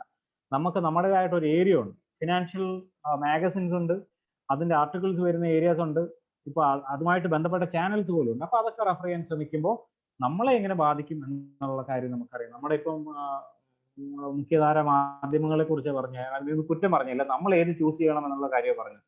ഇനി അവസാനമായിട്ട് പറയാനുള്ള കാര്യം ഗെറ്റ് ബിസി എന്നുള്ളതാണ്. പേഷ്യൻസിന്റെ കാര്യം പറയുമ്പോൾ നമ്മൾ രാവിലെ 5 മണിക്ക് കറക്റ്റ് എഴുന്നേറ്റിട്ട് വൈകുന്നേരം 8 മണി വരെ ഒരു മുടക്കവും ഇല്ലാതെ ചാർട്ടിൽ നോക്കി ഇങ്ങനെ ഇരിക്കുക എന്നുള്ളതല്ല ട്രേഡിങ്. അപ്പം ആ ഒരു രീതിയിലേക്ക് പോകരുത്. കാരണം നിങ്ങൾ ചിലപ്പോൾ തുടക്ക സമയത്ത്, ചിലപ്പോൾ ആദ്യത്തെ ആഴ്ചയിലും ആദ്യത്തെ 3 മാസങ്ങൾ വളരെ കഷ്ടപ്പെട്ട് ഉറക്കവും ഊണൊന്നും ഇല്ലാതിരുന്ന് പഠിച്ചിട്ട് അത് കഴിഞ്ഞ് ട്രേഡ് ചെയ്യാൻ തുടങ്ങുമ്പോൾ ആദ്യത്തെ ട്രേഡിൽ 1000 രൂപ പോയെങ്കിൽ ആ ഒരൊറ്റ കാരണം മതി നിങ്ങൾ ട്രേഡിങ് അവസാനിപ്പിച്ച് പോകാൻ. അപ്പൊ അങ്ങനല്ല, പഠന ആവശ്യത്തിനാണെങ്കിൽ നിങ്ങൾ ഇതിൻ്റെ അകത്ത് ഒരുപാട് മണിക്കൂറുകളൊന്നും ചെലവഴിക്കേണ്ട ആവശ്യമില്ല. അങ്ങനെ ചെയ്യരുത്. അങ്ങനെ ചെയ്ത് കഴിഞ്ഞാൽ ചെറിയ നഷ്ടങ്ങൾ ഉണ്ടാകുമ്പോൾ നമ്മൾ ഓവർ ഫ്രസ്ട്രേറ്റഡ് ആവും, നമുക്ക് കൂടുതൽ വിഷമങ്ങൾ നേരിടേണ്ടി വരും. അങ്ങനെയൊന്നും ചെയ്യേണ്ട കാര്യമില്ല. അപ്പൊ നിങ്ങൾക്ക് നിങ്ങളുടെ ജീവിതത്തിനെ ബാധിക്കുക, ദൈനംദിന ജീവിതത്തിനെ ബാധിക്കാത്ത രീതിയിലുള്ള ഒരു ചുരുങ്ങിയ സമയം എടുക്കുക. അത് ഏറ്റവും ഫ്രീ ആയിട്ടുള്ള സമാധാനമുള്ള ഒരു സമയം എടുക്കുക, പഠിക്കാൻ ശ്രമിക്കുക. എന്നിട്ട് മാർക്കറ്റ് അവേഴ്സിന് അത് ചെയ്യാൻ ശ്രമിക്കുക. അല്ല നമ്മൾ രാവിലെ മുതൽ നമ്മുടെ വീട്ടിലെ കാര്യങ്ങളൊന്നും നോക്കാതെ, അല്ലെങ്കിൽ വീട്ടിലുള്ള ദൈനംദിന കാര്യങ്ങളൊന്നും നോക്കാതെ, വീട്ടുകാർക്ക് വേണ്ടി ജീവിക്കാതെ ഇതിൽ ഞാൻ ചാർട്ട് നോക്കിക്കൊണ്ടിരിക്കുകയാണ്, ഇവിടെ അന്താരാഷ്ട്ര കാര്യം നടക്കുകയാണ്, എന്നെ ഒന്നും വിളിക്കരുത്, അല്ലെങ്കിൽ വിളിച്ചു കഴിഞ്ഞാൽ പ്രശ്നം ഉണ്ടാക്കുന്ന സ്ഥിതി, ഇങ്ങനെയുള്ള കാര്യങ്ങളിലേക്കൊന്നും പോകണ്ട. ഞാൻ വളരെ പേഴ്സണലായിട്ട് അങ്ങ് ഓപ്പൺ ആയിട്ട് കാര്യങ്ങൾ പറഞ്ഞുള്ളൂ. ഇതൊക്കെ എല്ലാവർക്കും സംഭവിക്കുന്നതാണ്. പക്ഷെ പല ആൾക്കാരും ഇതൊന്നും ഡിസ്കസ് ചെയ്യാറില്ല, ഇതൊന്നും ഷെയർ ചെയ്യാറില്ല. പക്ഷെ അങ്ങനെയല്ല ചെയ്യുന്നത്. നമുക്ക് സമാധാനമായിട്ടുള്ള കാര്യത്തിൽ ആ രീതിയിൽ പഠിച്ച് മുന്നോട്ട് പോകാവുന്നതാണ്. ഇനി പറയാനുള്ളത് ഫണ്ടമെന്റൽസിനെ കുറിച്ചാണ്. അതിനെക്കുറിച്ചാണ്. ഇപ്പോൾ GDP കാര്യം വെച്ച് ഞാൻ ചെറുതായിട്ടൊന്ന് പറഞ്ഞുള്ളൂ. ഫണ്ടമെന്റൽസ്, ദെൻ നിഗ്ലക്റ്റഡ് എസെൻഷ്യൽസ് എന്നൊക്കെ നമുക്ക് പറയാൻ കഴിയും. വളരെ ആവശ്യമായിട്ടുള്ള ചില കാര്യങ്ങൾ ഒഴിവാക്കപ്പെടാറുണ്ട് അല്ലെങ്കിൽ ഒഴിവാക്കാറുണ്ട്. ഫണ്ടമെന്റൽസ് എന്ന് പറഞ്ഞു കഴിഞ്ഞാൽ ഫണ്ടമെന്റൽ അനാലിസിസ് അല്ലെങ്കിൽ ടെക്നിക്കൽ അനാലിസിസും ഫണ്ടമെന്റൽ അനാലിസിസും ഈ ഒരു മേഖലയിലേക്ക് വരുന്ന വ്യക്തി അല്ലെങ്കിൽ ഈ ഒരു മേഖലയിലെ ഒരു പാർട്ടിസിപ്പന്റ് മനസ്സിലാക്കേണ്ട പ്രധാനപ്പെട്ട രണ്ട് ക്ലാസിഫിക്കേഷൻ ആണ് അല്ലെങ്കിൽ രണ്ട് എസെൻഷ്യൽസ് ആണ്. അപ്പൊ ഇത് രണ്ടും ഫണ്ടമെന്റൽസ് ഓ ടെക്നിക്കൽസ്, ഇതിൽ ഏതാണ് എന്ന് ഒരുപാട് കോൺട്രവേഴ്ഷ്യൽ ചർച്ചകളൊക്കെ നടന്നിട്ടുണ്ട്. അപ്പൊ നമ്മൾ ചിന്തിക്കുന്നത് വൈ കാൺ ബോത്ത്, ഈ രണ്ടും നമ്മുടെ കയ്യിൽ ഉണ്ടെങ്കിൽ എന്താ കുഴപ്പം? ഒരു കുഴപ്പമില്ല. പക്ഷേ ഈ ഫണ്ടമെന്റൽസിലേക്ക് പോകുമ്പോൾ ആൾക്കാർക്കൊരു പഠിക്കാനാണെങ്കിലും അമിത ആവേശം കാണിക്കുന്ന രീതി നമ്മൾ അഡോപ്റ്റ് ചെയ്ത് കഴിഞ്ഞാൽ ഇരുന്ന് ഫണ്ടമെന്റൽസ് വായിച്ചുകൊണ്ടേയിരിക്കുക. അങ്ങനെ ചെയ്യേണ്ട കാര്യമില്ല. ഇതൊരു ഫണ്ടമെന്റൽസ് എന്ന് പറയുന്ന ഒരു തിരിച്ചറിവാണ്. അപ്പൊ നമ്മൾ ഒരു പക്ഷേ നമ്മുടെ സ്കൂളിലും കോളേജിലും ഒക്കെ പഠിച്ച പല കാര്യങ്ങളൊക്കെ തന്നെയാണ് ഫണ്ടമെന്റൽസ്. ഇപ്പൊ മാക്രോ എക്കണോമിക്സ് നമുക്ക് കുറച്ചറിഞ്ഞിരിക്കണം. ഇതൊക്കെ വളരെ സിമ്പിൾ ആയിട്ട് പച്ച മലയാളത്തിൽ പഠിക്കാവുന്ന കാര്യങ്ങളേ ഉള്ളൂ. ഒറ്റ പ്രാവശ്യം വായിക്കാൻ മനസ്സിലാക്കും. എന്താണ് GDP, എന്താണ് ഇൻഫ്ലേഷൻ, എന്താണ് CPI, കൺസ്യൂമർ പ്രൈസ് ഇൻഡെക്സ്. ഈ ഇൻഫ്ലേഷൻ എന്ന് പറയുന്നതിനെയാണ് പണപ്പെരുപ്പം എന്ന് പറയുന്നത്. വളരെ സിമ്പിൾ ആയിട്ടുള്ള കാര്യമാണ്. പണ്ട് നമ്മൾ പറയാറില്ലേ, പണ്ട് അല്ലെങ്കിൽ മുതിർന്ന ആൾക്കാർ പറയാറുണ്ട്, പണ്ട് 100 രൂപയ്ക്ക് ഇത്ര കിലോ അരി കിട്ടുമെങ്കിൽ ഇന്ന് ചിലപ്പോൾ 3 കിലോ അരിയെ കിട്ടുള്ളൂ എന്നൊക്കെ പറയാറില്ലേ. അപ്പൊ അതിനെയാണ് പണപ്പെരുപ്പം എന്ന് പറയുന്നത്. അപ്പൊ ഇറ്റ്സ് എ നാച്ചുറൽ തിങ്. അപ്പോൾ അതിനെ ഈ പറയുന്ന പണപ്പെരുപ്പം അല്ലെങ്കിൽ ഇൻഫ്ലേഷനെ പല രീതിയിൽ നമുക്കൊന്ന് ക്ലാസിഫൈ ചെയ്ത് കഴിഞ്ഞാൽ mild inflation, creeping inflation, hyper inflation എന്നൊക്കെ പറയാം. 3 ക്ലാസിഫിക്കേഷൻ ഞാൻ മാത്രമേ പറഞ്ഞുള്ളൂ. മൈൽഡ് ഇൻഫ്ലേഷൻ എന്ന് പറഞ്ഞാൽ സംതിങ് ലൈക്ക് നോർമൽ. ക്രീപ്പിംഗ് എന്ന് പറഞ്ഞാൽ കുറച്ചൊരു ചാഞ്ചാട്ടം ഉണ്ടാവും. ഹൈപ്പർ ഇൻഫ്ലേഷൻ എന്ന് പറഞ്ഞു കഴിഞ്ഞാൽ നമ്മൾ ഹൈപ്പർ ടെൻഷൻ എന്നൊക്കെ പറയുന്ന പോലെ കുറച്ച് എന്തോ ഭീകരമായിട്ടുള്ള സാധനമാണ്. അപ്പൊ ഹൈപ്പർ ടെൻഷൻ എങ്ങനെയാണ് ഉണ്ടാകുന്നത്? ഒരു ഹൈപ്പർ ടെൻഷൻ അല്ല, ഹൈപ്പർ ഇൻഫ്ലേഷൻ എങ്ങനെയാണ് ഒരു എക്കണോമിയിൽ ഉണ്ടാകുന്നത്? ഒരു രാജ്യം മറ്റേതെങ്കിലും രാജ്യമായിട്ട് ഒരു യുദ്ധ സാഹചര്യത്തിലേക്ക് പോവാണ്, അല്ലെ രണ്ട് രാജ്യങ്ങൾ തമ്മിൽ പൊരിഞ്ഞ യുദ്ധം നടക്കാൻ. അപ്പോൾ ഒരു രാജ്യത്തില് യുദ്ധപ്രഖ്യാപനം അല്ലെങ്കിൽ യുദ്ധസമാനമായിട്ടുള്ള സാഹചര്യങ്ങൾ എന്ന് പറയുന്നത് തീർച്ചയായിട്ടും ആ രാജ്യത്തിന്റെ എക്കണോമിക്ക് അത്ര നല്ല കാര്യമല്ല. ആ രാജ്യത്ത് ഭീതി ഉണ്ടാവും. യുദ്ധത്തിന് വേണ്ടിയുള്ള സജ്ജീകരണങ്ങൾ, വാർ എക്യുപ്മെന്റ്സ്, സേനകളെ വിന്യസിക്കുക, ഇതിനൊക്കെ ഭയങ്കര വലിയ രീതിയിലുള്ള ചെലവുണ്ട്. ഇപ്പൊ തന്നെ ഇസ്രായേലും പാലസ്തീനും ഒക്കെ തമ്മിൽ നടക്കുന്ന പ്രശ്നങ്ങളെ കുറിച്ചും വാർത്തകളെ കുറിച്ചൊക്കെ വളരെ വിഷമിപ്പിക്കുന്ന വാർത്തകളൊക്കെ നമുക്ക് കേൾക്കുന്നതാണ്. അപ്പൊ ഈ രണ്ട് ഭാഗത്തു നിന്നാണ് ജനതകൾ എത്രത്തോളം ബുദ്ധിമുട്ടുന്നുണ്ട്, അല്ലെങ്കിൽ സാമ്പത്തികമായിട്ടുള്ള ബുദ്ധിമുട്ടുകൾ, ആ രാജ്യങ്ങൾ എത്രത്തോളം യുദ്ധത്തിന് വേണ്ടി ഇൻവെസ്റ്റ് ചെയ്യുന്നു എന്നുള്ള കാര്യം മനസ്സിലാക്കുക. അപ്പൊ ഇങ്ങനെ ഇൻവെസ്റ്റ് ചെയ്യാൻ ഒരു രാജ്യത്തിന് കയ്യിൽ ഒരു മൂലധനം ഇല്ല, ക്യാഷ് ഇല്ല എന്നുണ്ടെങ്കിൽ എന്ത് ചെയ്യാൻ കഴിയും? ആ സമയത്ത് വേൾഡ് ബാങ്കിൽ അല്ലെങ്കിൽ ഏതെങ്കിലും ബാങ്കിൽ ലോൺ ചോദിച്ചു കൊടുക്കും. യുദ്ധം ചെയ്യാനാണ്, കുറച്ച് ലോൺ തരണം, 6 മാസം കഴിഞ്ഞ് തരാം എന്ന് പറഞ്ഞു കഴിഞ്ഞാൽ ആരും കൊടുക്കത്തില്ല, അല്ലേ? അപ്പൊ എന്ത് ചെയ്യും? ആ രാജ്യത്തിന്റെ ജനതയിൽ നിന്ന് തന്നെ ആ പൈസ സമാഹരിക്കും. അപ്പൊ ഏത് രീതിയിൽ സമാഹരിക്കും? ഇപ്പൊ നമ്മുടെ രാജ്യം അങ്ങനെ ഒരു സാഹചര്യത്തിലേക്ക് പോകാതിരിക്കട്ടെ, അങ്ങനെ ഒരു സാഹചര്യത്തിലേക്ക് പോയാൽ രാജ്യത്തിന് ഫണ്ട് ആവശ്യമാണ്. ഇനി യുദ്ധമല്ല, ഒരു എന്താ പറയുക, നാച്ചുറൽ കലാമിറ്റി അങ്ങനെ എന്തെങ്കിലും ഉണ്ടാകുമ്പോൾ ചിലപ്പോൾ രാജ്യത്തിന്റെ കയ്യിൽ ക്യാഷ് ഇല്ലെങ്കിൽ എന്ത് ചെയ്യും? ടാക്സ് ഇംപ്ലിമെന്റ് ചെയ്യും. നല്ല രീതിയിലുള്ള ടാക്സ് ഇംപ്ലിമെന്റ്. നമുക്ക് നമ്മൾ നിത്യജീവിതത്തിൽ ഉപയോഗിക്കുന്ന എല്ലാ സാധനങ്ങളും നല്ല ടാക്സ്. ഇപ്പൊ ഈ 100 രൂപയുടെ സാധനം ചിലപ്പോൾ 140 രൂപ ആവുന്ന അവസ്ഥ ആലോചിച്ച് നോക്കിക്കഴിഞ്ഞു. അപ്പോൾ അത് വളരെ പ്രശ്നമുള്ള കാര്യമാണ്. അതിനെയാണ് ഹൈപ്പർ ഇൻഫ്ലേഷൻ എന്ന് പറയുന്നത്. അപ്പൊ ഈ ഇൻഫ്ലേഷൻ കൂടുമ്പോൾ സ്വാഭാവികമായിട്ട് തൊഴിൽ മേഖലകളിൽ പ്രശ്നം വരും. കാരണം 1000 രൂപ ഒരു ദൈനംദിന വരുമാനമുള്ള ഒരു വ്യക്തി 600 രൂപ 500 രൂപ അദ്ദേഹത്തിന് ചെലവാകുന്നുണ്ടെങ്കിൽ 400 രൂപയായിരിക്കും അദ്ദേഹം മറ്റു പല കാര്യങ്ങൾക്ക് വേണ്ടി മാറ്റിവെക്കുന്നത്. അല്ലെങ്കിൽ എന്തെങ്കിലും ഒരു എമർജൻസി ഒക്കെ വന്നു കഴിഞ്ഞാൽ. ഇപ്പൊ ഇൻഫ്ലേഷൻ കൂടുക. ഇൻഫ്ലേഷൻ എന്ന് പറഞ്ഞാൽ persistent increase in certain goods and services എന്ന് നമുക്ക് പറയാൻ കഴിയും. അപ്പൊ അതിനെക്കുറിച്ച് പിന്നീട് പറയേണ്ടിയിട്ടില്ല. അപ്പം 500 രൂപ ഒരു ദിവസം ചെലവുള്ള വ്യക്തിക്ക് 700 രൂപ ചെലവിലേക്ക് പോയി കഴിഞ്ഞാൽ അദ്ദേഹത്തിന് അത് അഫക്റ്റഡ് ആവും, അദ്ദേഹത്തിന് മനസ്സിലാവും. അദ്ദേഹത്തിനെ പോലെ ലക്ഷക്കണക്കിന് ആൾക്കാർക്ക് മനസ്സിലാവും. തൊഴിൽ സംഘടനകളിലേക്ക് എത്തും, യൂണിയനിലേക്ക് എത്തും. അത് യൂണിയൻ ആ ഒരു സമ്മർദ്ദം ഗവൺമെന്റിലേക്ക് എത്തിക്കും. ഗവൺമെന്റ് ആ സമ്മർദ്ദം എവിടേക്ക് എത്തിക്കും? സെൻട്രൽ ബാങ്കിലേക്ക് എത്തിക്കും, റിസർവ് ബാങ്കിലേക്ക് എത്തിക്കും. അപ്പോൾ റിസർവ് ബാങ്ക് ചിലപ്പോൾ അവിടെ ഒരു തീരുമാനം എടുക്കും ഇൻഫ്ലേഷൻ കുറയ്ക്കാൻ. അതിനെയാണ് മോണിറ്ററി പോളിസി എന്ന് പറയുന്നത്. അപ്പൊ ചിലപ്പം ഗവൺമെന്റ് ഒരു തീരുമാനം എടുക്കും. അതിനെ ആയിരിക്കും ചിലപ്പോൾ നമ്മൾ ഫിസ്ക്കൽ പോളിസി എന്ന് എടുക്കുന്നത്. ചിലപ്പോൾ ഇവർ രണ്ടുപേരും ഒന്നും തീരുമാനം എടുക്കാം. അപ്പൊ ഇതിനെയൊക്കെ ചിലപ്പോൾ ഈ പറയുന്നത് എടുക്കുന്ന തീരുമാനങ്ങളിൽ ഒരു ഉദാഹരണമാണ് ഇൻട്രസ്റ്റ് റേറ്റ് കൂട്ടുക കുറയ്ക്കുക എന്നുള്ളത്. അപ്പൊ അതിലേക്ക് ഞാനിപ്പോ പോകുന്നില്ല, അതൊക്കെ കുറച്ച് വൈഡ് ആയിട്ടുള്ള ടോപ്പിക്കാണ്. ഇത്രയും ഈ രീതിയിൽ വളരെ സിമ്പിൾ ആയിട്ട് നിങ്ങൾക്ക് മനസ്സിലാക്കാൻ പറ്റുന്ന കാര്യമേ ഉള്ളൂ. പക്ഷെ നിങ്ങൾ അത് മനസ്സിലാക്കാൻ ഉപയോഗിക്കുന്ന സോഴ്സ് നിങ്ങൾക്ക് ഒരിക്കലും വായിച്ചാൽ മനസ്സിലാകില്ല, അല്ലെങ്കിൽ നമുക്ക് ഏറ്റവും ബുദ്ധിമുട്ടേറിയ ഒരു സോഴ്സിലേക്ക് പോയി വളരെ കഠിനമായിട്ടുള്ള സാഹചര്യത്തിൽ അതിനെ മനസ്സിലാക്കാൻ ശ്രമിച്ചു കഴിഞ്ഞാൽ അതൊരു കീറാമുട്ടിയായിട്ട് തന്നെ നിങ്ങൾക്ക് തോന്നും. അപ്പോൾ വളരെ സിമ്പിൾ ആയിട്ട് ഇപ്പൊ ഈവൻ ഈ ഇൻഫ്ലേഷനും GDP ഒക്കെ നമ്മൾ ഈ കൺസ്യൂമർ പ്രൈസിങ് ഇങ്ങനെയുള്ള ചില കാര്യങ്ങളൊക്കെ നമ്മൾ സ്കൂളിലൊക്കെ പഠിച്ച കാര്യം. പക്ഷെ സ്കൂൾ ടെക്സ്റ്റുകളൊക്കെ വാങ്ങിക്കാൻ നമുക്ക് മടിയൊന്നും തോന്നേണ്ട കാര്യമില്ല, അത് തന്നെ വായിച്ച് മനസ്സിലാക്കാൻ ശ്രമിക്കുക. അപ്പൊ ഫണ്ടമെന്റൽസ് ഒരിക്കലും കൈവിടരുത്. രാജ്യത്ത് എന്താണ് നടക്കുന്നത് എന്നുള്ള കാര്യം മനസ്സിലാക്കിയിട്ട് മാത്രമേ നമ്മൾ തീരുമാനം എടുക്കാവൂ. തീരുമാനം എടുക്കുക എന്ന് പറയുമ്പോൾ എപ്പോഴും ട്രേഡ് എടുക്കാൻ പോകുമ്പോൾ നമ്മൾ പോയിട്ട് ഫണ്ടമെന്റൽസ് നോക്കുക എന്നുള്ളതല്ല. നമ്മളിപ്പോൾ നിൽക്കുന്ന സമയം സ്റ്റോക്ക് മാർക്കറ്റിനെ ഏത് രീതിയിൽ ബാധിച്ച് നിൽക്കുകയാണ്, ഇനി അങ്ങോട്ടുള്ള എങ്ങനെയുള്ള കാര്യങ്ങൾ മനസ്സിലാക്കാൻ നിങ്ങൾ ഈ പറഞ്ഞ ഫണ്ടമെന്റൽ ഇൻഡിക്കേറ്റേഴ്സ് ഒക്കെ ഒന്ന് മനസ്സിലാക്കിയാൽ മതി, വേറെ കാര്യങ്ങളൊന്നുമില്ല. അപ്പോൾ ഫണ്ടമെന്റൽ ഇൻഡിക്കേറ്റേഴ്സിൽ ഒരുപാട് കാര്യങ്ങളുണ്ട്. ഇതിപ്പോ നിങ്ങൾ ആദ്യമേ കയറി ഫുൾ ടൈം ഇതിലേക്ക് ചിലവാക്കണമെന്നല്ല പറയുന്നത്. ഒരു ദിവസം ഒരു 10 മിനിറ്റ് മാത്രം, അറ്റ്ലീസ്റ്റ് ഏറ്റവും കുറഞ്ഞ ഒരു 10 മിനിറ്റ്, ആ 10 മിനിറ്റ് നിങ്ങൾ എന്തെങ്കിലും ഇതിനെക്കുറിച്ചുള്ള ആർട്ടിക്കിൾസ് ഒക്കെ വായിക്കാൻ ശ്രമിക്കുക. അല്ലെങ്കിൽ ഇതേപോലെ ചില മാഗസിൻസ് ഒക്കെ ഇല്ല, ധനം അങ്ങനെയുള്ള മാഗസിൻസ് ഒക്കെ ഉണ്ട്, അത് വീട്ടിൽ വരുത്തി കഴിഞ്ഞാൽ മലയാളത്തിൽ തന്നെ നമുക്ക് വായിക്കാൻ കഴിയും. അതിൻ്റെ അകത്ത് 1, 2, 3 ഡീറ്റെയിൽ ആർട്ടിക്കിൾസ് ഒക്കെ കാണും. ഇങ്ങനെ വായിച്ച് അത് പയ്യെ അതിനെ ഫൈൻ ട്യൂൺ ചെയ്ത് എടുത്താൽ മതി. അപ്പോൾ ടെക്നിക്കൽ അനാലിസിസ് എന്ന് പറയുന്നത് എന്തിനാണ് ഇനി ഒരു ചോദ്യം വരും. അപ്പം ഇതിന്റെ ഒരു റേഷ്യോ ഉണ്ട്, അത് നിങ്ങൾക്ക് പെട്ടെന്ന് മനസ്സിലാവണമെങ്കിൽ നിങ്ങൾ പഠിക്കുന്ന രീതിയിൽ ഒരു 70% ഇമ്പോർട്ടൻസ് ടെക്നിക്കൽ അനാലിസിസിനും ഒരു 30% നിങ്ങൾ ഫണ്ടമെന്റൽസിനും കൊടുത്താൽ മതി. കാരണം നമ്മൾ ഒരു പൊസിഷൻ ഓപ്പൺ ചെയ്തിട്ട് ഒരു എന്താ പറയുക, അതിന്റെ സമയപരിധിക്ക് അനുസരിച്ചാണ് നമ്മൾ ഫണ്ടമെന്റൽസിന് പ്രയോറിറ്റി കൂട്ടുകയും കുറയ്ക്കുകയും ചെയ്യുന്നത്. അപ്പൊ ഇതിനെക്കുറിച്ച് എന്തെങ്കിലും സംശയങ്ങൾ നിങ്ങൾക്ക് ഉണ്ടെങ്കിൽ ചോദിച്ച് മനസ്സിലാക്കാൻ ശ്രമിക്കുക, ഒരു മടിയും കാണിക്കുന്നത്. അപ്പോൾ ഇപ്പൊ സക്സസ്ഫുൾ ആയിട്ടുള്ള ട്രേഡേഴ്സ് എന്താണ് ചെയ്യുന്നത്? അപ്പൊ അവർ ടെക്നിക്കൽസ് നോക്കും, ഫണ്ടമെന്റൽസ് നോക്കും. ചില ആൾക്കാർ ഇതിനെക്കുറിച്ച് വാദപ്രതിവാദങ്ങളും വളരെ കോൺട്രവേഴ്സീസ് ഉണ്ടായിക്കൊണ്ടേ ഇരിക്കും. അപ്പൊ നമുക്ക് അടുത്ത സ്ലൈഡിലേക്ക് പോകാൻ സമയം കുറച്ച് നീണ്ടു പോകുന്നുണ്ട്. റിവെഞ്ച് ട്രേഡിംഗ് പെട്ടെന്ന് പറഞ്ഞ് നമുക്ക് റിവെഞ്ച് ട്രേഡിംഗ് പേര് കേൾക്കുമ്പോൾ തന്നെ അറിയാം അല്ലെ, ഒരു പ്രതികാര മനോഭാവത്തോടെ ട്രേഡ് എടുക്കുക എന്നുള്ളതാണ്. അപ്പം I have to recover the loss, 1000 പിടിക്കും അല്ലെങ്കിൽ 2000 പിടിക്കും എന്ന് പറഞ്ഞുകൊണ്ട് എന്ത് ചെയ്യും, ഒരു 5000 രൂപയ്ക്ക് വേർത്ത് ആയിട്ടുള്ള സാധനം കൊണ്ട് കാച്ചും. അപ്പൊ അങ്ങനെ ചെയ്യരുത്. അതിനെയാണ് റിവെഞ്ച് ട്രേഡിംഗ് എന്ന് പറയുന്നത്. ഇപ്പൊ 100 രൂപ ലാഭം എടുക്കാൻ വേണ്ടി എന്റെ കയ്യിൽ കിടക്കുന്ന 10,000 രൂപയെ റിസ്ക് ചെയ്യുന്ന രീതിയിൽ ട്രേഡ് ചെയ്യാം. അങ്ങനെ ചെയ്യരുത്. നമ്മുടെ ഈ ഒരു മേഖലയിലുള്ള ഏറ്റവും മോശം ക്വാളിറ്റിയാണ് ഈ റിവെഞ്ച് ട്രേഡിംഗ് എന്ന് പറയുന്നത്. അപ്പൊ ഈ ഒരു കാര്യം വ്യക്തമായിട്ട് മനസ്സിലാക്കണമെങ്കിൽ പൊസിഷൻ സൈസിങ് എന്താണെന്നുള്ള കാര്യം മനസ്സിലാക്കണം. ഞാൻ നേരത്തെ പറഞ്ഞ പോലെ നിങ്ങളുടെ കയ്യിൽ ഒരു 10,000 രൂപ ഉണ്ട്, അല്ലെങ്കിൽ 1 ലക്ഷം രൂപ ഉണ്ട്, 10 ലക്ഷം രൂപയുണ്ട്.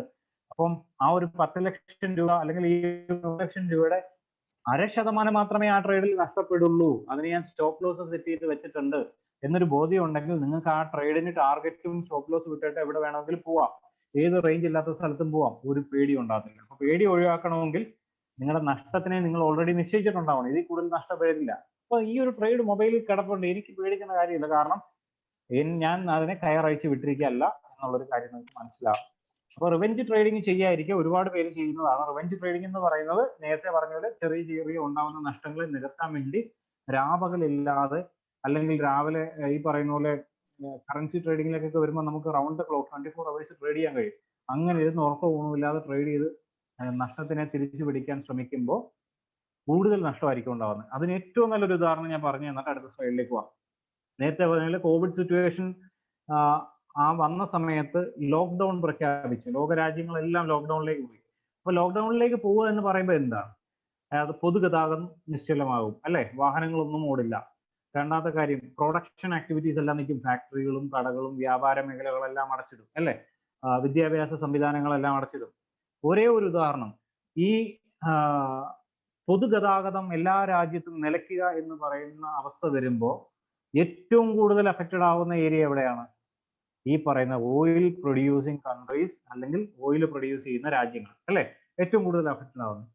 അപ്പോൾ ഒരു സാധനം, നിങ്ങളുടെ കയ്യിൽ ഒരു സാധനമുണ്ട്, ആ സാധനത്തിന് ലോകവ്യാപകമായ ഡിമാൻഡ് ഉണ്ട്, എല്ലാവരും ആവശ്യക്കാരാണ്.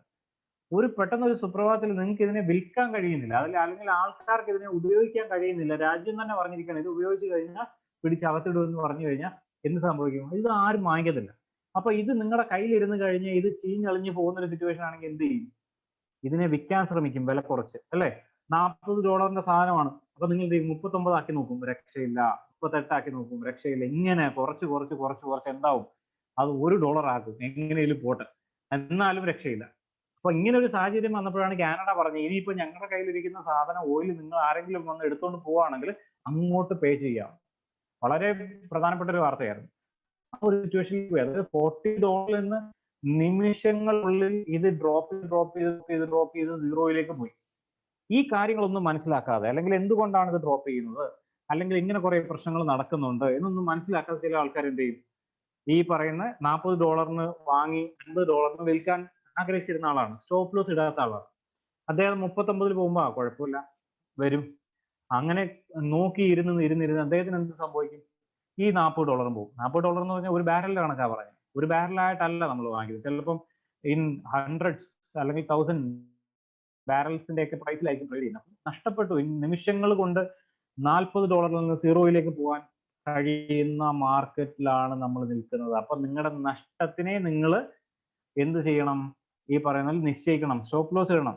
ഇനി ഇതെല്ലാം അറിയാവുന്ന ഒരു വ്യക്തിയാണ്, ട്രേഡ് എടുത്തിട്ട് വിചാരിച്ചു ഓക്കെ ഞാൻ ആഹാരം കഴിച്ചിട്ട് 1 മണിക്കൂർ കഴിഞ്ഞ് സ്റ്റോപ്പ് ലോസ് ഇടാം എന്ന് വിചാരിച്ച വ്യക്തിയാണെങ്കിൽ അദ്ദേഹത്തിന്റെ അക്കൗണ്ട് വാഷ് ഔട്ട് ഉണ്ടാവും. അപ്പൊ ഇതൊരു പ്രൊട്ടക്റ്റീവ് മെഷറാണ്, അതേപോലെ തന്നെ ഒരു ഡിസിപ്ലിന്റെ ഭാഗമാണ്. അപ്പൊ റിവെഞ്ച് ട്രേഡിംഗ് ചെയ്യാൻ പാടില്ല. നിങ്ങളുടെ എല്ലാ ട്രേഡിനും റിസ്ക് റിവാർഡ് റേഷ്യോ ഉണ്ടെങ്കിൽ നിങ്ങളൊരു റിവെഞ്ച് ട്രേഡർ അല്ല എന്ന് തന്നെ മനസ്സിലാക്കുന്നത്. വേറെ രീതിയിൽ നമുക്ക് പറയാൻ കഴിയും, ഒരു ദിവസം ഇൻട്രാഡേ ട്രേഡിംഗിൽ ഏർപ്പെടുന്ന ഒരു വ്യക്തിയാണ് നിങ്ങളെങ്കിൽ നിങ്ങൾക്ക് കിട്ടുന്ന എല്ലാ സമയവും ഒരു പൊട്ടൻഷ്യൽ സമയമല്ല എന്നുള്ള കാര്യം മനസ്സിലാക്കുക. അപ്പോൾ മാർക്കറ്റിന് ഏറ്റവും കൂടുതൽ മൂവ്മെന്റ് ഉണ്ടാകുന്ന ചില സമയങ്ങളുണ്ട്. ഇവിടെ 2 രീതിയിൽ ആൾക്കാരെ ക്ലാസിഫൈ ചെയ്യാം, റീറ്റെയിൽ ട്രേഡേഴ്സ്, ഇൻസ്റ്റിറ്റ്യൂഷണൽ പ്ലേയേഴ്സ്, അല്ലെങ്കിൽ ബിഗ് ബോയ്സ് എന്നൊക്കെ നമുക്ക് പറയാൻ കഴിയും. അപ്പൊ ഇവര് മാർക്കറ്റിലേക്ക് വരുന്നത് അല്ലെങ്കിൽ അവർ പ്രവർത്തിക്കുന്നത് ഇങ്ങനെയുള്ള കുറെ കാര്യങ്ങളുണ്ട്. മാർക്കറ്റ് മാനിപ്പുലേഷൻസുമായിട്ട് ബന്ധപ്പെട്ട് കുറച്ച് കാര്യങ്ങൾ പറയാനുണ്ട്. ഞാനത് പറഞ്ഞു കഴിഞ്ഞാൽ സെഷൻ നീണ്ടുപോകും. അപ്പൊ റിവെഞ്ച് ട്രേഡിങ് ചെയ്യാതിരിക്കുക, അങ്ങനെ ഒരു ഐഡിയയിലേക്ക് പോകണ്ട. നിങ്ങൾ എന്ത് ട്രേഡ് ചെയ്താലും നിങ്ങൾ സ്റ്റോപ്പ് ലോസ് ഇടണം. ഞാൻ സ്റ്റോപ്പ് ലോസ് ഇട്ട് കഴിഞ്ഞാൽ എന്റെ ട്രേഡ് സ്റ്റോപ്പ് ലോസ് അടിക്കും എന്നുള്ള പേടിയൊന്നും വേണ്ട. അത് നിങ്ങൾ 10 ട്രേഡ് എടുത്തിട്ട് അതിനകത്ത് 5 ട്രേഡ് സ്റ്റോപ്പ് ലോസ് അടിക്കുമ്പോൾ നിങ്ങൾക്ക് ആ ഒരു ഭയം ഉള്ളിൽ സെറ്റ് ആവും. പിന്നെ നിങ്ങൾ സ്റ്റോപ്പ് ലോസിനെ പയ്യെ അങ്ങോട്ട് എടുത്ത് അങ്ങോട്ട് അഴിച്ചു കളഞ്ഞിട്ട് അങ്ങോട്ട് ട്രേഡ് ചെയ്യും, അന്നേരം എല്ലാം പോകും. അങ്ങനെയല്ല ചെയ്യുന്നത്. ഞാൻ നേരത്തെ പറഞ്ഞ പോലെ 10 ട്രേഡിലല്ല നിങ്ങളുടെ തീരുമാനങ്ങളെ വിലയിരുത്തുന്നത്. നിങ്ങൾ 100 200 ട്രേഡ് ചെയ്യും. ഈ പറയുന്ന പോലെ നമുക്ക് ഈ പറയുന്ന പോലെ ആ സമയം കൊണ്ട് നമുക്ക് ഇപ്പോൾ പറഞ്ഞാൽ 10 വയസ്സ് കൂടിയൊന്നും പോകത്തില്ല. ചിലപ്പം ഒരു 3 മാസം കൊണ്ടോ 2 മാസം കൊണ്ടോ നിങ്ങൾക്ക് ഇൻട്രാഡേ പൊസിഷൻസ് ആണെങ്കിൽ അല്ലെങ്കിൽ ഇൻട്രാഡേ പൊസിഷൻസ് ആണെങ്കിൽ you can cross 100 or 200 trade, ഒരു സംശയമില്ല. അപ്പൊ അങ്ങനെ ചെയ്തിട്ട് നിങ്ങളുടെ സിസ്റ്റത്തിനെ വിലയിരുത്തി 200 ട്രേഡ് എടുത്തിട്ട് നിങ്ങൾക്ക് അതിനകത്ത് നഷ്ടമില്ല എന്നുള്ളൊരു കാര്യമെങ്കിലും നിങ്ങൾക്ക് ബോധ്യമായാൽ നിങ്ങൾ എന്ത് ചെയ്യും, നിങ്ങൾ ആ മെത്തേഡിനെ പിന്നെ വിടത്തില്ല. നിങ്ങൾ അതുമല്ല വേറെ ഒരു മെത്തേഡിന്റെ പുറകെ പോകത്തില്ല, അല്ലെ? അപ്പൊ ഈ മെത്തേഡ് എന്ന് പറയുമ്പോൾ ഞാൻ ആദ്യം പറഞ്ഞ പോലെ എവിടെയെങ്കിലും പോയിട്ട് ഇനി സെർച്ച് ചെയ്യരുത്, ഞാൻ പറഞ്ഞ മെത്തേഡ് ഏതാണെന്ന് സെർച്ച് ചെയ്യരുത്. അങ്ങനെയല്ല, പ്രൈസ് ആക്ഷൻ എന്ന് പറയുന്ന അൾട്ടിമേറ്റ് ആയിട്ടുള്ള ഒരു മെത്തേഡാണ്, അത് സെർച്ച് ചെയ്തു ഒരു കുഴപ്പമില്ല. അപ്പൊ പ്രൈസ് ആക്ഷൻ എന്ന് പറയുന്നത് ടെക്നിക്കൽ അനാലിസിസിന്റെ കംപ്ലീറ്റ് ഫോം എന്ന് പറയാൻ കഴിയും. അപ്പൊ അതൊരു സിംഗിൾ പോയിന്റ് സ്ട്രാറ്റജി അല്ല. അതിന്റെ തുടക്കം എന്താണ് ചാർട്ട്, എന്താണ് ക്യാൻഡിൽ സ്റ്റിക്ക്, അവിടെ നിന്ന് തുടങ്ങി അതിന്റെ അവസാനം വരെ നിങ്ങൾ പഠിച്ച് അവസാനിക്കുന്നു. എന്നാലേ ഓരോ ടൈം ഒരു 5 മിനിറ്റിൽ മാർക്കറ്റിൽ എന്ത് സംഭവിക്കുന്നു, 1 മണിക്കൂറിൽ മാർക്കറ്റിൽ എന്ത് സംഭവിക്കുന്നു, 1 വീക്കിൽ എന്ത് സംഭവിക്കുന്നു എന്നുള്ള കാര്യങ്ങളൊക്കെ വിലയിരുത്തണം. ടോപ്പ് ടു ഡൗൺ അനാലിസിസ് ചെയ്തിട്ടായിരിക്കും നമ്മുടെ തീരുമാനങ്ങൾ എത്തേണ്ടത്. അപ്പൊ അതിലേക്ക് പോകുന്നില്ല. ട്രേഡിംഗ് ജേർണൽ ഏറ്റവും പ്രധാനപ്പെട്ട ഒരു കാര്യമാണ്. അപ്പൊ ഞാൻ നിങ്ങളുടെ ഡിസിപ്ലിൻ, എങ്ങനെയൊക്കെ ഡിസിപ്ലിൻ ഉണ്ടാക്കണം, എന്ത് ഡിസിപ്ലിൻ ഉണ്ടാക്കണം, ട്രേഡ് ചെയ്യാൻ പാടില്ലാത്ത സമയങ്ങളുണ്ട്, ട്രേഡ് ചെയ്യേണ്ട സമയങ്ങളുണ്ട്, റിസ്ക് റിവാർഡ് റേഷ്യോ ഉണ്ട്, 1% റിസ്ക് ചെയ്യുവാണെങ്കിൽ 3% ഞാൻ എടുക്കണം. ഇങ്ങനെയുള്ള കാര്യങ്ങളൊക്കെ നിങ്ങൾ 10 ദിവസം ചെയ്തിട്ട് മനസ്സിൽ വെക്കാൻ നമുക്ക് കഴിയൂല. കാരണം ഇതെന്ത് ചെയ്യും, മറന്നുപോകും. അപ്പൊ ഇതിന് ട്രാക്ക് റെക്കോർഡ് ഉണ്ടാണ്. ഞാൻ നേരത്തെ പറഞ്ഞാൽ നിങ്ങൾ ഒരു കമ്പനിയിൽ ജോയിൻ ചെയ്ത് കഴിഞ്ഞാൽ there is a reporting system. നിങ്ങൾ ചെയ്യും അവിടെ ജോയിൻ ചെയ്യുകയാണെങ്കിൽ നിങ്ങൾക്ക് അവിടെ ടൈം അറ്റൻഡൻസ് സിസ്റ്റം ഉണ്ട്. നിങ്ങൾ എപ്പോൾ വരുന്നു, എപ്പോൾ പോകുന്നു, നിങ്ങളുടെ ഒരു മാസത്തെ വർക്കിംഗ് ഹവേഴ്സ് എത്രയാണ്, നിങ്ങളുടെ ജോലിയിൽ നിന്ന് എത്രത്തോളം പ്രോഡക്ടിവിറ്റി കമ്പനിക്ക് കിട്ടുന്നുണ്ട് എന്നുള്ള കാര്യങ്ങളൊക്കെ അവിടെ രേഖപ്പെടുത്തുന്നുണ്ട്. ആ രേഖപ്പെടുത്തുന്നതിന്റെ അടിസ്ഥാനത്തിലാണ് ശമ്പള വർധനവും കാര്യങ്ങളൊക്കെ ഉണ്ടാകുന്നത്.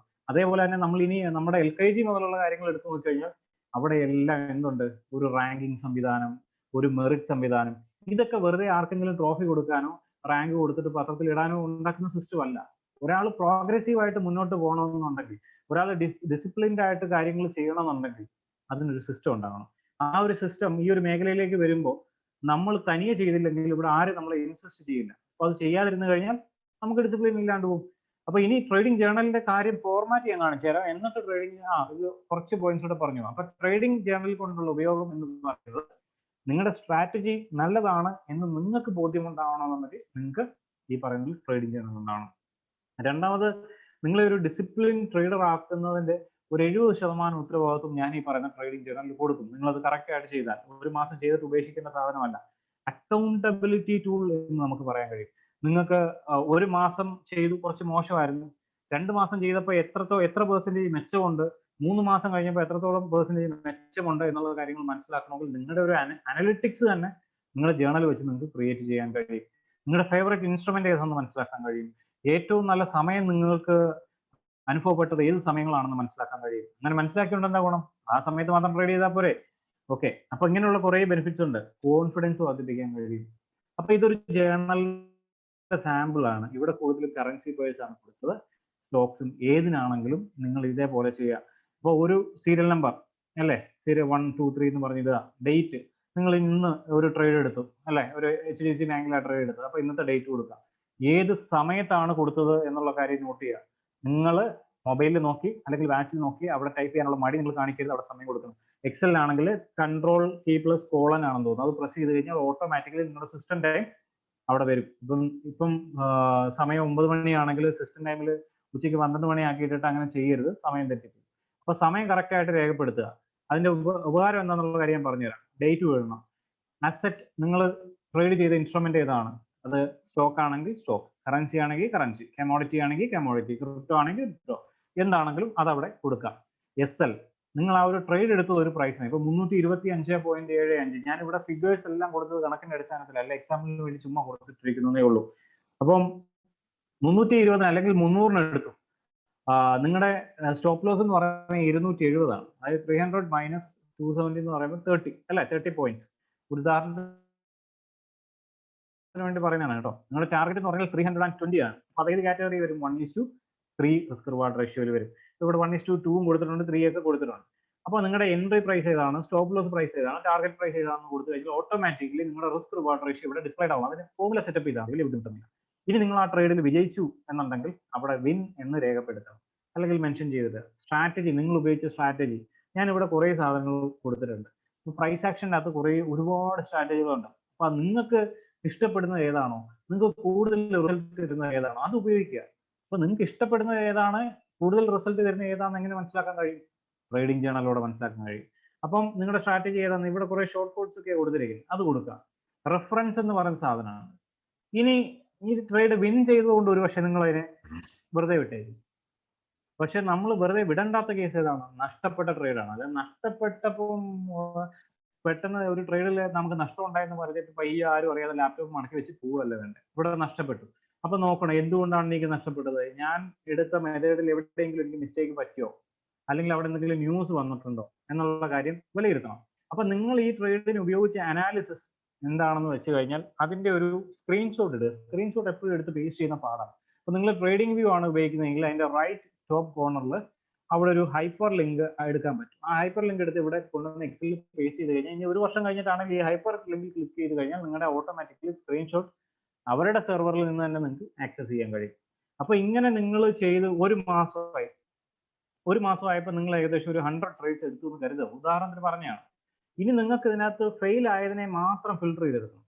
ഫെയിൽ ആയതിനെ മാത്രം ഫിൽട്ടർ ചെയ്തിട്ട് നിങ്ങൾ നോക്കണം നിങ്ങൾക്ക് ഏതെങ്കിലും ഒരു പർട്ടിക്കുലർ ഐറ്റത്തിലാണോ കൂടുതൽ ഫെയിൽ വന്നിരിക്കുന്നത്, അല്ലെങ്കിൽ 100 എടുത്തതിൽ ഒരു 30 ട്രേഡ് നഷ്ടമാണ്. നോക്കിയപ്പോൾ 22 ട്രേഡും നഷ്ടപ്പെട്ടത് എവിടെ? ക്രൂഡ് ഓയിലാണ്. അപ്പൊ നിങ്ങൾക്ക് എന്ത് മനസ്സിലാക്കാൻ കഴിയും? ക്രൂഡ് ഓയിൽ എന്തൊക്കെയോ പ്രശ്നങ്ങൾ എനിക്കുണ്ട്, അതെന്താണെന്നുള്ള കാര്യം വിലയിരുത്തുക, അല്ലെങ്കിൽ അതിനെ ഉപേക്ഷിക്കുക. കാരണം നിങ്ങൾക്ക് മറ്റ് ട്രേഡുകൾ വിൻ ആവുന്നുണ്ട്, അല്ലെങ്കിൽ തെറ്റ് മനസ്സിലാക്കാൻ ശ്രമിക്കുക. ഇനി ക്രൂഡ് ഓയിൽ കൊണ്ട് വേറെ കുറെ സാധനത്തിൽ റാൻഡം ആയിട്ടാണ് ഫെയിൽ വന്നിരിക്കുന്നത്. അങ്ങനെയാണെങ്കിൽ നിങ്ങൾക്ക് സമയം ഒന്ന് നോക്കണം. ഈ ഫെയിലായ ട്രേഡുകൾ മാത്രം എടുത്തിട്ട് അതിനെന്തെങ്കിലും ടൈം സിമിലാരിറ്റീസ് ഉണ്ടോ നോക്കണം. അപ്പോൾ നിങ്ങൾക്ക് മനസ്സിലായി ഏറ്റവും കൂടുതൽ എനിക്ക് ട്രേഡ് പറ്റിയിട്ടുള്ള ഫെയിൽ ആയിട്ടുള്ളത് രാവിലെ 10 മണിക്കും 11 മണിക്കും ഇടയ്ക്കാണ്.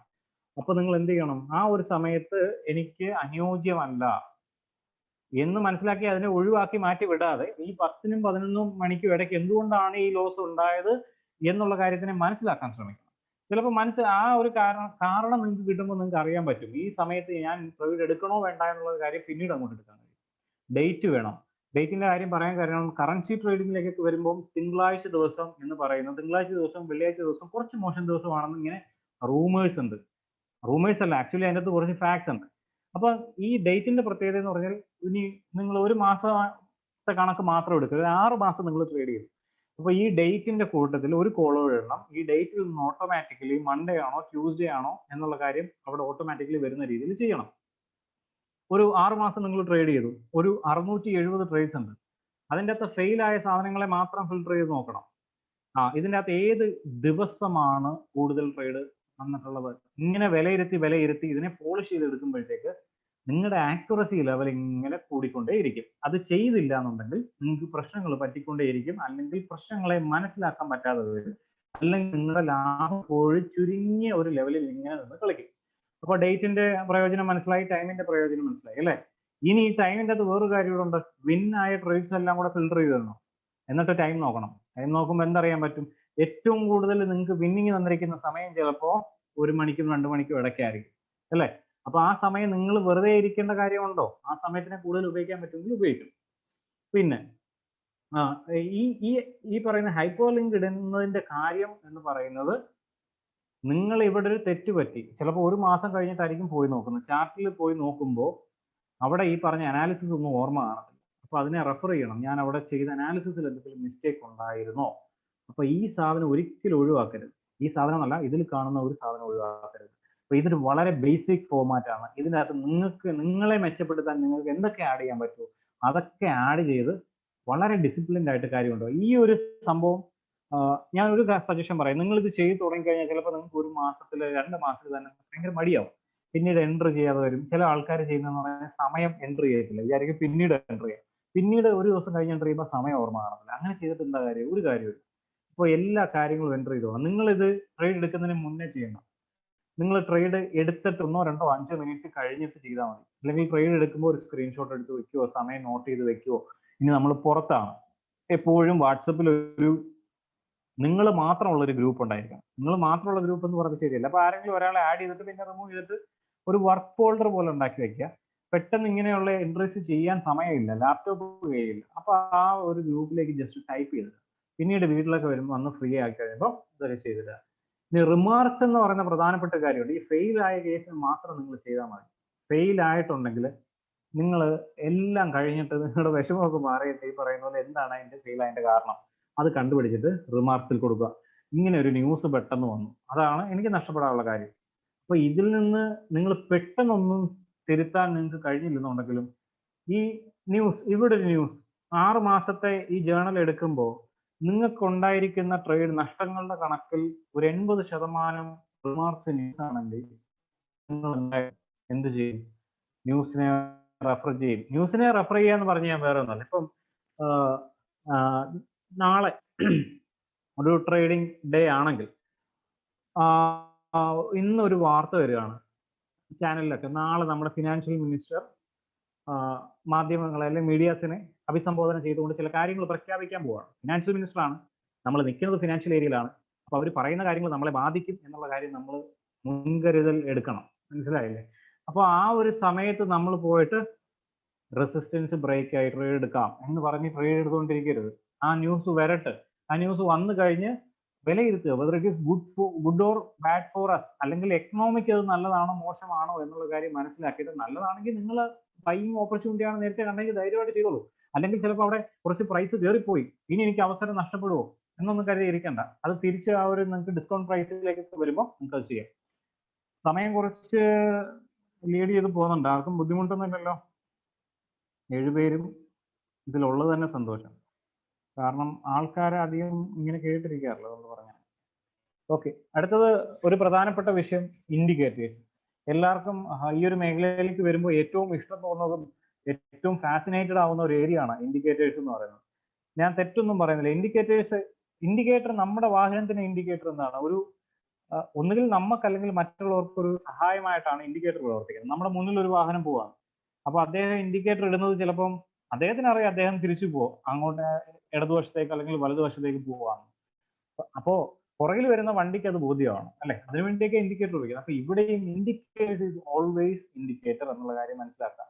അപ്പോൾ ഇൻഡിക്കേറ്ററിന് ഒരുപാട് പരിമിതികളുണ്ട്, അല്ലെങ്കിൽ ഒരുപാട് പ്രശ്നങ്ങളുണ്ട്. അതെന്താന്ന് പറയാം. എന്ന് പറഞ്ഞ് ഇൻഡിക്കേറ്റർ ഉപയോഗിക്കേണ്ടതല്ല, ഉപയോഗിക്കാം. നമ്മുടെ പ്രൈസ് ആക്ഷൻ സെറ്റപ്പിന്റെ ഒരു സഹായി എന്ന രീതിയിൽ ഉപയോഗിക്കാം. പക്ഷെ ഇൻഡിക്കേറ്റേഴ്സിനെ ഓൾ അലോൺ അതിനെ മാത്രം ഡിപ്പെൻഡ് ചെയ്ത് ട്രേഡ് എടുക്കുക എന്ന് പറയുന്നത് ഏറ്റവും വലിയ മോശം ഡിസിഷൻ ആയിരിക്കും. കാരണം ഇൻഡിക്കേറ്റേഴ്സ് എന്താണ്, വളരെ മനോഹരമായിട്ടുള്ള ഇൻഡിക്കേറ്റേഴ്സ് ഉണ്ട്. ചാർട്ടിലേക്ക് നോക്കിക്കഴിഞ്ഞാൽ ഈവൻ ചില ഇൻഡിക്കേറ്റർ അവിടെ എഴുതി കാണിക്കും, ബൈ ചെയ്തോ ബൈ ചെയ്യാൻ പറയും. അപ്പൊ അവിടെ ബൈ ചെയ്ത് കഴിഞ്ഞാൽ നമുക്ക് മാർക്കറ്റിന്റെ ഡെപ്ത് എന്താണെന്ന് മനസ്സിലാവോ? എന്തുകൊണ്ടാണ് അവിടെ ബൈ ചെയ്യാൻ പറഞ്ഞതെന്ന് മനസ്സിലാവോ? ഒന്നും മനസ്സിലാവും. ഇൻഡിക്കേറ്റേഴ്സിന് ഏറ്റവും വലിയൊരു ഡിസഡ്വാൻറ്റേജ് ലാഗിങ് ആണ്. ലാഗിങ് എന്ന് പറഞ്ഞാൽ ചില എവിടെയൊക്കെ വായിച്ചിട്ടുണ്ട്, indicators are born after the price is bone.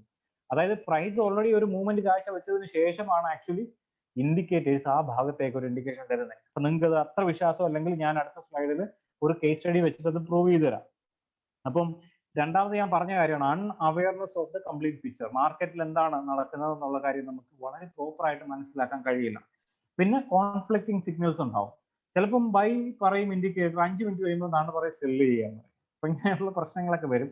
കാരണം ഇൻഡിക്കേറ്റേഴ്സ് എപ്പോഴും ഒരു അരിത്തമെറ്റിക്കൽ ഫോർമുല അല്ലെങ്കിൽ ചെറിയ ചില എന്തെങ്കിലും ഫോർമുലാസോ മാത്തമാറ്റിക്സ് ഒക്കെ വെച്ചിട്ടാണ് ഇൻഡിക്കേറ്റേഴ്സിനെ ഡെവലപ്പ് ചെയ്തിരിക്കുന്നത്. അപ്പൊ ഏറ്റവും പ്രശസ്തമായിട്ടുള്ള ഒരു ഇൻഡിക്കേറ്റർ ഉണ്ട്, മൂവിങ് ആവറേജ് എന്ന് പറയുന്ന ഇൻഡിക്കേറ്റർ. ഈ ഇൻഡിക്കേറ്റർ ഞാൻ പേഴ്സണലി ഉപയോഗിക്കുന്നതാണ്, ഞാൻ പരിപൂർണ്ണമായിട്ട് കുറ്റം പറയുന്നില്ല. പക്ഷേ എനിക്കൊരു അഡീഷണൽ കൺഫർമേഷൻ ചില സാഹചര്യങ്ങളിൽ എനിക്കൊരു സംശയമാണ്, അപ്പോൾ മാത്രം ട്രെൻഡിനെയൊക്കെ റെഫർ ചെയ്യാൻ വേണ്ടി മാത്രം ഞാൻ ഇൻഡിക്കേറ്റർ യൂസ് ചെയ്യാറുള്ളൂ.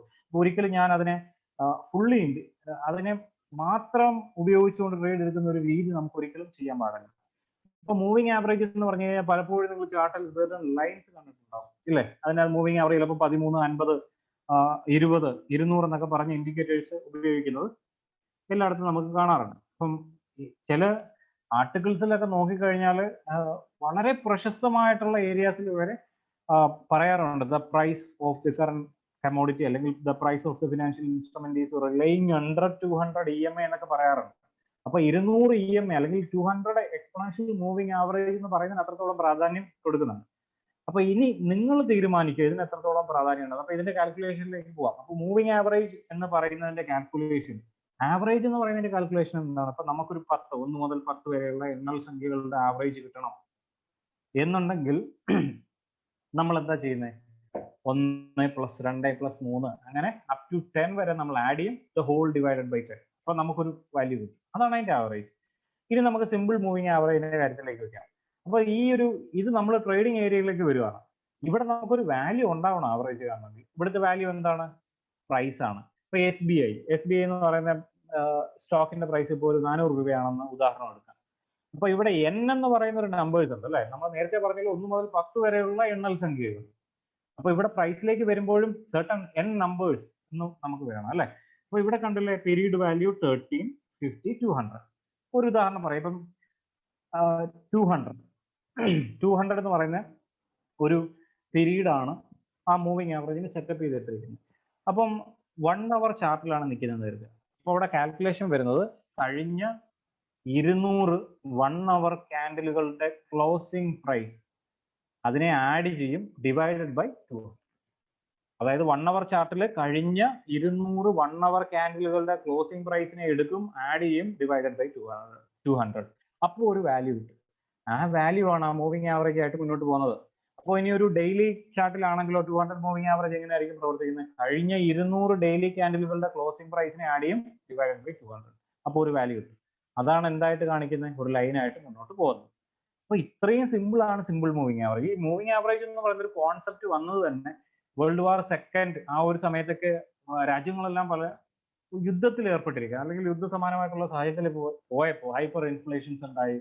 യുദ്ധ സാമഗ്രികൾക്ക് അല്ലെങ്കിൽ വാർ എക്യുപ്മെന്റ്സിന് ക്രമാതീതമായിട്ടുള്ള റേറ്റ് ഫ്ലക്ച്വേഷൻസ് ഉണ്ടായി. അപ്പൊ എന്താണ് റേറ്റ്, ഏതാണ് കറക്റ്റ് റേറ്റ് എന്ന് കറക്റ്റ് മനസ്സിലാക്കാൻ പറ്റാത്ത സിറ്റുവേഷൻ വന്നപ്പോൾ ഒരുപാട് വർഷങ്ങളുടെ ഈ വാർ എക്യുപ്മെന്റ്സിന് പല ബ്രാൻഡ്സിന്റെയൊക്കെ വില എടുത്തിട്ട് ആവറേജ് ചെയ്യാനുള്ള ശ്രമങ്ങൾ നടത്തി.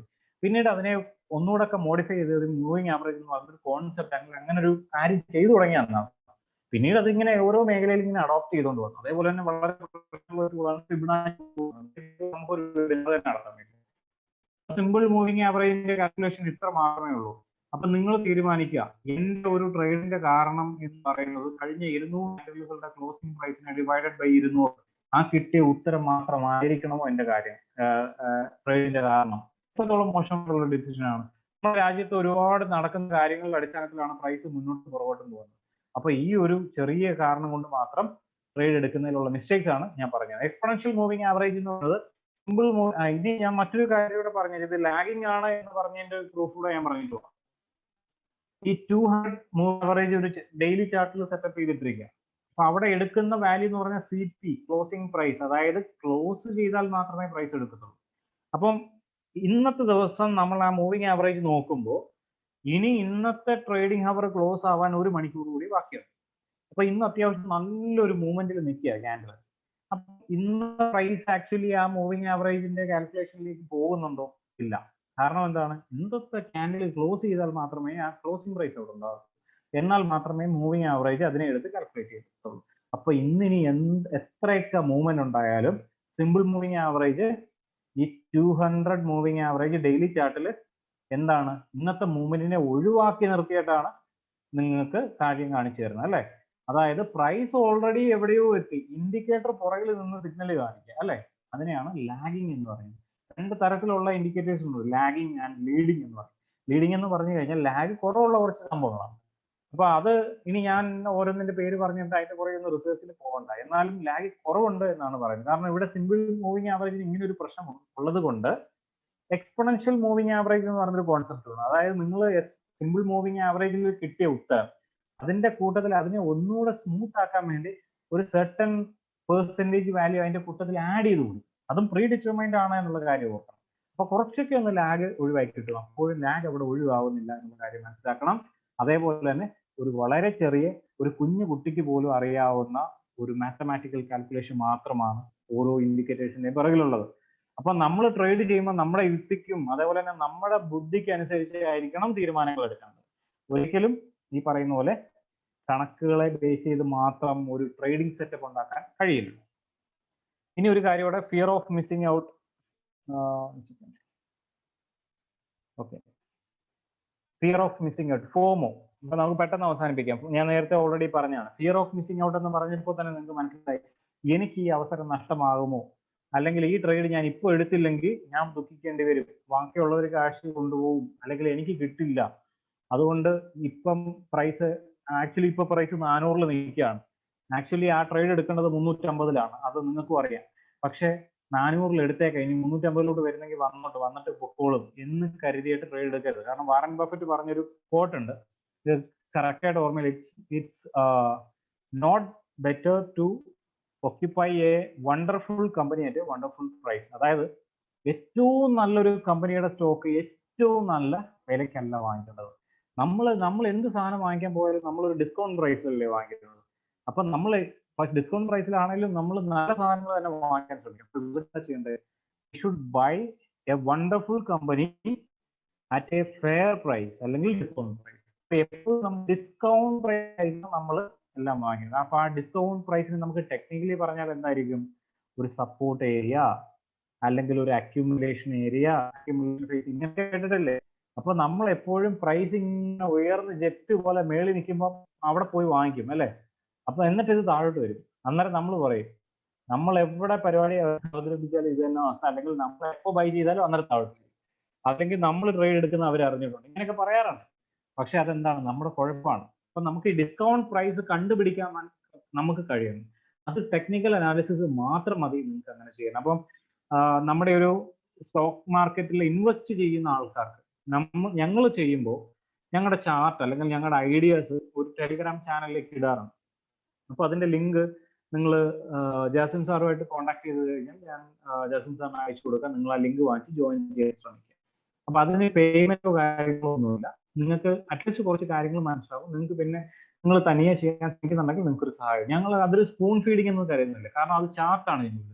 അല്ലെങ്കിൽ ഈ പ്രൈസിന് ബൈ ചെയ്തോളൂ, അവിടെ ഇങ്ങനെ ചെയ്തോളൂ, ഇങ്ങനെ ചെയ്തോളൂ, അത് കഴിഞ്ഞ് ഞങ്ങൾക്ക് ക്യാഷ് തന്നോളൂ, അടുത്ത മാസം മുതൽ ഞങ്ങൾ സിഗ്നൽ വാങ്ങിച്ചോളൂ എന്നൊന്നുമില്ല. അത് കംപ്ലീറ്റ്ലി ഫ്രീ ആണ്. It's all about ideas, informations ആണ്. അത് കണ്ട് പഠിക്കാൻ ശ്രമിക്കുക.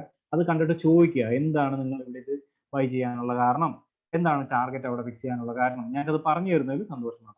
ഫിയർ ഓഫ് മിസ്സിംഗ് ഔട്ട്, അതായത് എപ്പോഴും ഉയർന്നു നിൽക്കുന്ന ഏരിയയിൽ പോയി ഒരു ഓവർബോട്ട് സിറ്റുവേഷനിൽ നിങ്ങൾ ട്രേഡ് ചെയ്യാൻ നിൽക്കരുത്. Always wait for a discount price. അത് തിരിച്ചു വരും എന്നുള്ള വിശ്വാസമാണ് ഒരു ടെക്നിക്കൽ അനാലിസിസിന്റെ ഏറ്റവും വലിയ ക്വാളിറ്റി. കാരണം അതിന്റെ ഏറ്റവും വലിയ ഉദാഹരണമാണ് കോവിഡ് സിറ്റുവേഷനിൽ നമ്മുടെ 60% സ്റ്റോക്കുകൾ ഇടിഞ്ഞ് താഴോട്ട് പോയപ്പോഴും വീക്ക്ലി അല്ലെങ്കിൽ മന്ത്ലി ചാർട്ടിന്റെ ഏറ്റവും പിൻ പോയിന്റ് സപ്പോർട്ട് ഏരിയാസിൽ നിന്ന് അത് കയറിപ്പോയിട്ടുണ്ട്. അപ്പം ആ ഒരു സമയത്തിൽ ടെക്നിക്കൽ അനാലിസിസിനെ വിശ്വസിച്ച് ഇൻവെസ്റ്റ് ചെയ്തിരിക്കുന്ന ഒരാളാണെങ്കിൽ, ഒരു 10 ലക്ഷം ഇൻവെസ്റ്റ് ചെയ്ത വ്യക്തിയാണെങ്കിൽ, ഇന്ന് അദ്ദേഹത്തിന്റെ ചിലപ്പോൾ ക്യാപിറ്റൽ മൂല്യം ഒരു 25 ലക്ഷം രൂപയായിരിക്കും. അതിനർത്ഥം നിങ്ങളൊരു 10,000 ഇട്ട് കഴിഞ്ഞാൽ 25,000 രൂപ 30,000 രൂപയൊക്കെ ആയിരിക്കും. അത്രയും വലിയൊരു ഓപ്പർച്യൂണിറ്റി ആയിരുന്നു ആ ഒരു സിറ്റുവേഷനിൽ പോലും നമുക്ക് കിട്ടിയത്. ഇവിടെ ഒരു ചാർലി മങ്കർ എന്ന് പറയുന്ന പ്രശ്നമായ വ്യക്തി പറഞ്ഞൊരു കോട്ടൂടെ പറഞ്ഞിട്ടുണ്ട്, we will keep missing but our secret is beyond wisdom all. കുറച്ചൊക്കെ നമ്മൾ ചെയ്യും, പക്ഷെ നമുക്ക് നഷ്ടപ്പെടുന്ന അവസ്ഥയിലേക്ക് നമ്മൾ പോകില്ല. അതാണ് ഈ ഒരു മേഖലയിലെ പ്രത്യേകതയുള്ള കാര്യം. അപ്പം പ്രധാന ഇമോഷൻസ്, ഒന്ന് ഫിയർ, ഒന്ന് എക്സൈറ്റ്മെന്റ്, ഒന്ന് ആൻസൈറ്റി, ഒന്ന് ജലസ്, ഗ്രീഡ്. അതായത് ഈ ഹോമോയായിട്ട് ബന്ധപ്പെട്ട ചില കാര്യങ്ങൾ. ഒന്ന് ഫിയർ, പേടി, അതിനെ കുറിച്ച് എന്താണെന്ന് മനസ്സിലായി. ഗ്രീഡ്, അത്യാർത്ഥി, അല്ലെ? നമ്മളെല്ലാവരും നീഡിയാണ്, അല്ലെ? Needy, we should not be greed. അതായത് നമ്മൾ ആവശ്യക്കാരനാണ്, പക്ഷെ അനാവശ്യത്തിന് വേണ്ടി പോകുന്ന രീതിയിലേക്ക് കാര്യം പോകാൻ പാടില്ല. ഓക്കെ, അത് നമ്മളൊരു മണി ജനറേറ്റിംഗ് ആവണം. അല്ലെങ്കിൽ ഒരു ദിവസം നമുക്കിപ്പോ ഒരു ഫുൾ ഹോളി ഗ്രേൽ സ്ട്രാറ്റജി കിട്ടും. 10 ട്രേഡ് എടുത്താലും 10ഉം കിട്ടും, 100 എടുത്തു കഴിഞ്ഞാൽ 100ഉം കിട്ടും എന്നുള്ളൊരു സെറ്റപ്പ് കണ്ടുപിടിക്കണം. വീട്ടിൽ നിന്ന് ട്രേഡ് ചെയ്യണം. ആദ്യം നമുക്ക് അടുത്തുള്ള പറമ്പുകൾ വാങ്ങിക്കണം, പിന്നെ നമ്മുടെ പഞ്ചായത്ത് വാങ്ങിക്കണം, പിന്നെ ജില്ല വാങ്ങിക്കണം. അങ്ങനെ ഒരു കോടീശ്വരനാകണം എന്നുള്ള ചിന്തയിൽ അമിത ആത്മവിശ്വാസത്തോടൊന്നും കടന്നു വരണ്ട. നിങ്ങളുടെ ക്യാപിറ്റലിന്റെ 10% ബിസിനസ്സിലെല്ലാം കിട്ടുന്ന പോലെ എന്റെ ക്യാപിറ്റലിൽ ഒരു 10%, 15%, 20% ഒക്കെ എടുക്കാൻ കഴിയുന്ന ഒരു വ്യക്തിയായി മാറണം എന്ന് ആഗ്രഹിക്കുക. എക്സൈറ്റ്മെന്റ്, ന്യൂസ് ഒക്കെ കാണുമ്പോൾ ഈ ക്യാൻഡിൽസ് ഇങ്ങനെ കയറി പോകും. അപ്പൊ നമ്മൾ വിചാരിക്കും ഇത് റോക്കറ്റ് പോലെ പൊക്കോളും, അതിന്റെ കൂടെ പിടിക്കാന്ന് പറഞ്ഞിട്ട് ഇങ്ങനെ പൈസ ഇട്ട് കൊടുക്കും, എറിഞ്ഞു പിടിക്കുക. അപ്പൊ അങ്ങനെയുള്ള പരിപാടികൾ ചെയ്യരുത്. ജലസി എന്ന് പറഞ്ഞൊരു കാര്യം ഇതിനകത്ത് വളരെ പ്രധാനപ്പെട്ട, കാരണം നമുക്ക് ചുറ്റിനും ഈ ഒരു സമൂഹത്തിൽ തെറ്റിദ്ധാരണ പരത്തുന്ന ആൾക്കാരും അതേപോലെ തന്നെ മനോഹരമായിട്ടുള്ള പ്രോഫിറ്റിന്റെ സ്ക്രീൻഷോട്ട് ഇട്ട് നമ്മളെ അമിത ആവേശം കയറ്റുന്ന ആൾക്കാരാണ്. അപ്പൊ ഈ സ്ക്രീൻഷോട്ട് കണ്ടിട്ട് നിങ്ങൾ ആ വഴി പോകണ്ട. ചില സ്ക്രീൻഷോട്ട് കാണുമ്പോൾ 30,000 രൂപ ഒറ്റ പ്രോഫിറ്റ്, ഒറ്റ ദിവസം കൊണ്ട്, ഒറ്റ മിനിറ്റ് കൊണ്ട്. അപ്പൊ നിങ്ങൾ ചിന്തിക്കരുത് എനിക്ക് 25,000 രൂപ ശമ്പളം ഉള്ളൂ, അവൻ ഒരു മിനിറ്റ് കൊണ്ട് 30,000 എടുക്കും, അപ്പൊ എന്റെ പണി നിർത്തിയിട്ട് 5,000 രൂപ വെച്ചിട്ട് 30,000 ഉണ്ടാക്കാന്ന് പറഞ്ഞ് പോകണ്ട. കാരണം അദ്ദേഹത്തിന് കിട്ടിയ സന്തോഷം മാത്രമേ ആ വ്യക്തി ഷെയർ ചെയ്യുന്നുള്ളൂ. മറിച്ച് അദ്ദേഹത്തിന് വിഷമം ഉണ്ടാവുമ്പോൾ മാറിയിരുന്ന് പൊട്ടിക്കരയുന്ന രംഗങ്ങളൊന്നും നമ്മൾ കാണുന്നില്ല. അപ്പം ഈ പറയുന്നത് പോലെ ആരുടെയും സ്ക്രീൻഷോട്ട് കണ്ട് അസൂയപ്പെട്ടൊന്നും നമ്മൾ പോകണ്ട. നമ്മുടെ പഠിച്ച കാര്യങ്ങൾ വെച്ച് അല്ലെങ്കിൽ നമ്മുടെ സ്കിൽ സെറ്റ് വെച്ചിട്ട് എന്ത് ജനറേറ്റ് ചെയ്യാൻ കഴിയും, എന്റെ കപ്പാസിറ്റി എന്താണ്, ഞാൻ ഏതിലാണ് കൂടുതൽ ഫോക്കസ് ചെയ്യേണ്ടത്, how much I can generate, അതിന് വേണ്ടി ഒരു ഗോൾ സെറ്റ് ചെയ്ത് പഠിച്ചു തുടങ്ങുക എന്നുള്ള കാര്യമാണ്. അപ്പൊ ബേസ് ഇൻവെസ്റ്റ്മെന്റ് എന്ന് പറഞ്ഞാൽ ഇറ്റ്സ് ഓൾവേസ് എന്താണ്, ലേണിംഗ് ആണ്. ഫസ്റ്റ് നമ്മുടെ ബ്രെയിനിലേക്ക് ഇൻവെസ്റ്റ് ചെയ്യാം. ഓക്കെ, അപ്പം ഫോമോ എന്താണെന്നുള്ള കാര്യം മനസ്സിലായില്ല. അപ്പൊ ഇനി കോമൺ മിസ്റ്റേക്സ്, ഇത് ചെറിയൊരു സ്ലൈഡാണ്, ഇതിനകത്ത് അധികം കാര്യമൊന്നും. ഒരു ട്രേഡർ ഒരു വ്യക്തമായിട്ടുള്ള ഒരു പ്ലാൻ അല്ലെങ്കിൽ വ്യക്തമായിട്ടുള്ള സ്കിൽ സെറ്റ് ഉള്ള ട്രേഡറും ഒരു ഫോമോ അല്ലെങ്കിൽ ഇമോഷണലി വീക്ക് ആയിട്ടുള്ള ഒരു ട്രേഡറും തമ്മിലുള്ള ഒരു കമ്പാരിസൺ ആണ് ഇവിടെ കൊടുത്തിരിക്കുന്നത്. അപ്പം ട്രേഡർ, നല്ലൊരു ഡിസിപ്ലിൻ ട്രേഡർ എന്ത് ചെയ്യും, അനാലിസിസുകൾ ചെയ്യും, ന്യൂസുകൾ ഫോളോ ചെയ്യും. മറുഭാഗത്ത് മറ്റവരെന്ത് ചെയ്യും, മറ്റുള്ളവരുടെ അഭിപ്രായങ്ങൾ ചോദിക്കും. SBI ഞാൻ ബൈ ചെയ്യാമോ, എന്താണ് അവസ്ഥ എന്ന് ചോദിച്ചുകൊണ്ടേയിരിക്കും. റൂമേഴ്സ് ഫോളോ ചെയ്യും. അതായത് ചില കമ്പനികളുടെ ഉള്ളിൽ നിന്ന് വരുന്ന ചില ആ കമ്പനിക്ക് ഇങ്ങനെ സംഭവിക്കുന്നുണ്ട്, അങ്ങനെ സംഭവിക്കുന്നുണ്ട്. അപ്പൊ ഈ ഒരു റൂമേഴ്സിന്റെ പുറകെ പോകും. അപ്പൊ എപ്പോഴും നമ്മൾ ഫാക്ട്സിന്റെ പുറകെ. Set comfortable risk reward ratio. ഒരു discipline trader risk reward ratio base ചെയ്തിട്ടായിരിക്കും വർക്ക് ചെയ്യുന്നത്. ഒരു ട്രേഡർ വിത്ത് ഫോമോ എന്ത് ചെയ്യും, upside and consider the upside, അതായത് പെട്ടെന്നുള്ള ഉയർച്ചയും വീഴ്ചയൊക്കെ ഉപയോഗപ്പെടുത്താൻ ശ്രമിക്കും, വളരെ മോശപൂർവമായിട്ട്. അപ്പം അങ്ങനെ ചെയ്യരുത്. പിന്നെ ഒരു ഡിസിപ്ലിൻ ട്രേഡർ ചെയ്യുന്ന കാര്യം, സ്റ്റോപ്പ് ലോസും ടാർഗറ്റും എപ്പോഴും ഉണ്ടാകണം. നിങ്ങളുടെ ഒരു ട്രേഡിന് സ്റ്റോപ്പ് ലോസും ടാർഗറ്റും നിങ്ങൾ നിശ്ചയിച്ചു കഴിഞ്ഞാൽ നിങ്ങളുടെ വർക്ക് അവിടെ കഴിഞ്ഞു. നിങ്ങൾക്ക് പിന്നെ സമാധാനമായിട്ട് ഇരിക്കുക എന്നുള്ള കാര്യം മനസ്സിലാക്കുക. സമാധാനം ഇല്ലാതിരിക്കുക എന്നുള്ളതല്ല ഈ മേഖലയിലേക്ക് വന്നിട്ട് ചെയ്യേണ്ടത്, സന്തോഷമായിട്ടിരിക്കണം. അപ്പൊ ആ രീതിയിൽ ചെയ്യുക. സന്തോഷമായിട്ടിരിക്കണമെങ്കിൽ നിങ്ങൾ കൂടുതൽ പഠിക്കണം. ആ പഠിക്കുന്ന സമയത്ത് നിങ്ങളെ കൊണ്ട് താങ്ങാനാവുന്ന, നിങ്ങളുടെ കയ്യിൽ ചിലപ്പോൾ 5 ലക്ഷം ഉണ്ടാവും. അപ്പൊ എന്റെ സ്റ്റുഡൻസ് ആണെങ്കിൽ ക്ലാസ് കഴിയുമ്പോൾ ചോദിക്കാറുണ്ട്, സാർ എന്റെ കയ്യിൽ 5 ലാക്ക് ഉണ്ട്, എന്റെ കയ്യിൽ 50,000 ഉണ്ട്, എന്റെ കയ്യിൽ 75,000 ഉണ്ട്, 3 ലക്ഷം ഉണ്ട്. 5 ലക്ഷം ഉണ്ട് എന്ന് പറയുന്ന ഒരു വ്യക്തിയോട് ഞാൻ 5 ലക്ഷത്തിനോട് 2 ലക്ഷം വെച്ച് ചെയ്യാനല്ല പറയേണ്ടത്. അപ്പൊ ആ ഒരു സ്റ്റുഡന്റ് എത്രത്തോളം ഇമോഷണലി വെൽസെറ്റ് ആണ്, അദ്ദേഹത്തിന് സ്റ്റോപ്പ് ലോസ് ഇടാറുണ്ടോ, ജേണൽ അറ്റ്ലീസ്റ്റ് ഞാൻ ഒരു കാര്യം നോക്കാറുണ്ട്, ജേണൽ സ്ഥിരമായിട്ട് ചെയ്യുന്നുണ്ടോ, അതിൽ റിസൾട്ട് കാഴ്ചവെക്കുന്നുണ്ടോ, കൺസിസ്റ്റന്റ് ആയിട്ട് ഒരു 5 അല്ലെങ്കിൽ 10% അദ്ദേഹം ഉണ്ടാക്കുന്നുണ്ടോ എന്ന് പറഞ്ഞു കഴിഞ്ഞാൽ ഈ 5 ലക്ഷം ഉണ്ടെങ്കിലും അദ്ദേഹത്തിനോട് പറയുന്നത് ചിലപ്പോൾ 25,000 രൂപ ചെയ്യാനായിരിക്കും. കാരണം 25,000 രൂപ ചെയ്യുമ്പോൾ അദ്ദേഹത്തിന് പേടി കാണുന്നില്ല, അദ്ദേഹത്തിന്റെ ജീവിതത്തെ ബാധിക്കത്തില്ല, അദ്ദേഹത്തിന് ലോസ് ഉണ്ടാകുമ്പോൾ ബാക്കിയുള്ളവരെ ചീത്ത വിളിക്കാനും തല്ലാനും ഒന്നും പോകത്തില്ല, സമാധാനമായിട്ടിരുന്ന് ചെയ്യണം. അപ്പം റിസ്ക് റിവാർഡ് റേഷ്യോസ് മെയിൻ ചെയ്യണം. അല്ലെങ്കിൽ ഞാൻ 5 ലക്ഷം പറഞ്ഞു, ഒരു ട്രേഡിൽ 1% റിസ്ക് ചെയ്യാൻ പറഞ്ഞത് ചെയ്യുന്നുണ്ട്, പക്ഷെ 1% നഷ്ടത്തിൽ നിൽക്കുമ്പോൾ 5 ലക്ഷം എന്ന് പറഞ്ഞൊരു വലിയ ഫിഗറാണ്. പക്ഷെ അതിന്റെ 10% എന്ന് പറയുന്നത് ചിലപ്പോൾ അദ്ദേഹത്തിന് വലിയൊരു ഫിഗർ ആയിട്ട് തോന്നും. അത് നഷ്ടത്തിൽ ക്ലോസ് ചെയ്യണോ എന്ന് വിചാരിച്ചു കഴിഞ്ഞാൽ അദ്ദേഹം എന്ത് ചെയ്യും? ആ സ്റ്റോപ്പ് ലോസിനെ എടുത്ത് മാറ്റി വെക്കും, അല്ലെങ്കിൽ നീക്കി വെക്കും, 50,000 60,000 കൊണ്ടുപോകും. അപ്പോൾ അങ്ങനെയുള്ള ഭീതി വരുമ്പോൾ ചിലപ്പോൾ നമ്മൾ തെറ്റായിട്ടുള്ള തീരുമാനങ്ങൾ എടുക്കും. അപ്പോൾ stop loss take profit alter ചെയ്യേണ്ട സാധനമല്ല. ചില അടിയന്തര സാഹചര്യത്തിൽ മാത്രമേ അതിന് മാറ്റാൻ സാധിക്കുള്ളൂ. അപ്പൊ ആ ഒരു ഡിസിപ്ലിൻ നിങ്ങൾ തന്നെ പഠിക്കുകയാണെങ്കിൽ ഒരിക്കലും ഇതിന്റെ ഒരു ഒരു തിരുത്തൽ വരുത്തരുത്. റിസ്ക് റിവാർഡ് റേഷ്യോയിൽ ഒരു തിരുത്തലും വരുത്തരുത്. കാരണം നഷ്ടം വരുമ്പോൾ നിങ്ങളെ ആശ്വസിപ്പിക്കാനും സന്തോഷിപ്പിക്കാനും ഒന്നും ആരും കാണത്തില്ല. അപ്പോൾ സ്വയം മനസ്സിലാക്കി തെറ്റും ശരിയും മനസ്സിലാക്കി മുന്നോട്ട് പോകാൻ ശ്രമിക്കുക. അപ്പോൾ ട്രേഡർ റിഫോമർ എന്ത് ചെയ്യും? റിസ്കി സാഹചര്യങ്ങളിൽ ട്രേഡ് ചെയ്യും. ഭയങ്കര ന്യൂസ് കാര്യങ്ങളൊക്കെ വരുമ്പോൾ അതിന്റെ കൂടെ നിന്ന് ട്രേഡ് ചെയ്യുക, കൂടുതൽ ലിവറേജ് ഇട്ട് ചെയ്യുക, അങ്ങനെയൊക്കെ ചെയ്യും. പാനിക് ആവും. അതായത് ഒരു ട്രേഡ് ഒരു 1000 റുപ്പീസ് ലോസിൽ പോയ ഒരു ട്രേഡ് വീണ്ടും വന്ന് 50 രൂപ പ്രോഫിറ്റിലാകുമ്പോൾ വിൽക്കുക. അതും ഫിയർ ഓഫ് മിസ്സിംഗ് ഔട്ട് ആണ്. കാരണം ഇനി മുകളിലേക്ക് പോകില്ല എന്നുള്ളൊരു വിശ്വാസക്കുറവാണ് അദ്ദേഹത്തിനെ അതിലേക്ക് എത്തിക്കുന്നത്. അപ്പം പിന്നീട് നമുക്ക് വേണ്ട ഒരു ഫോളോ എ പ്ലാൻ, നമുക്കൊരു വ്യക്തമായിട്ടുള്ള പ്ലാൻ ഉണ്ടാവും. ഏതൊരു മേഖലയാണെങ്കിലും, നമുക്ക് എഞ്ചിനീയറിംഗ് മേഖലയാണെങ്കിലും എവിടെയാണെങ്കിലും പ്ലാനിങ് ആൻഡ് എക്സിക്യൂഷൻ 2 ടേമുകൾ തമ്മിൽ കമ്പൈൻഡ് ഫോമിലേക്ക് വരുമ്പോഴാണ് അതിനൊരു അർത്ഥം ഉണ്ടാകുന്നത്. അപ്പോൾ പ്ലാൻ ഉണ്ടെങ്കിൽ മാത്രമേ, പ്രോപ്പർ പ്ലാൻ ഉണ്ടെങ്കിൽ മാത്രമേ പ്രോപ്പർ ആയിട്ട് എക്സിക്യൂട്ട് ചെയ്യാൻ കഴിയുള്ളൂ. അല്ലാതെ ചിലർ പറയാറില്ല, ഒരു കാര്യം ചെയ്യുന്നതിന് മുമ്പ് 3 തവണ ചിന്തിക്കണം. ഇവിടെ നമ്മൾ എന്താ ചെയ്യുന്നത്? നമ്മൾ ട്രേഡ് ചെയ്യുന്നതിന് മുമ്പ് 3-4 കൺഫർമേഷൻസ് എടുക്കും, അല്ലേ? അപ്പോൾ പ്രോപ്പർ പ്ലാൻ ആൻഡ് എക്സിക്യൂഷൻ നിങ്ങൾക്ക് ഉണ്ടാവണം. പ്ലാൻ ഇല്ലാതെ ഒരു ട്രേഡ് ചെയ്യാൻ പോകും. അപ്പം നിങ്ങൾ ചിലപ്പോൾ ഒരു ട്രേഡ് ടെക്നിക്കലി വളരെ മനോഹരമായിട്ടുള്ള ഒരു ട്രേഡ്, പക്ഷെ ഫണ്ടമെന്റലി ഒരു ന്യൂസ് വരാനുണ്ട് 5 മിനിറ്റ് കഴിഞ്ഞ്. അപ്പൊ നിങ്ങൾ ചിന്തിക്കരുത്, ഞാൻ ന്യൂസ് ചിലപ്പോൾ കറക്റ്റ് ആയിട്ട് വന്നാലോ എന്ന് കരുതി ട്രേഡ് ചെയ്യാൻ നിൽക്കരുത്. കറക്റ്റ് ആയിട്ട് വന്ന് ഇനി നിങ്ങളുടെ ടാർഗറ്റും കഴിഞ്ഞ് പൊക്കോട്ടെ, ഒരു കുഴപ്പമില്ല, ഇന്ന് അവസാനിക്കത്തില്ലേ മേഖല, അപ്പോൾ നാളെ നമുക്ക് അടുത്ത് കിട്ടും എന്ന് ചിന്തിക്കും. അപ്പം ഈ ഫോമുള്ള ഒരു വ്യക്തിയാണ് എന്ത് ചെയ്യും? ഒരു പ്ലാനും കാണത്തില്ല, അല്ലെ? ഒരു ലോഗും കാണത്തില്ല, ഒരു ജേണലും കാണത്തില്ല. അദ്ദേഹം ഇങ്ങനെ അങ്ങോട്ടും ഇങ്ങോട്ടും ചെയ്തുകൊണ്ടേയിരിക്കും. അദ്ദേഹത്തിന് തന്നെ മനസ്സിലാകത്തില്ല എന്താണ് വാട്ട്സ് ഹാപ്പനിങ്, എന്താണ് നടന്നുകൊണ്ടിരിക്കുന്നത്. അപ്പം ഈ ഒരു സെക്ഷൻ എല്ലാവർക്കും ഉപകാരപ്പെട്ടു എന്ന് ഞാൻ വിശ്വസിക്കുന്നു. ഒരുപാട് പേർക്ക് പറ്റുന്ന തെറ്റും ഒരുപാട് പേർക്ക് പറ്റുന്ന വിഷമങ്ങളും ഒക്കെയാണ് നമ്മൾ ഇന്ന് ചർച്ച ചെയ്തത്. അപ്പോൾ തീർച്ചയായിട്ടും നിങ്ങൾ ഒരുപക്ഷെ ഈ വിഷമത്തിന്റെ അവസ്ഥയിലൂടെ പോയിട്ടുണ്ടാവും. ചിലപ്പം ഇത് ഇങ്ങനെയുള്ള കാര്യങ്ങൾക്ക് നിങ്ങൾക്ക് അധികം ഫോക്കസ് കൊടുത്തില്ല എന്നുണ്ടെങ്കിൽ ഈ വിഷമത്തിന്റെ സാഹചര്യത്തിൽ പോകേണ്ടി വരും. അപ്പൊ ഇത് എത്രത്തോളം നിങ്ങൾക്ക് എഫക്റ്റീവ് ആയി എന്ന് എനിക്കറിയത്തില്ല. ഇതിനെ എത്രത്തോളം നിങ്ങൾ മുൻതൂക്കം കൊടുക്കും, അല്ലെങ്കിൽ ഇതിന് എത്രത്തോളം നിങ്ങൾ ഇമ്പോർട്ടൻസ് കൊടുക്കുമെന്ന് എനിക്കറിയത്തില്ല. പക്ഷെ ഇതിൽ പറഞ്ഞിരിക്കുന്ന കുറച്ച് കാര്യങ്ങളെങ്കിലും അപ്ലൈ ചെയ്യാൻ ശ്രമിക്കുക. Risk reward ratio, trading journal ചെയ്താൽ തന്നെ നിങ്ങൾക്ക് നിങ്ങളെ മനസ്സിലാക്കാൻ കഴിയും എന്നുള്ള കാര്യം മനസ്സിലാക്കുക.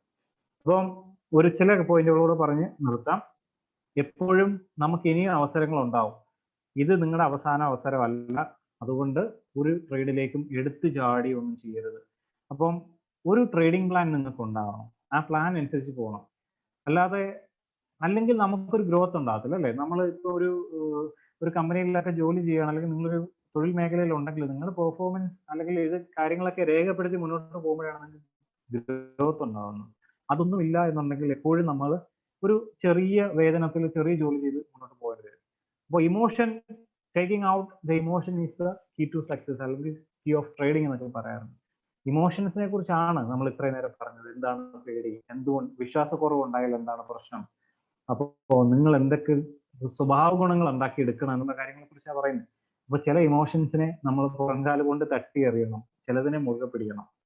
അപ്പോൾ അത് കുറച്ച് ബുദ്ധിമുട്ടേറിയ കാര്യമാണ്. കാരണം നമ്മൾ സ്കൂൾ ലൈഫിലാണെങ്കിലും നമ്മുടെ ചെറുപ്പ കാലഘട്ടങ്ങളിലൊക്കെ നമ്മളെ മാതാപിതാക്കളും അധ്യാപകരും ഒക്കെ നമ്മളെ ഒരുപാട് കഷ്ടപ്പെടുത്തിയ കാര്യമാണ്, നമ്മളെ ഡിസിപ്ലിൻ പഠിപ്പിക്കാൻ. നമ്മളിതൊന്നും കേൾക്കാറില്ല. പക്ഷെ ഈ ഒരു മേഖലയിൽ നമ്മൾ നമ്മളെ തന്നെ ഡിസിപ്ലിൻ പഠിപ്പിക്കണം. അങ്ങനെയാണെങ്കിൽ 100% നിങ്ങൾക്ക് ഇതിൽ നിന്ന് ലാഭം മാത്രമേ ഉണ്ടാകൂ. അപ്പം ഇനി ഫൈനലായിട്ട് പറയാനുള്ള ഒരു ഹോളി ഗ്രെയിൽ സ്ട്രാറ്റജിയും ഇല്ല, അല്ലെങ്കിൽ ഒരു നോളോ സ്ട്രാറ്റജിയും ഇല്ല. അതായത് നിങ്ങൾ 1000 ട്രേഡ് എടുത്താൽ 1000 ട്രേഡും കിട്ടും എന്ന് പരിപൂർണ ഉറപ്പുള്ള ഒരു സ്ട്രാറ്റജിയും ലോകത്തില്ല. അങ്ങനെ ഒരു സ്ട്രാറ്റജി ലോകത്തുണ്ടായിരുന്നെങ്കിൽ ഈ ലോകം മൊത്തം കറപ്റ്റഡ് ആയിപ്പോയത്. അങ്ങനെ ഒരു സ്ട്രാറ്റജി ഉള്ള ഒരു വ്യക്തി ഈ കേരളത്തിന്റെ ഏതെങ്കിലും ഒരു മൂലയിൽ ഉണ്ടെങ്കിൽ ഇന്ന് അദ്ദേഹം ആ കേരളത്തിന്റെ മൊത്തം ഒരു സാമ്പത്തിക ഉടമസ്ഥനായി, അല്ലെങ്കിൽ ലോകം അറിയപ്പെടുന്ന ഏറ്റവും വലിയ കോടീശ്വരനിൽ ഒരാളായി മാറിയത്, അല്ലെങ്കിൽ ഏറ്റവും വലിയ കോടീശ്വരൻ എന്ന് പറയുന്നത്. അപ്പൊ നമ്മളാണെങ്കിലും അല്ല അങ്ങനെയല്ല. ഇപ്പൊ നമ്മൾ ഒരു 100 ട്രേഡ് 1000 ട്രേഡ് എടുത്തു കഴിഞ്ഞാൽ എല്ലാം കിട്ടുമെന്ന് ഉറപ്പുണ്ടെങ്കിൽ നമുക്ക് ഒരു 5000 രൂപ 10000 രൂപ മതി. ഒരു ലിവറേജ് ഇട്ട് അതിന്റെ 1000 മടങ്ങ് വരെ ലിവറേജ് കിട്ടുന്ന സംവിധാനങ്ങളുണ്ട്. അങ്ങനെ ചെയ്തു കഴിഞ്ഞാൽ ഞാൻ പറഞ്ഞ പോലെ എന്താണ് എല്ലാം കറക്റ്റഡ് ആവും. നമ്മുടെ ചുറ്റുപാട് സമൂഹത്തിനെയും നമ്മുടെ എല്ലാം നമ്മുടെ കാര്യങ്ങളും അങ്ങനല്ല. ബിസിനസ് പോലെയാണ്. ബിസിനസ് പോലെ എന്ന് പറയുമ്പോൾ ബിസിനസ് പോലെ തന്നെയാണ്. ബിസിനസ്സിലേക്ക് വരുമ്പോൾ നിങ്ങൾക്ക് വിശ്വാസമുണ്ട് അല്ലെ? ഒരുപാട് പേര് ബിസിനസ് ചെയ്ത് നമ്മുടെ മുന്നിൽ ഐക്കോൺസ് ആയിട്ടുണ്ട്. അതേപോലെ നമുക്ക് ഇവിടെ ആകാൻ കഴിയും. പക്ഷെ ഈ പറയുന്ന പോലെ ഈ പറയുന്ന അപ്സ് ആൻഡ് ഡൗൺസ് അവിടെ ഉണ്ട്. അവിടെ റിസ്ക് ഉണ്ട്. ആ റിസ്കിനെ മാനേജ് ചെയ്യാൻ എനിക്ക് അറിയാം. അല്ലെങ്കിൽ എന്റെ റിസ്ക് ചെറുതാണ്, എന്റെ റിവാർഡ് കൂടുതലാണ്. ഈ ഒരു സിസ്റ്റം നിങ്ങൾക്കുണ്ടെങ്കിൽ നിങ്ങൾക്ക് എന്ത് ചെയ്യാൻ കഴിയും? ഇതിനകത്ത് വിജയകരമായിട്ട് മുന്നോട്ട് പോകാൻ കഴിയും. അപ്പൊ നിങ്ങൾ സെൽഫ് കമ്പാരിസൺ അതായത് നിങ്ങൾ സ്വയമേ വിലയിരുത്താൻ ശ്രമിക്കുക. പക്ഷെ മറ്റുള്ളവരുമായിട്ട് വിലയിരുത്തരുത്. അവൻ ഇത്ര ഉണ്ടാക്കി, അദ്ദേഹത്തിന്റെ സ്ക്രീൻഷോട്ടിൽ ചില ആൾക്കാർ ചെയ്യാറുണ്ട്. ഓരോ ദിവസവും 5000 10,000 ഒക്കെ സ്ക്രീൻഷോട്ട് ഇട്ടിട്ട് ആൾക്കാരെ ഇതിലേക്ക് ആകൃഷ്ടരാക്കി കൊണ്ടുവരും. അവരെന്താ ചെയ്യുന്നത്? അങ്ങനെ ചെയ്യാനാണെങ്കിൽ ഈസി ആയിട്ടുള്ള മരുന്നുണ്ടല്ലോ. 2 ചെറിയ അക്കൗണ്ടുകൾ എടുക്കുക. 5000 രൂപയുടെ 2 ചെറിയ അക്കൗണ്ടുകൾ എടുക്കുക. ഒരെണ്ണത്തിൽ ബൈ, ഒരെണ്ണത്തിൽ സെൽ. ഏതെങ്കിലും ഒരെണ്ണത്തിൽ വിജയിക്കുമെന്ന് അവർക്കറിയാം. ആ വിജയിക്കുന്ന സ്ക്രീൻഷോട്ട് ആയിരിക്കാം ഒരിടത്ത് ഷെയർ ചെയ്യുന്നത്. അങ്ങനെ ചെയ്തിട്ട് കൂട്ടി ഇതിനെ ഒരു വ്യാപാര മേഖലയാക്കേണ്ട. അപ്പോൾ നിങ്ങൾ ചെയ്യേണ്ടത് സ്ക്രീൻഷോട്ട് ഞങ്ങളുടെ അനാലിസിസ് സ്ക്രീൻഷോട്ടുകൾ ഇടാറുണ്ട്. അത് ഞങ്ങൾ ഇന്ന് 1000 ഉണ്ടാക്കുന്ന 10,000 ഉണ്ടാക്കുന്ന അങ്ങനെയുള്ള സ്ക്രീൻഷോട്ടുകൾ ആൾക്കാർക്ക് ഇൻഫോർമേറ്റീവ് ആയിട്ടുള്ള ന്യൂസുകൾ ചെയ്യാറുണ്ട്, പഠിക്കുന്ന കാര്യങ്ങളെ കുറിച്ച് പോസ്റ്റ് ചെയ്യാറുണ്ട്, അനാലിസിസിനെ കുറിച്ച് പോസ്റ്റ് ചെയ്യാറുണ്ട്. അപ്പൊ അത് ഫോളോ ചെയ്താൽ തന്നെ നിങ്ങൾക്ക് എന്തൊക്കെ കാര്യങ്ങൾ മനസ്സിലാക്കുന്ന ഒരു കുഞ്ഞു ഐഡിയ തരാൻ കഴിയും. അല്ലാതെ നമുക്കൊരു വീഡിയോയിൽ ഒരു പോസ്റ്റിലോ ഒന്നും കിട്ടേണ്ട എല്ലാ കാര്യങ്ങളും നമുക്ക് കഴിയില്ല. സെക്ഷനിൽ നിന്ന് തന്നെ നിങ്ങൾക്ക് മനസ്സിലായി കാണും. ടെക്നിക്കൽ അനാലിസിസിന്റെ ഏതെങ്കിലും ഒരു 4 3 മാത്രം കിട്ടി. പക്ഷെ അത് വെച്ചിട്ട് ഒരു ഡിസ്കൗണ്ടും ഇല്ലാതെ ട്രേഡ് ചെയ്ത് കഴിഞ്ഞാൽ നമുക്കൊന്നും ആവാൻ കഴിയില്ല. അപ്പം മാർക്കറ്റിന്റെ നോളജ് മനസ്സിലാക്കാൻ ശ്രമിക്കുക, അനാലിസിസുകൾ ചെയ്യാൻ ശ്രമിക്കുക, വായിക്കാൻ ശ്രമിക്കുക എന്ന് പറഞ്ഞാൽ രാവിലെ മുതൽ വൈകുന്നേരം വരെ വായിക്കണ്ട. ഡെയിലി ഒരു 5 or 10 minutes കാര്യങ്ങൾ വായിച്ച് ന്യൂസുകളൊക്കെ വായിച്ച് മനസ്സിലാക്കാൻ ശ്രമിക്കുക. അത്യാവശ്യം കുറച്ച് ലോജിക്കൊക്കെ ഉപയോഗിച്ച് മാർക്കറ്റിനെ നല്ല രീതിയിൽ എക്സ്പ്ലെയിൻ ചെയ്യുന്നു എന്ന് കാണുന്ന ആൾക്കാരുമായിട്ട് സഹകരിക്കാൻ ശ്രമിക്കുക. അവരോട് കാര്യങ്ങൾ ചർച്ച ചെയ്യുക. എന്താണ് സ്റ്റോക്ക് മാർക്കറ്റ്, എന്തുകൊണ്ടാണ് അതിന്റെ പ്രൈസ് ഇങ്ങനെ പോയത്? അവർക്ക് എപ്പോഴും നിങ്ങൾക്ക് അത് പറഞ്ഞു തരാൻ 100% ആഗ്രഹമുള്ള വ്യക്തിയായിരിക്കും. അങ്ങനെയുള്ള ആൾക്കാരുമായിട്ട് ഒരു എന്താ പറയുക, ഓൾവേസ് ഒരു സോഷ്യൽ ഇതുണ്ടാക്കിയെടുക്കാൻ ശ്രമിക്കുക. അപ്പം ട്രേഡ് സ്മോളർ ഏറ്റവും ഇമ്പോർട്ടൻ്റ് ആയിട്ടുള്ള കാര്യമാണ്. കുഞ്ഞു കാര്യമല്ല, വലിയ കാര്യമാണ്. കാരണം നിങ്ങൾ ഈ ഒരു മേഖലയിലേക്ക് കടന്നു വരുമ്പോൾ നിങ്ങളുടെ ആദ്യത്തെ ഒരു ക്യാപിറ്റൽ എന്ന് പറയുന്നത് അതൊരു കുഞ്ഞിനെ പോലെ കണ്ട് നിങ്ങൾ അതിനെ ഗ്രോത്തിലേക്ക് കൊണ്ടുവരികയാണ് ചെയ്യുന്നത്. ഒരിക്കലും എൻ്റെ ആദ്യത്തെ ക്യാപിറ്റൽ കൂടുതലിട്ട് ലിവറേജ് ഇട്ടിട്ട് അത് വെച്ച് ട്രേഡ് ചെയ്ത് എൻ്റെ കടം തീർക്കുക, അല്ലെങ്കിൽ ഒരു വാഹനം വാങ്ങിക്കുക, ഇങ്ങനെയുള്ള ആഗ്രഹങ്ങളല്ല വേണ്ടത്. ഓൾവേസ് ഇതിനകത്ത് ഇനീഷ്യൽ നിങ്ങളുടെ ട്രേഡിംഗ് എന്ന് പറയുന്നത് ഒരു എക്സ്പീരിയൻസിന്റെ ഭാഗമാണ്, നിങ്ങളുടെ അക്കാഡമിക്കിന്റെ ഒരു ഭാഗമാണ്. നമ്മളൊരു കാര്യങ്ങൾ പഠിച്ചു കഴിഞ്ഞാൽ ചിലപ്പോൾ നമുക്ക് സ്റ്റൈഫൻഡ് കിട്ടുന്ന രീതിയിലൊക്കെ നമ്മൾ ജോലിക്ക് കയറാറുണ്ട്. അതേപോലെ കണ്ടാൽ മതി. അപ്പോൾ അതിൽ നിന്ന് നിങ്ങൾക്കുണ്ടായ ലാഭത്തെ എനിക്ക് ഈ മാസം 5000 രൂപ കിട്ടിയുള്ളൂ അല്ലെങ്കിൽ 500 രൂപ കിട്ടിയുള്ളൂ എന്നൊന്നും പറഞ്ഞ് വിഷമിക്കണ്ട. ഇപ്പൊ ഒരാള് 5 ലക്ഷം ഇട്ടിട്ട് 50,000 രൂപ എടുത്തൊരു വ്യക്തിയും 5000 രൂപ ഇട്ടിട്ട് 500 രൂപ എടുത്തൊരു വ്യക്തിയും തമ്മിൽ എന്താണ് വ്യത്യാസം? ഒരു വ്യത്യാസവും ഇല്ല. കാര്യം അവരുടെ തമ്മിലെ ക്യാപിറ്റലിന്റെ വ്യത്യാസമുള്ളൂ. അവരുടെ സ്കില്ല് രണ്ടും ഒന്നാണ്. കാരണം രണ്ടുപേരും 10%. ഈ 5000 രൂപ ഇട്ട് ചെയ്ത വ്യക്തിക്ക് 50,000 ഉണ്ടായിരുന്നെങ്കിൽ അദ്ദേഹം 5000 എടുത്തേനെ അല്ലെ?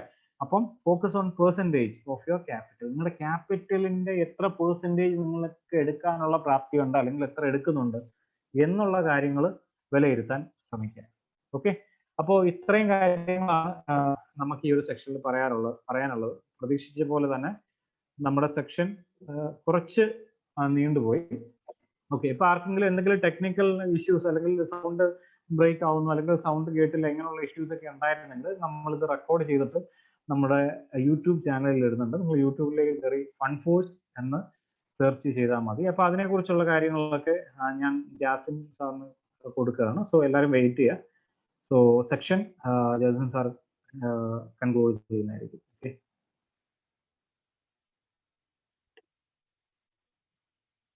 ഓക്കെ, ജാസിം സാറിനെ ഞാൻ ഹോസ്റ്റ് ആക്കിയിട്ടുണ്ട്. Okay sir, thank you sir, thank you for the session.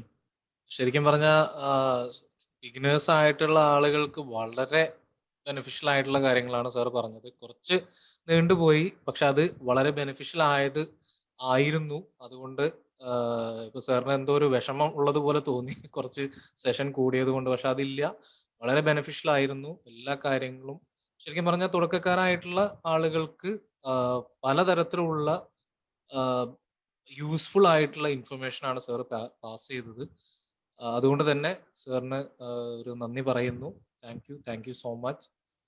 ഇനി അതേപോലെ തന്നെ നമ്മുടെ പാർട്ടിസിപ്പൻസ് ഇന്ന് ക്ലാസ് അറ്റൻഡ് ചെയ്ത എല്ലാവരോടും നന്ദി പറയുന്നു. പിന്നെ അതേപോലെ തന്നെ നിങ്ങൾക്ക് ഈ ക്ലാസ് വളരെ ബെനിഫിഷ്യൽ ആയി എന്ന് വിചാരിക്കുന്നു. നമ്മുടെ ഫണ്ട് ഫോഴ്സ് ട്രേഡിംഗ് അക്കാഡമിയുടെ വെബിനാറുകൾ നമ്മൾ ഇടയ്ക്കിടയ്ക്ക് കണ്ടക്ട് ചെയ്യാറുണ്ട്. നിങ്ങൾക്ക് ഇനിയും വെബിനാറിൽ പങ്കെടുക്കാനും മറ്റും പിന്നെ നമ്മളുമായിട്ട് കണക്റ്റഡ് ആയിട്ട് നിൽക്കാനും വേണ്ടിയിട്ട് ശ്രമിക്കാം. മറ്റു പല ടിപ്സ്, റിമൈൻഡേഴ്സ് പോലെയുള്ള സംഭവങ്ങൾ എല്ലാം നമ്മുടെ ഫണ്ട് ഫോഴ്സ് ട്രേഡിംഗ് അക്കാഡമിയുടെ സോഷ്യൽ മീഡിയ വഴി നിങ്ങൾക്ക് ലഭിക്കുന്നതായിരിക്കും. Stay connected. അതേപോലെ തന്നെ നമ്മുടെ കോഴ്സിനെ കുറിച്ചും ഞാനിവിടെ ജസ്റ്റ് ഒരു ബ്രീഫ് ഐഡിയ നിങ്ങൾക്ക് തരാം. നമ്മുടെ കോഴ്സുകൾ നമ്മൾ പ്രൊവൈഡ് ചെയ്യുന്നത് രണ്ട് രീതിയിൽ നമ്മൾ പ്രൊവൈഡ് ചെയ്യുന്നുണ്ട്. ഒന്ന്, നമ്മുടെ അക്കാഡമിക്ക് തന്നെ മൊബൈൽ ആപ്ലിക്കേഷൻ ഉണ്ട്. അതുവഴി പേഴ്സണൽ അസിസ്റ്റൻസോട് കൂടിയാണ് നമ്മൾ ക്ലാസ്സുകൾ പ്രൊവൈഡ് ചെയ്യുന്നത്. 1 month നിങ്ങൾക്ക് പേഴ്സണൽ അസിസ്റ്റൻസ് ഉണ്ടായിരിക്കും. അതേപോലെ തന്നെ 3 മൊഡ്യൂളുകളായിട്ടാണ് നമ്മുടെ കോഴ്സ് വരുന്നത്. ഓരോ മൊഡ്യൂളിലേക്കും നിങ്ങൾക്ക് അഡ്മിഷൻ എടുക്കേണ്ടതായിട്ടുണ്ട്. ഒരു മൊഡ്യൂളിന്റെ ഡ്യൂറേഷൻ എന്ന് പറയുന്നത് 10 ദിവസമാണ്. എങ്കിലും പേഴ്സണൽ അസിസ്റ്റൻസ് നിങ്ങൾക്ക് 1 മാസം വരെ ഉണ്ടാവും. ഇപ്പോൾ ഷാമിൽ സാർ എത്രത്തോളം ഇന്ററാക്റ്റീവ് ആണ് എന്നുള്ളത് നിങ്ങൾക്ക് ഓൾറെഡി ഇപ്പൊ മനസ്സിലായിട്ടുണ്ടാവും. എന്തൊക്കെ കാര്യങ്ങൾ നിങ്ങൾക്ക് പറഞ്ഞു തരുന്നുണ്ട്, ഏതൊക്കെ രീതിയിൽ നിങ്ങളെ ഹെൽപ്പ് ചെയ്യാൻ വേണ്ടിയിട്ട് അദ്ദേഹത്തിന്റെ സമയം എടുക്കുന്നുണ്ട് എന്ന രീതിയിലൊക്കെ നിങ്ങൾക്ക് ഇപ്പൊ കാര്യങ്ങളെല്ലാം മനസ്സിലായിട്ടുണ്ടാവും. അത്രയും വളരെ ഫ്രണ്ട്ലി ആയിട്ടുള്ള ഒരു കമ്മ്യൂണിറ്റിയാണ് നമ്മൾ ഇവിടെ ബിൽഡ് ചെയ്തുകൊണ്ടിരിക്കുന്നത്. അതുകൊണ്ട് തന്നെ പേഴ്സണൽ അസിസ്റ്റൻസ് എന്ന് പറയുന്നത് നിങ്ങൾക്ക് എന്തുകൊണ്ടും വളരെ ബെനിഫിഷ്യൽ ആയിട്ടുള്ള ഒരു സംഭവം, ഒരു ടേം തന്നെ ആയിരിക്കും, ഒരു കാര്യം തന്നെ ആയിരിക്കും. ഓക്കെ, അപ്പോൾ ഏത് മൊഡ്യൂൾ ആണെന്നുണ്ടെങ്കിലും നിങ്ങൾക്ക് അതിലേക്ക് അഡ്മിഷൻ എടുക്കാവുന്നതാണ്. നിങ്ങൾക്ക് ഓൾറെഡി നമ്മുടെ നമ്പർ അറിയാം എന്ന് ഞാൻ വിശ്വസിക്കുന്നു. 7844-900-700. ഓക്കെ, അതാണ് നമ്മുടെ number.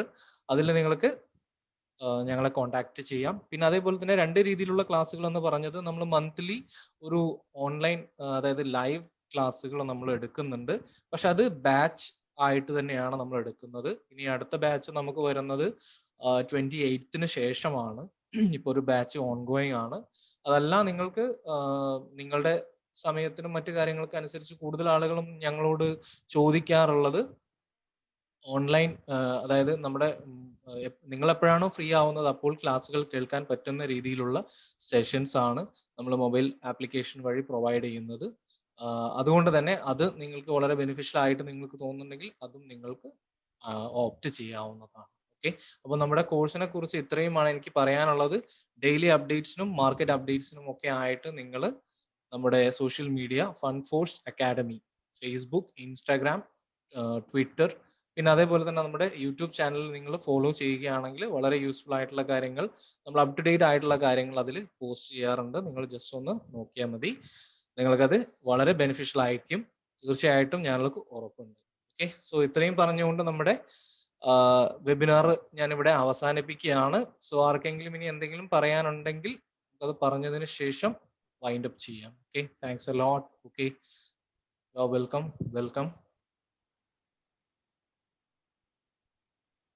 Okay, welcome all. Okay, അപ്പൊ എന്തായാലും എല്ലാവർക്കും ഈ ക്ലാസ് എന്താണ് പറഞ്ഞത് സർ? ഓക്കെ, ടെലിഗ്രാം ഗ്രൂപ്പിന്റെ കാര്യം നമ്മുടെ വാട്സാപ്പ് വഴി ഒന്ന് ബന്ധപ്പെടുകൊണ്ടു, അതിന്റെ കുറിച്ചുള്ള ഡീറ്റെയിൽസ് ഞാൻ പറഞ്ഞു തരാം. Okay, so Binson, Anwar, Saleel, then one more person is there. Okay, so എല്ലാവർക്കും നന്ദി പറഞ്ഞുകൊണ്ട് എല്ലാവർക്കും ഗുഡ് നൈറ്റ്. ഓക്കെ, സോ നമുക്ക് ഇനിയും കാണാം. We wish you all the best. എല്ലാവരും ഈ ഒരു ഇൻസ്ട്രക്ഷൻസ് പ്രകാരം തന്നെ സ്റ്റോക്ക് ട്രേഡ് ചെയ്ത് പഠിക്കുക. എല്ലാവർക്കും നല്ല രീതിയിലുള്ള ഒരു മുന്നേറ്റം ഉണ്ടാക്കാൻ കഴിയട്ടെ എന്ന് ഞങ്ങൾ ആശംസിക്കുന്നു. Okay, good night everyone.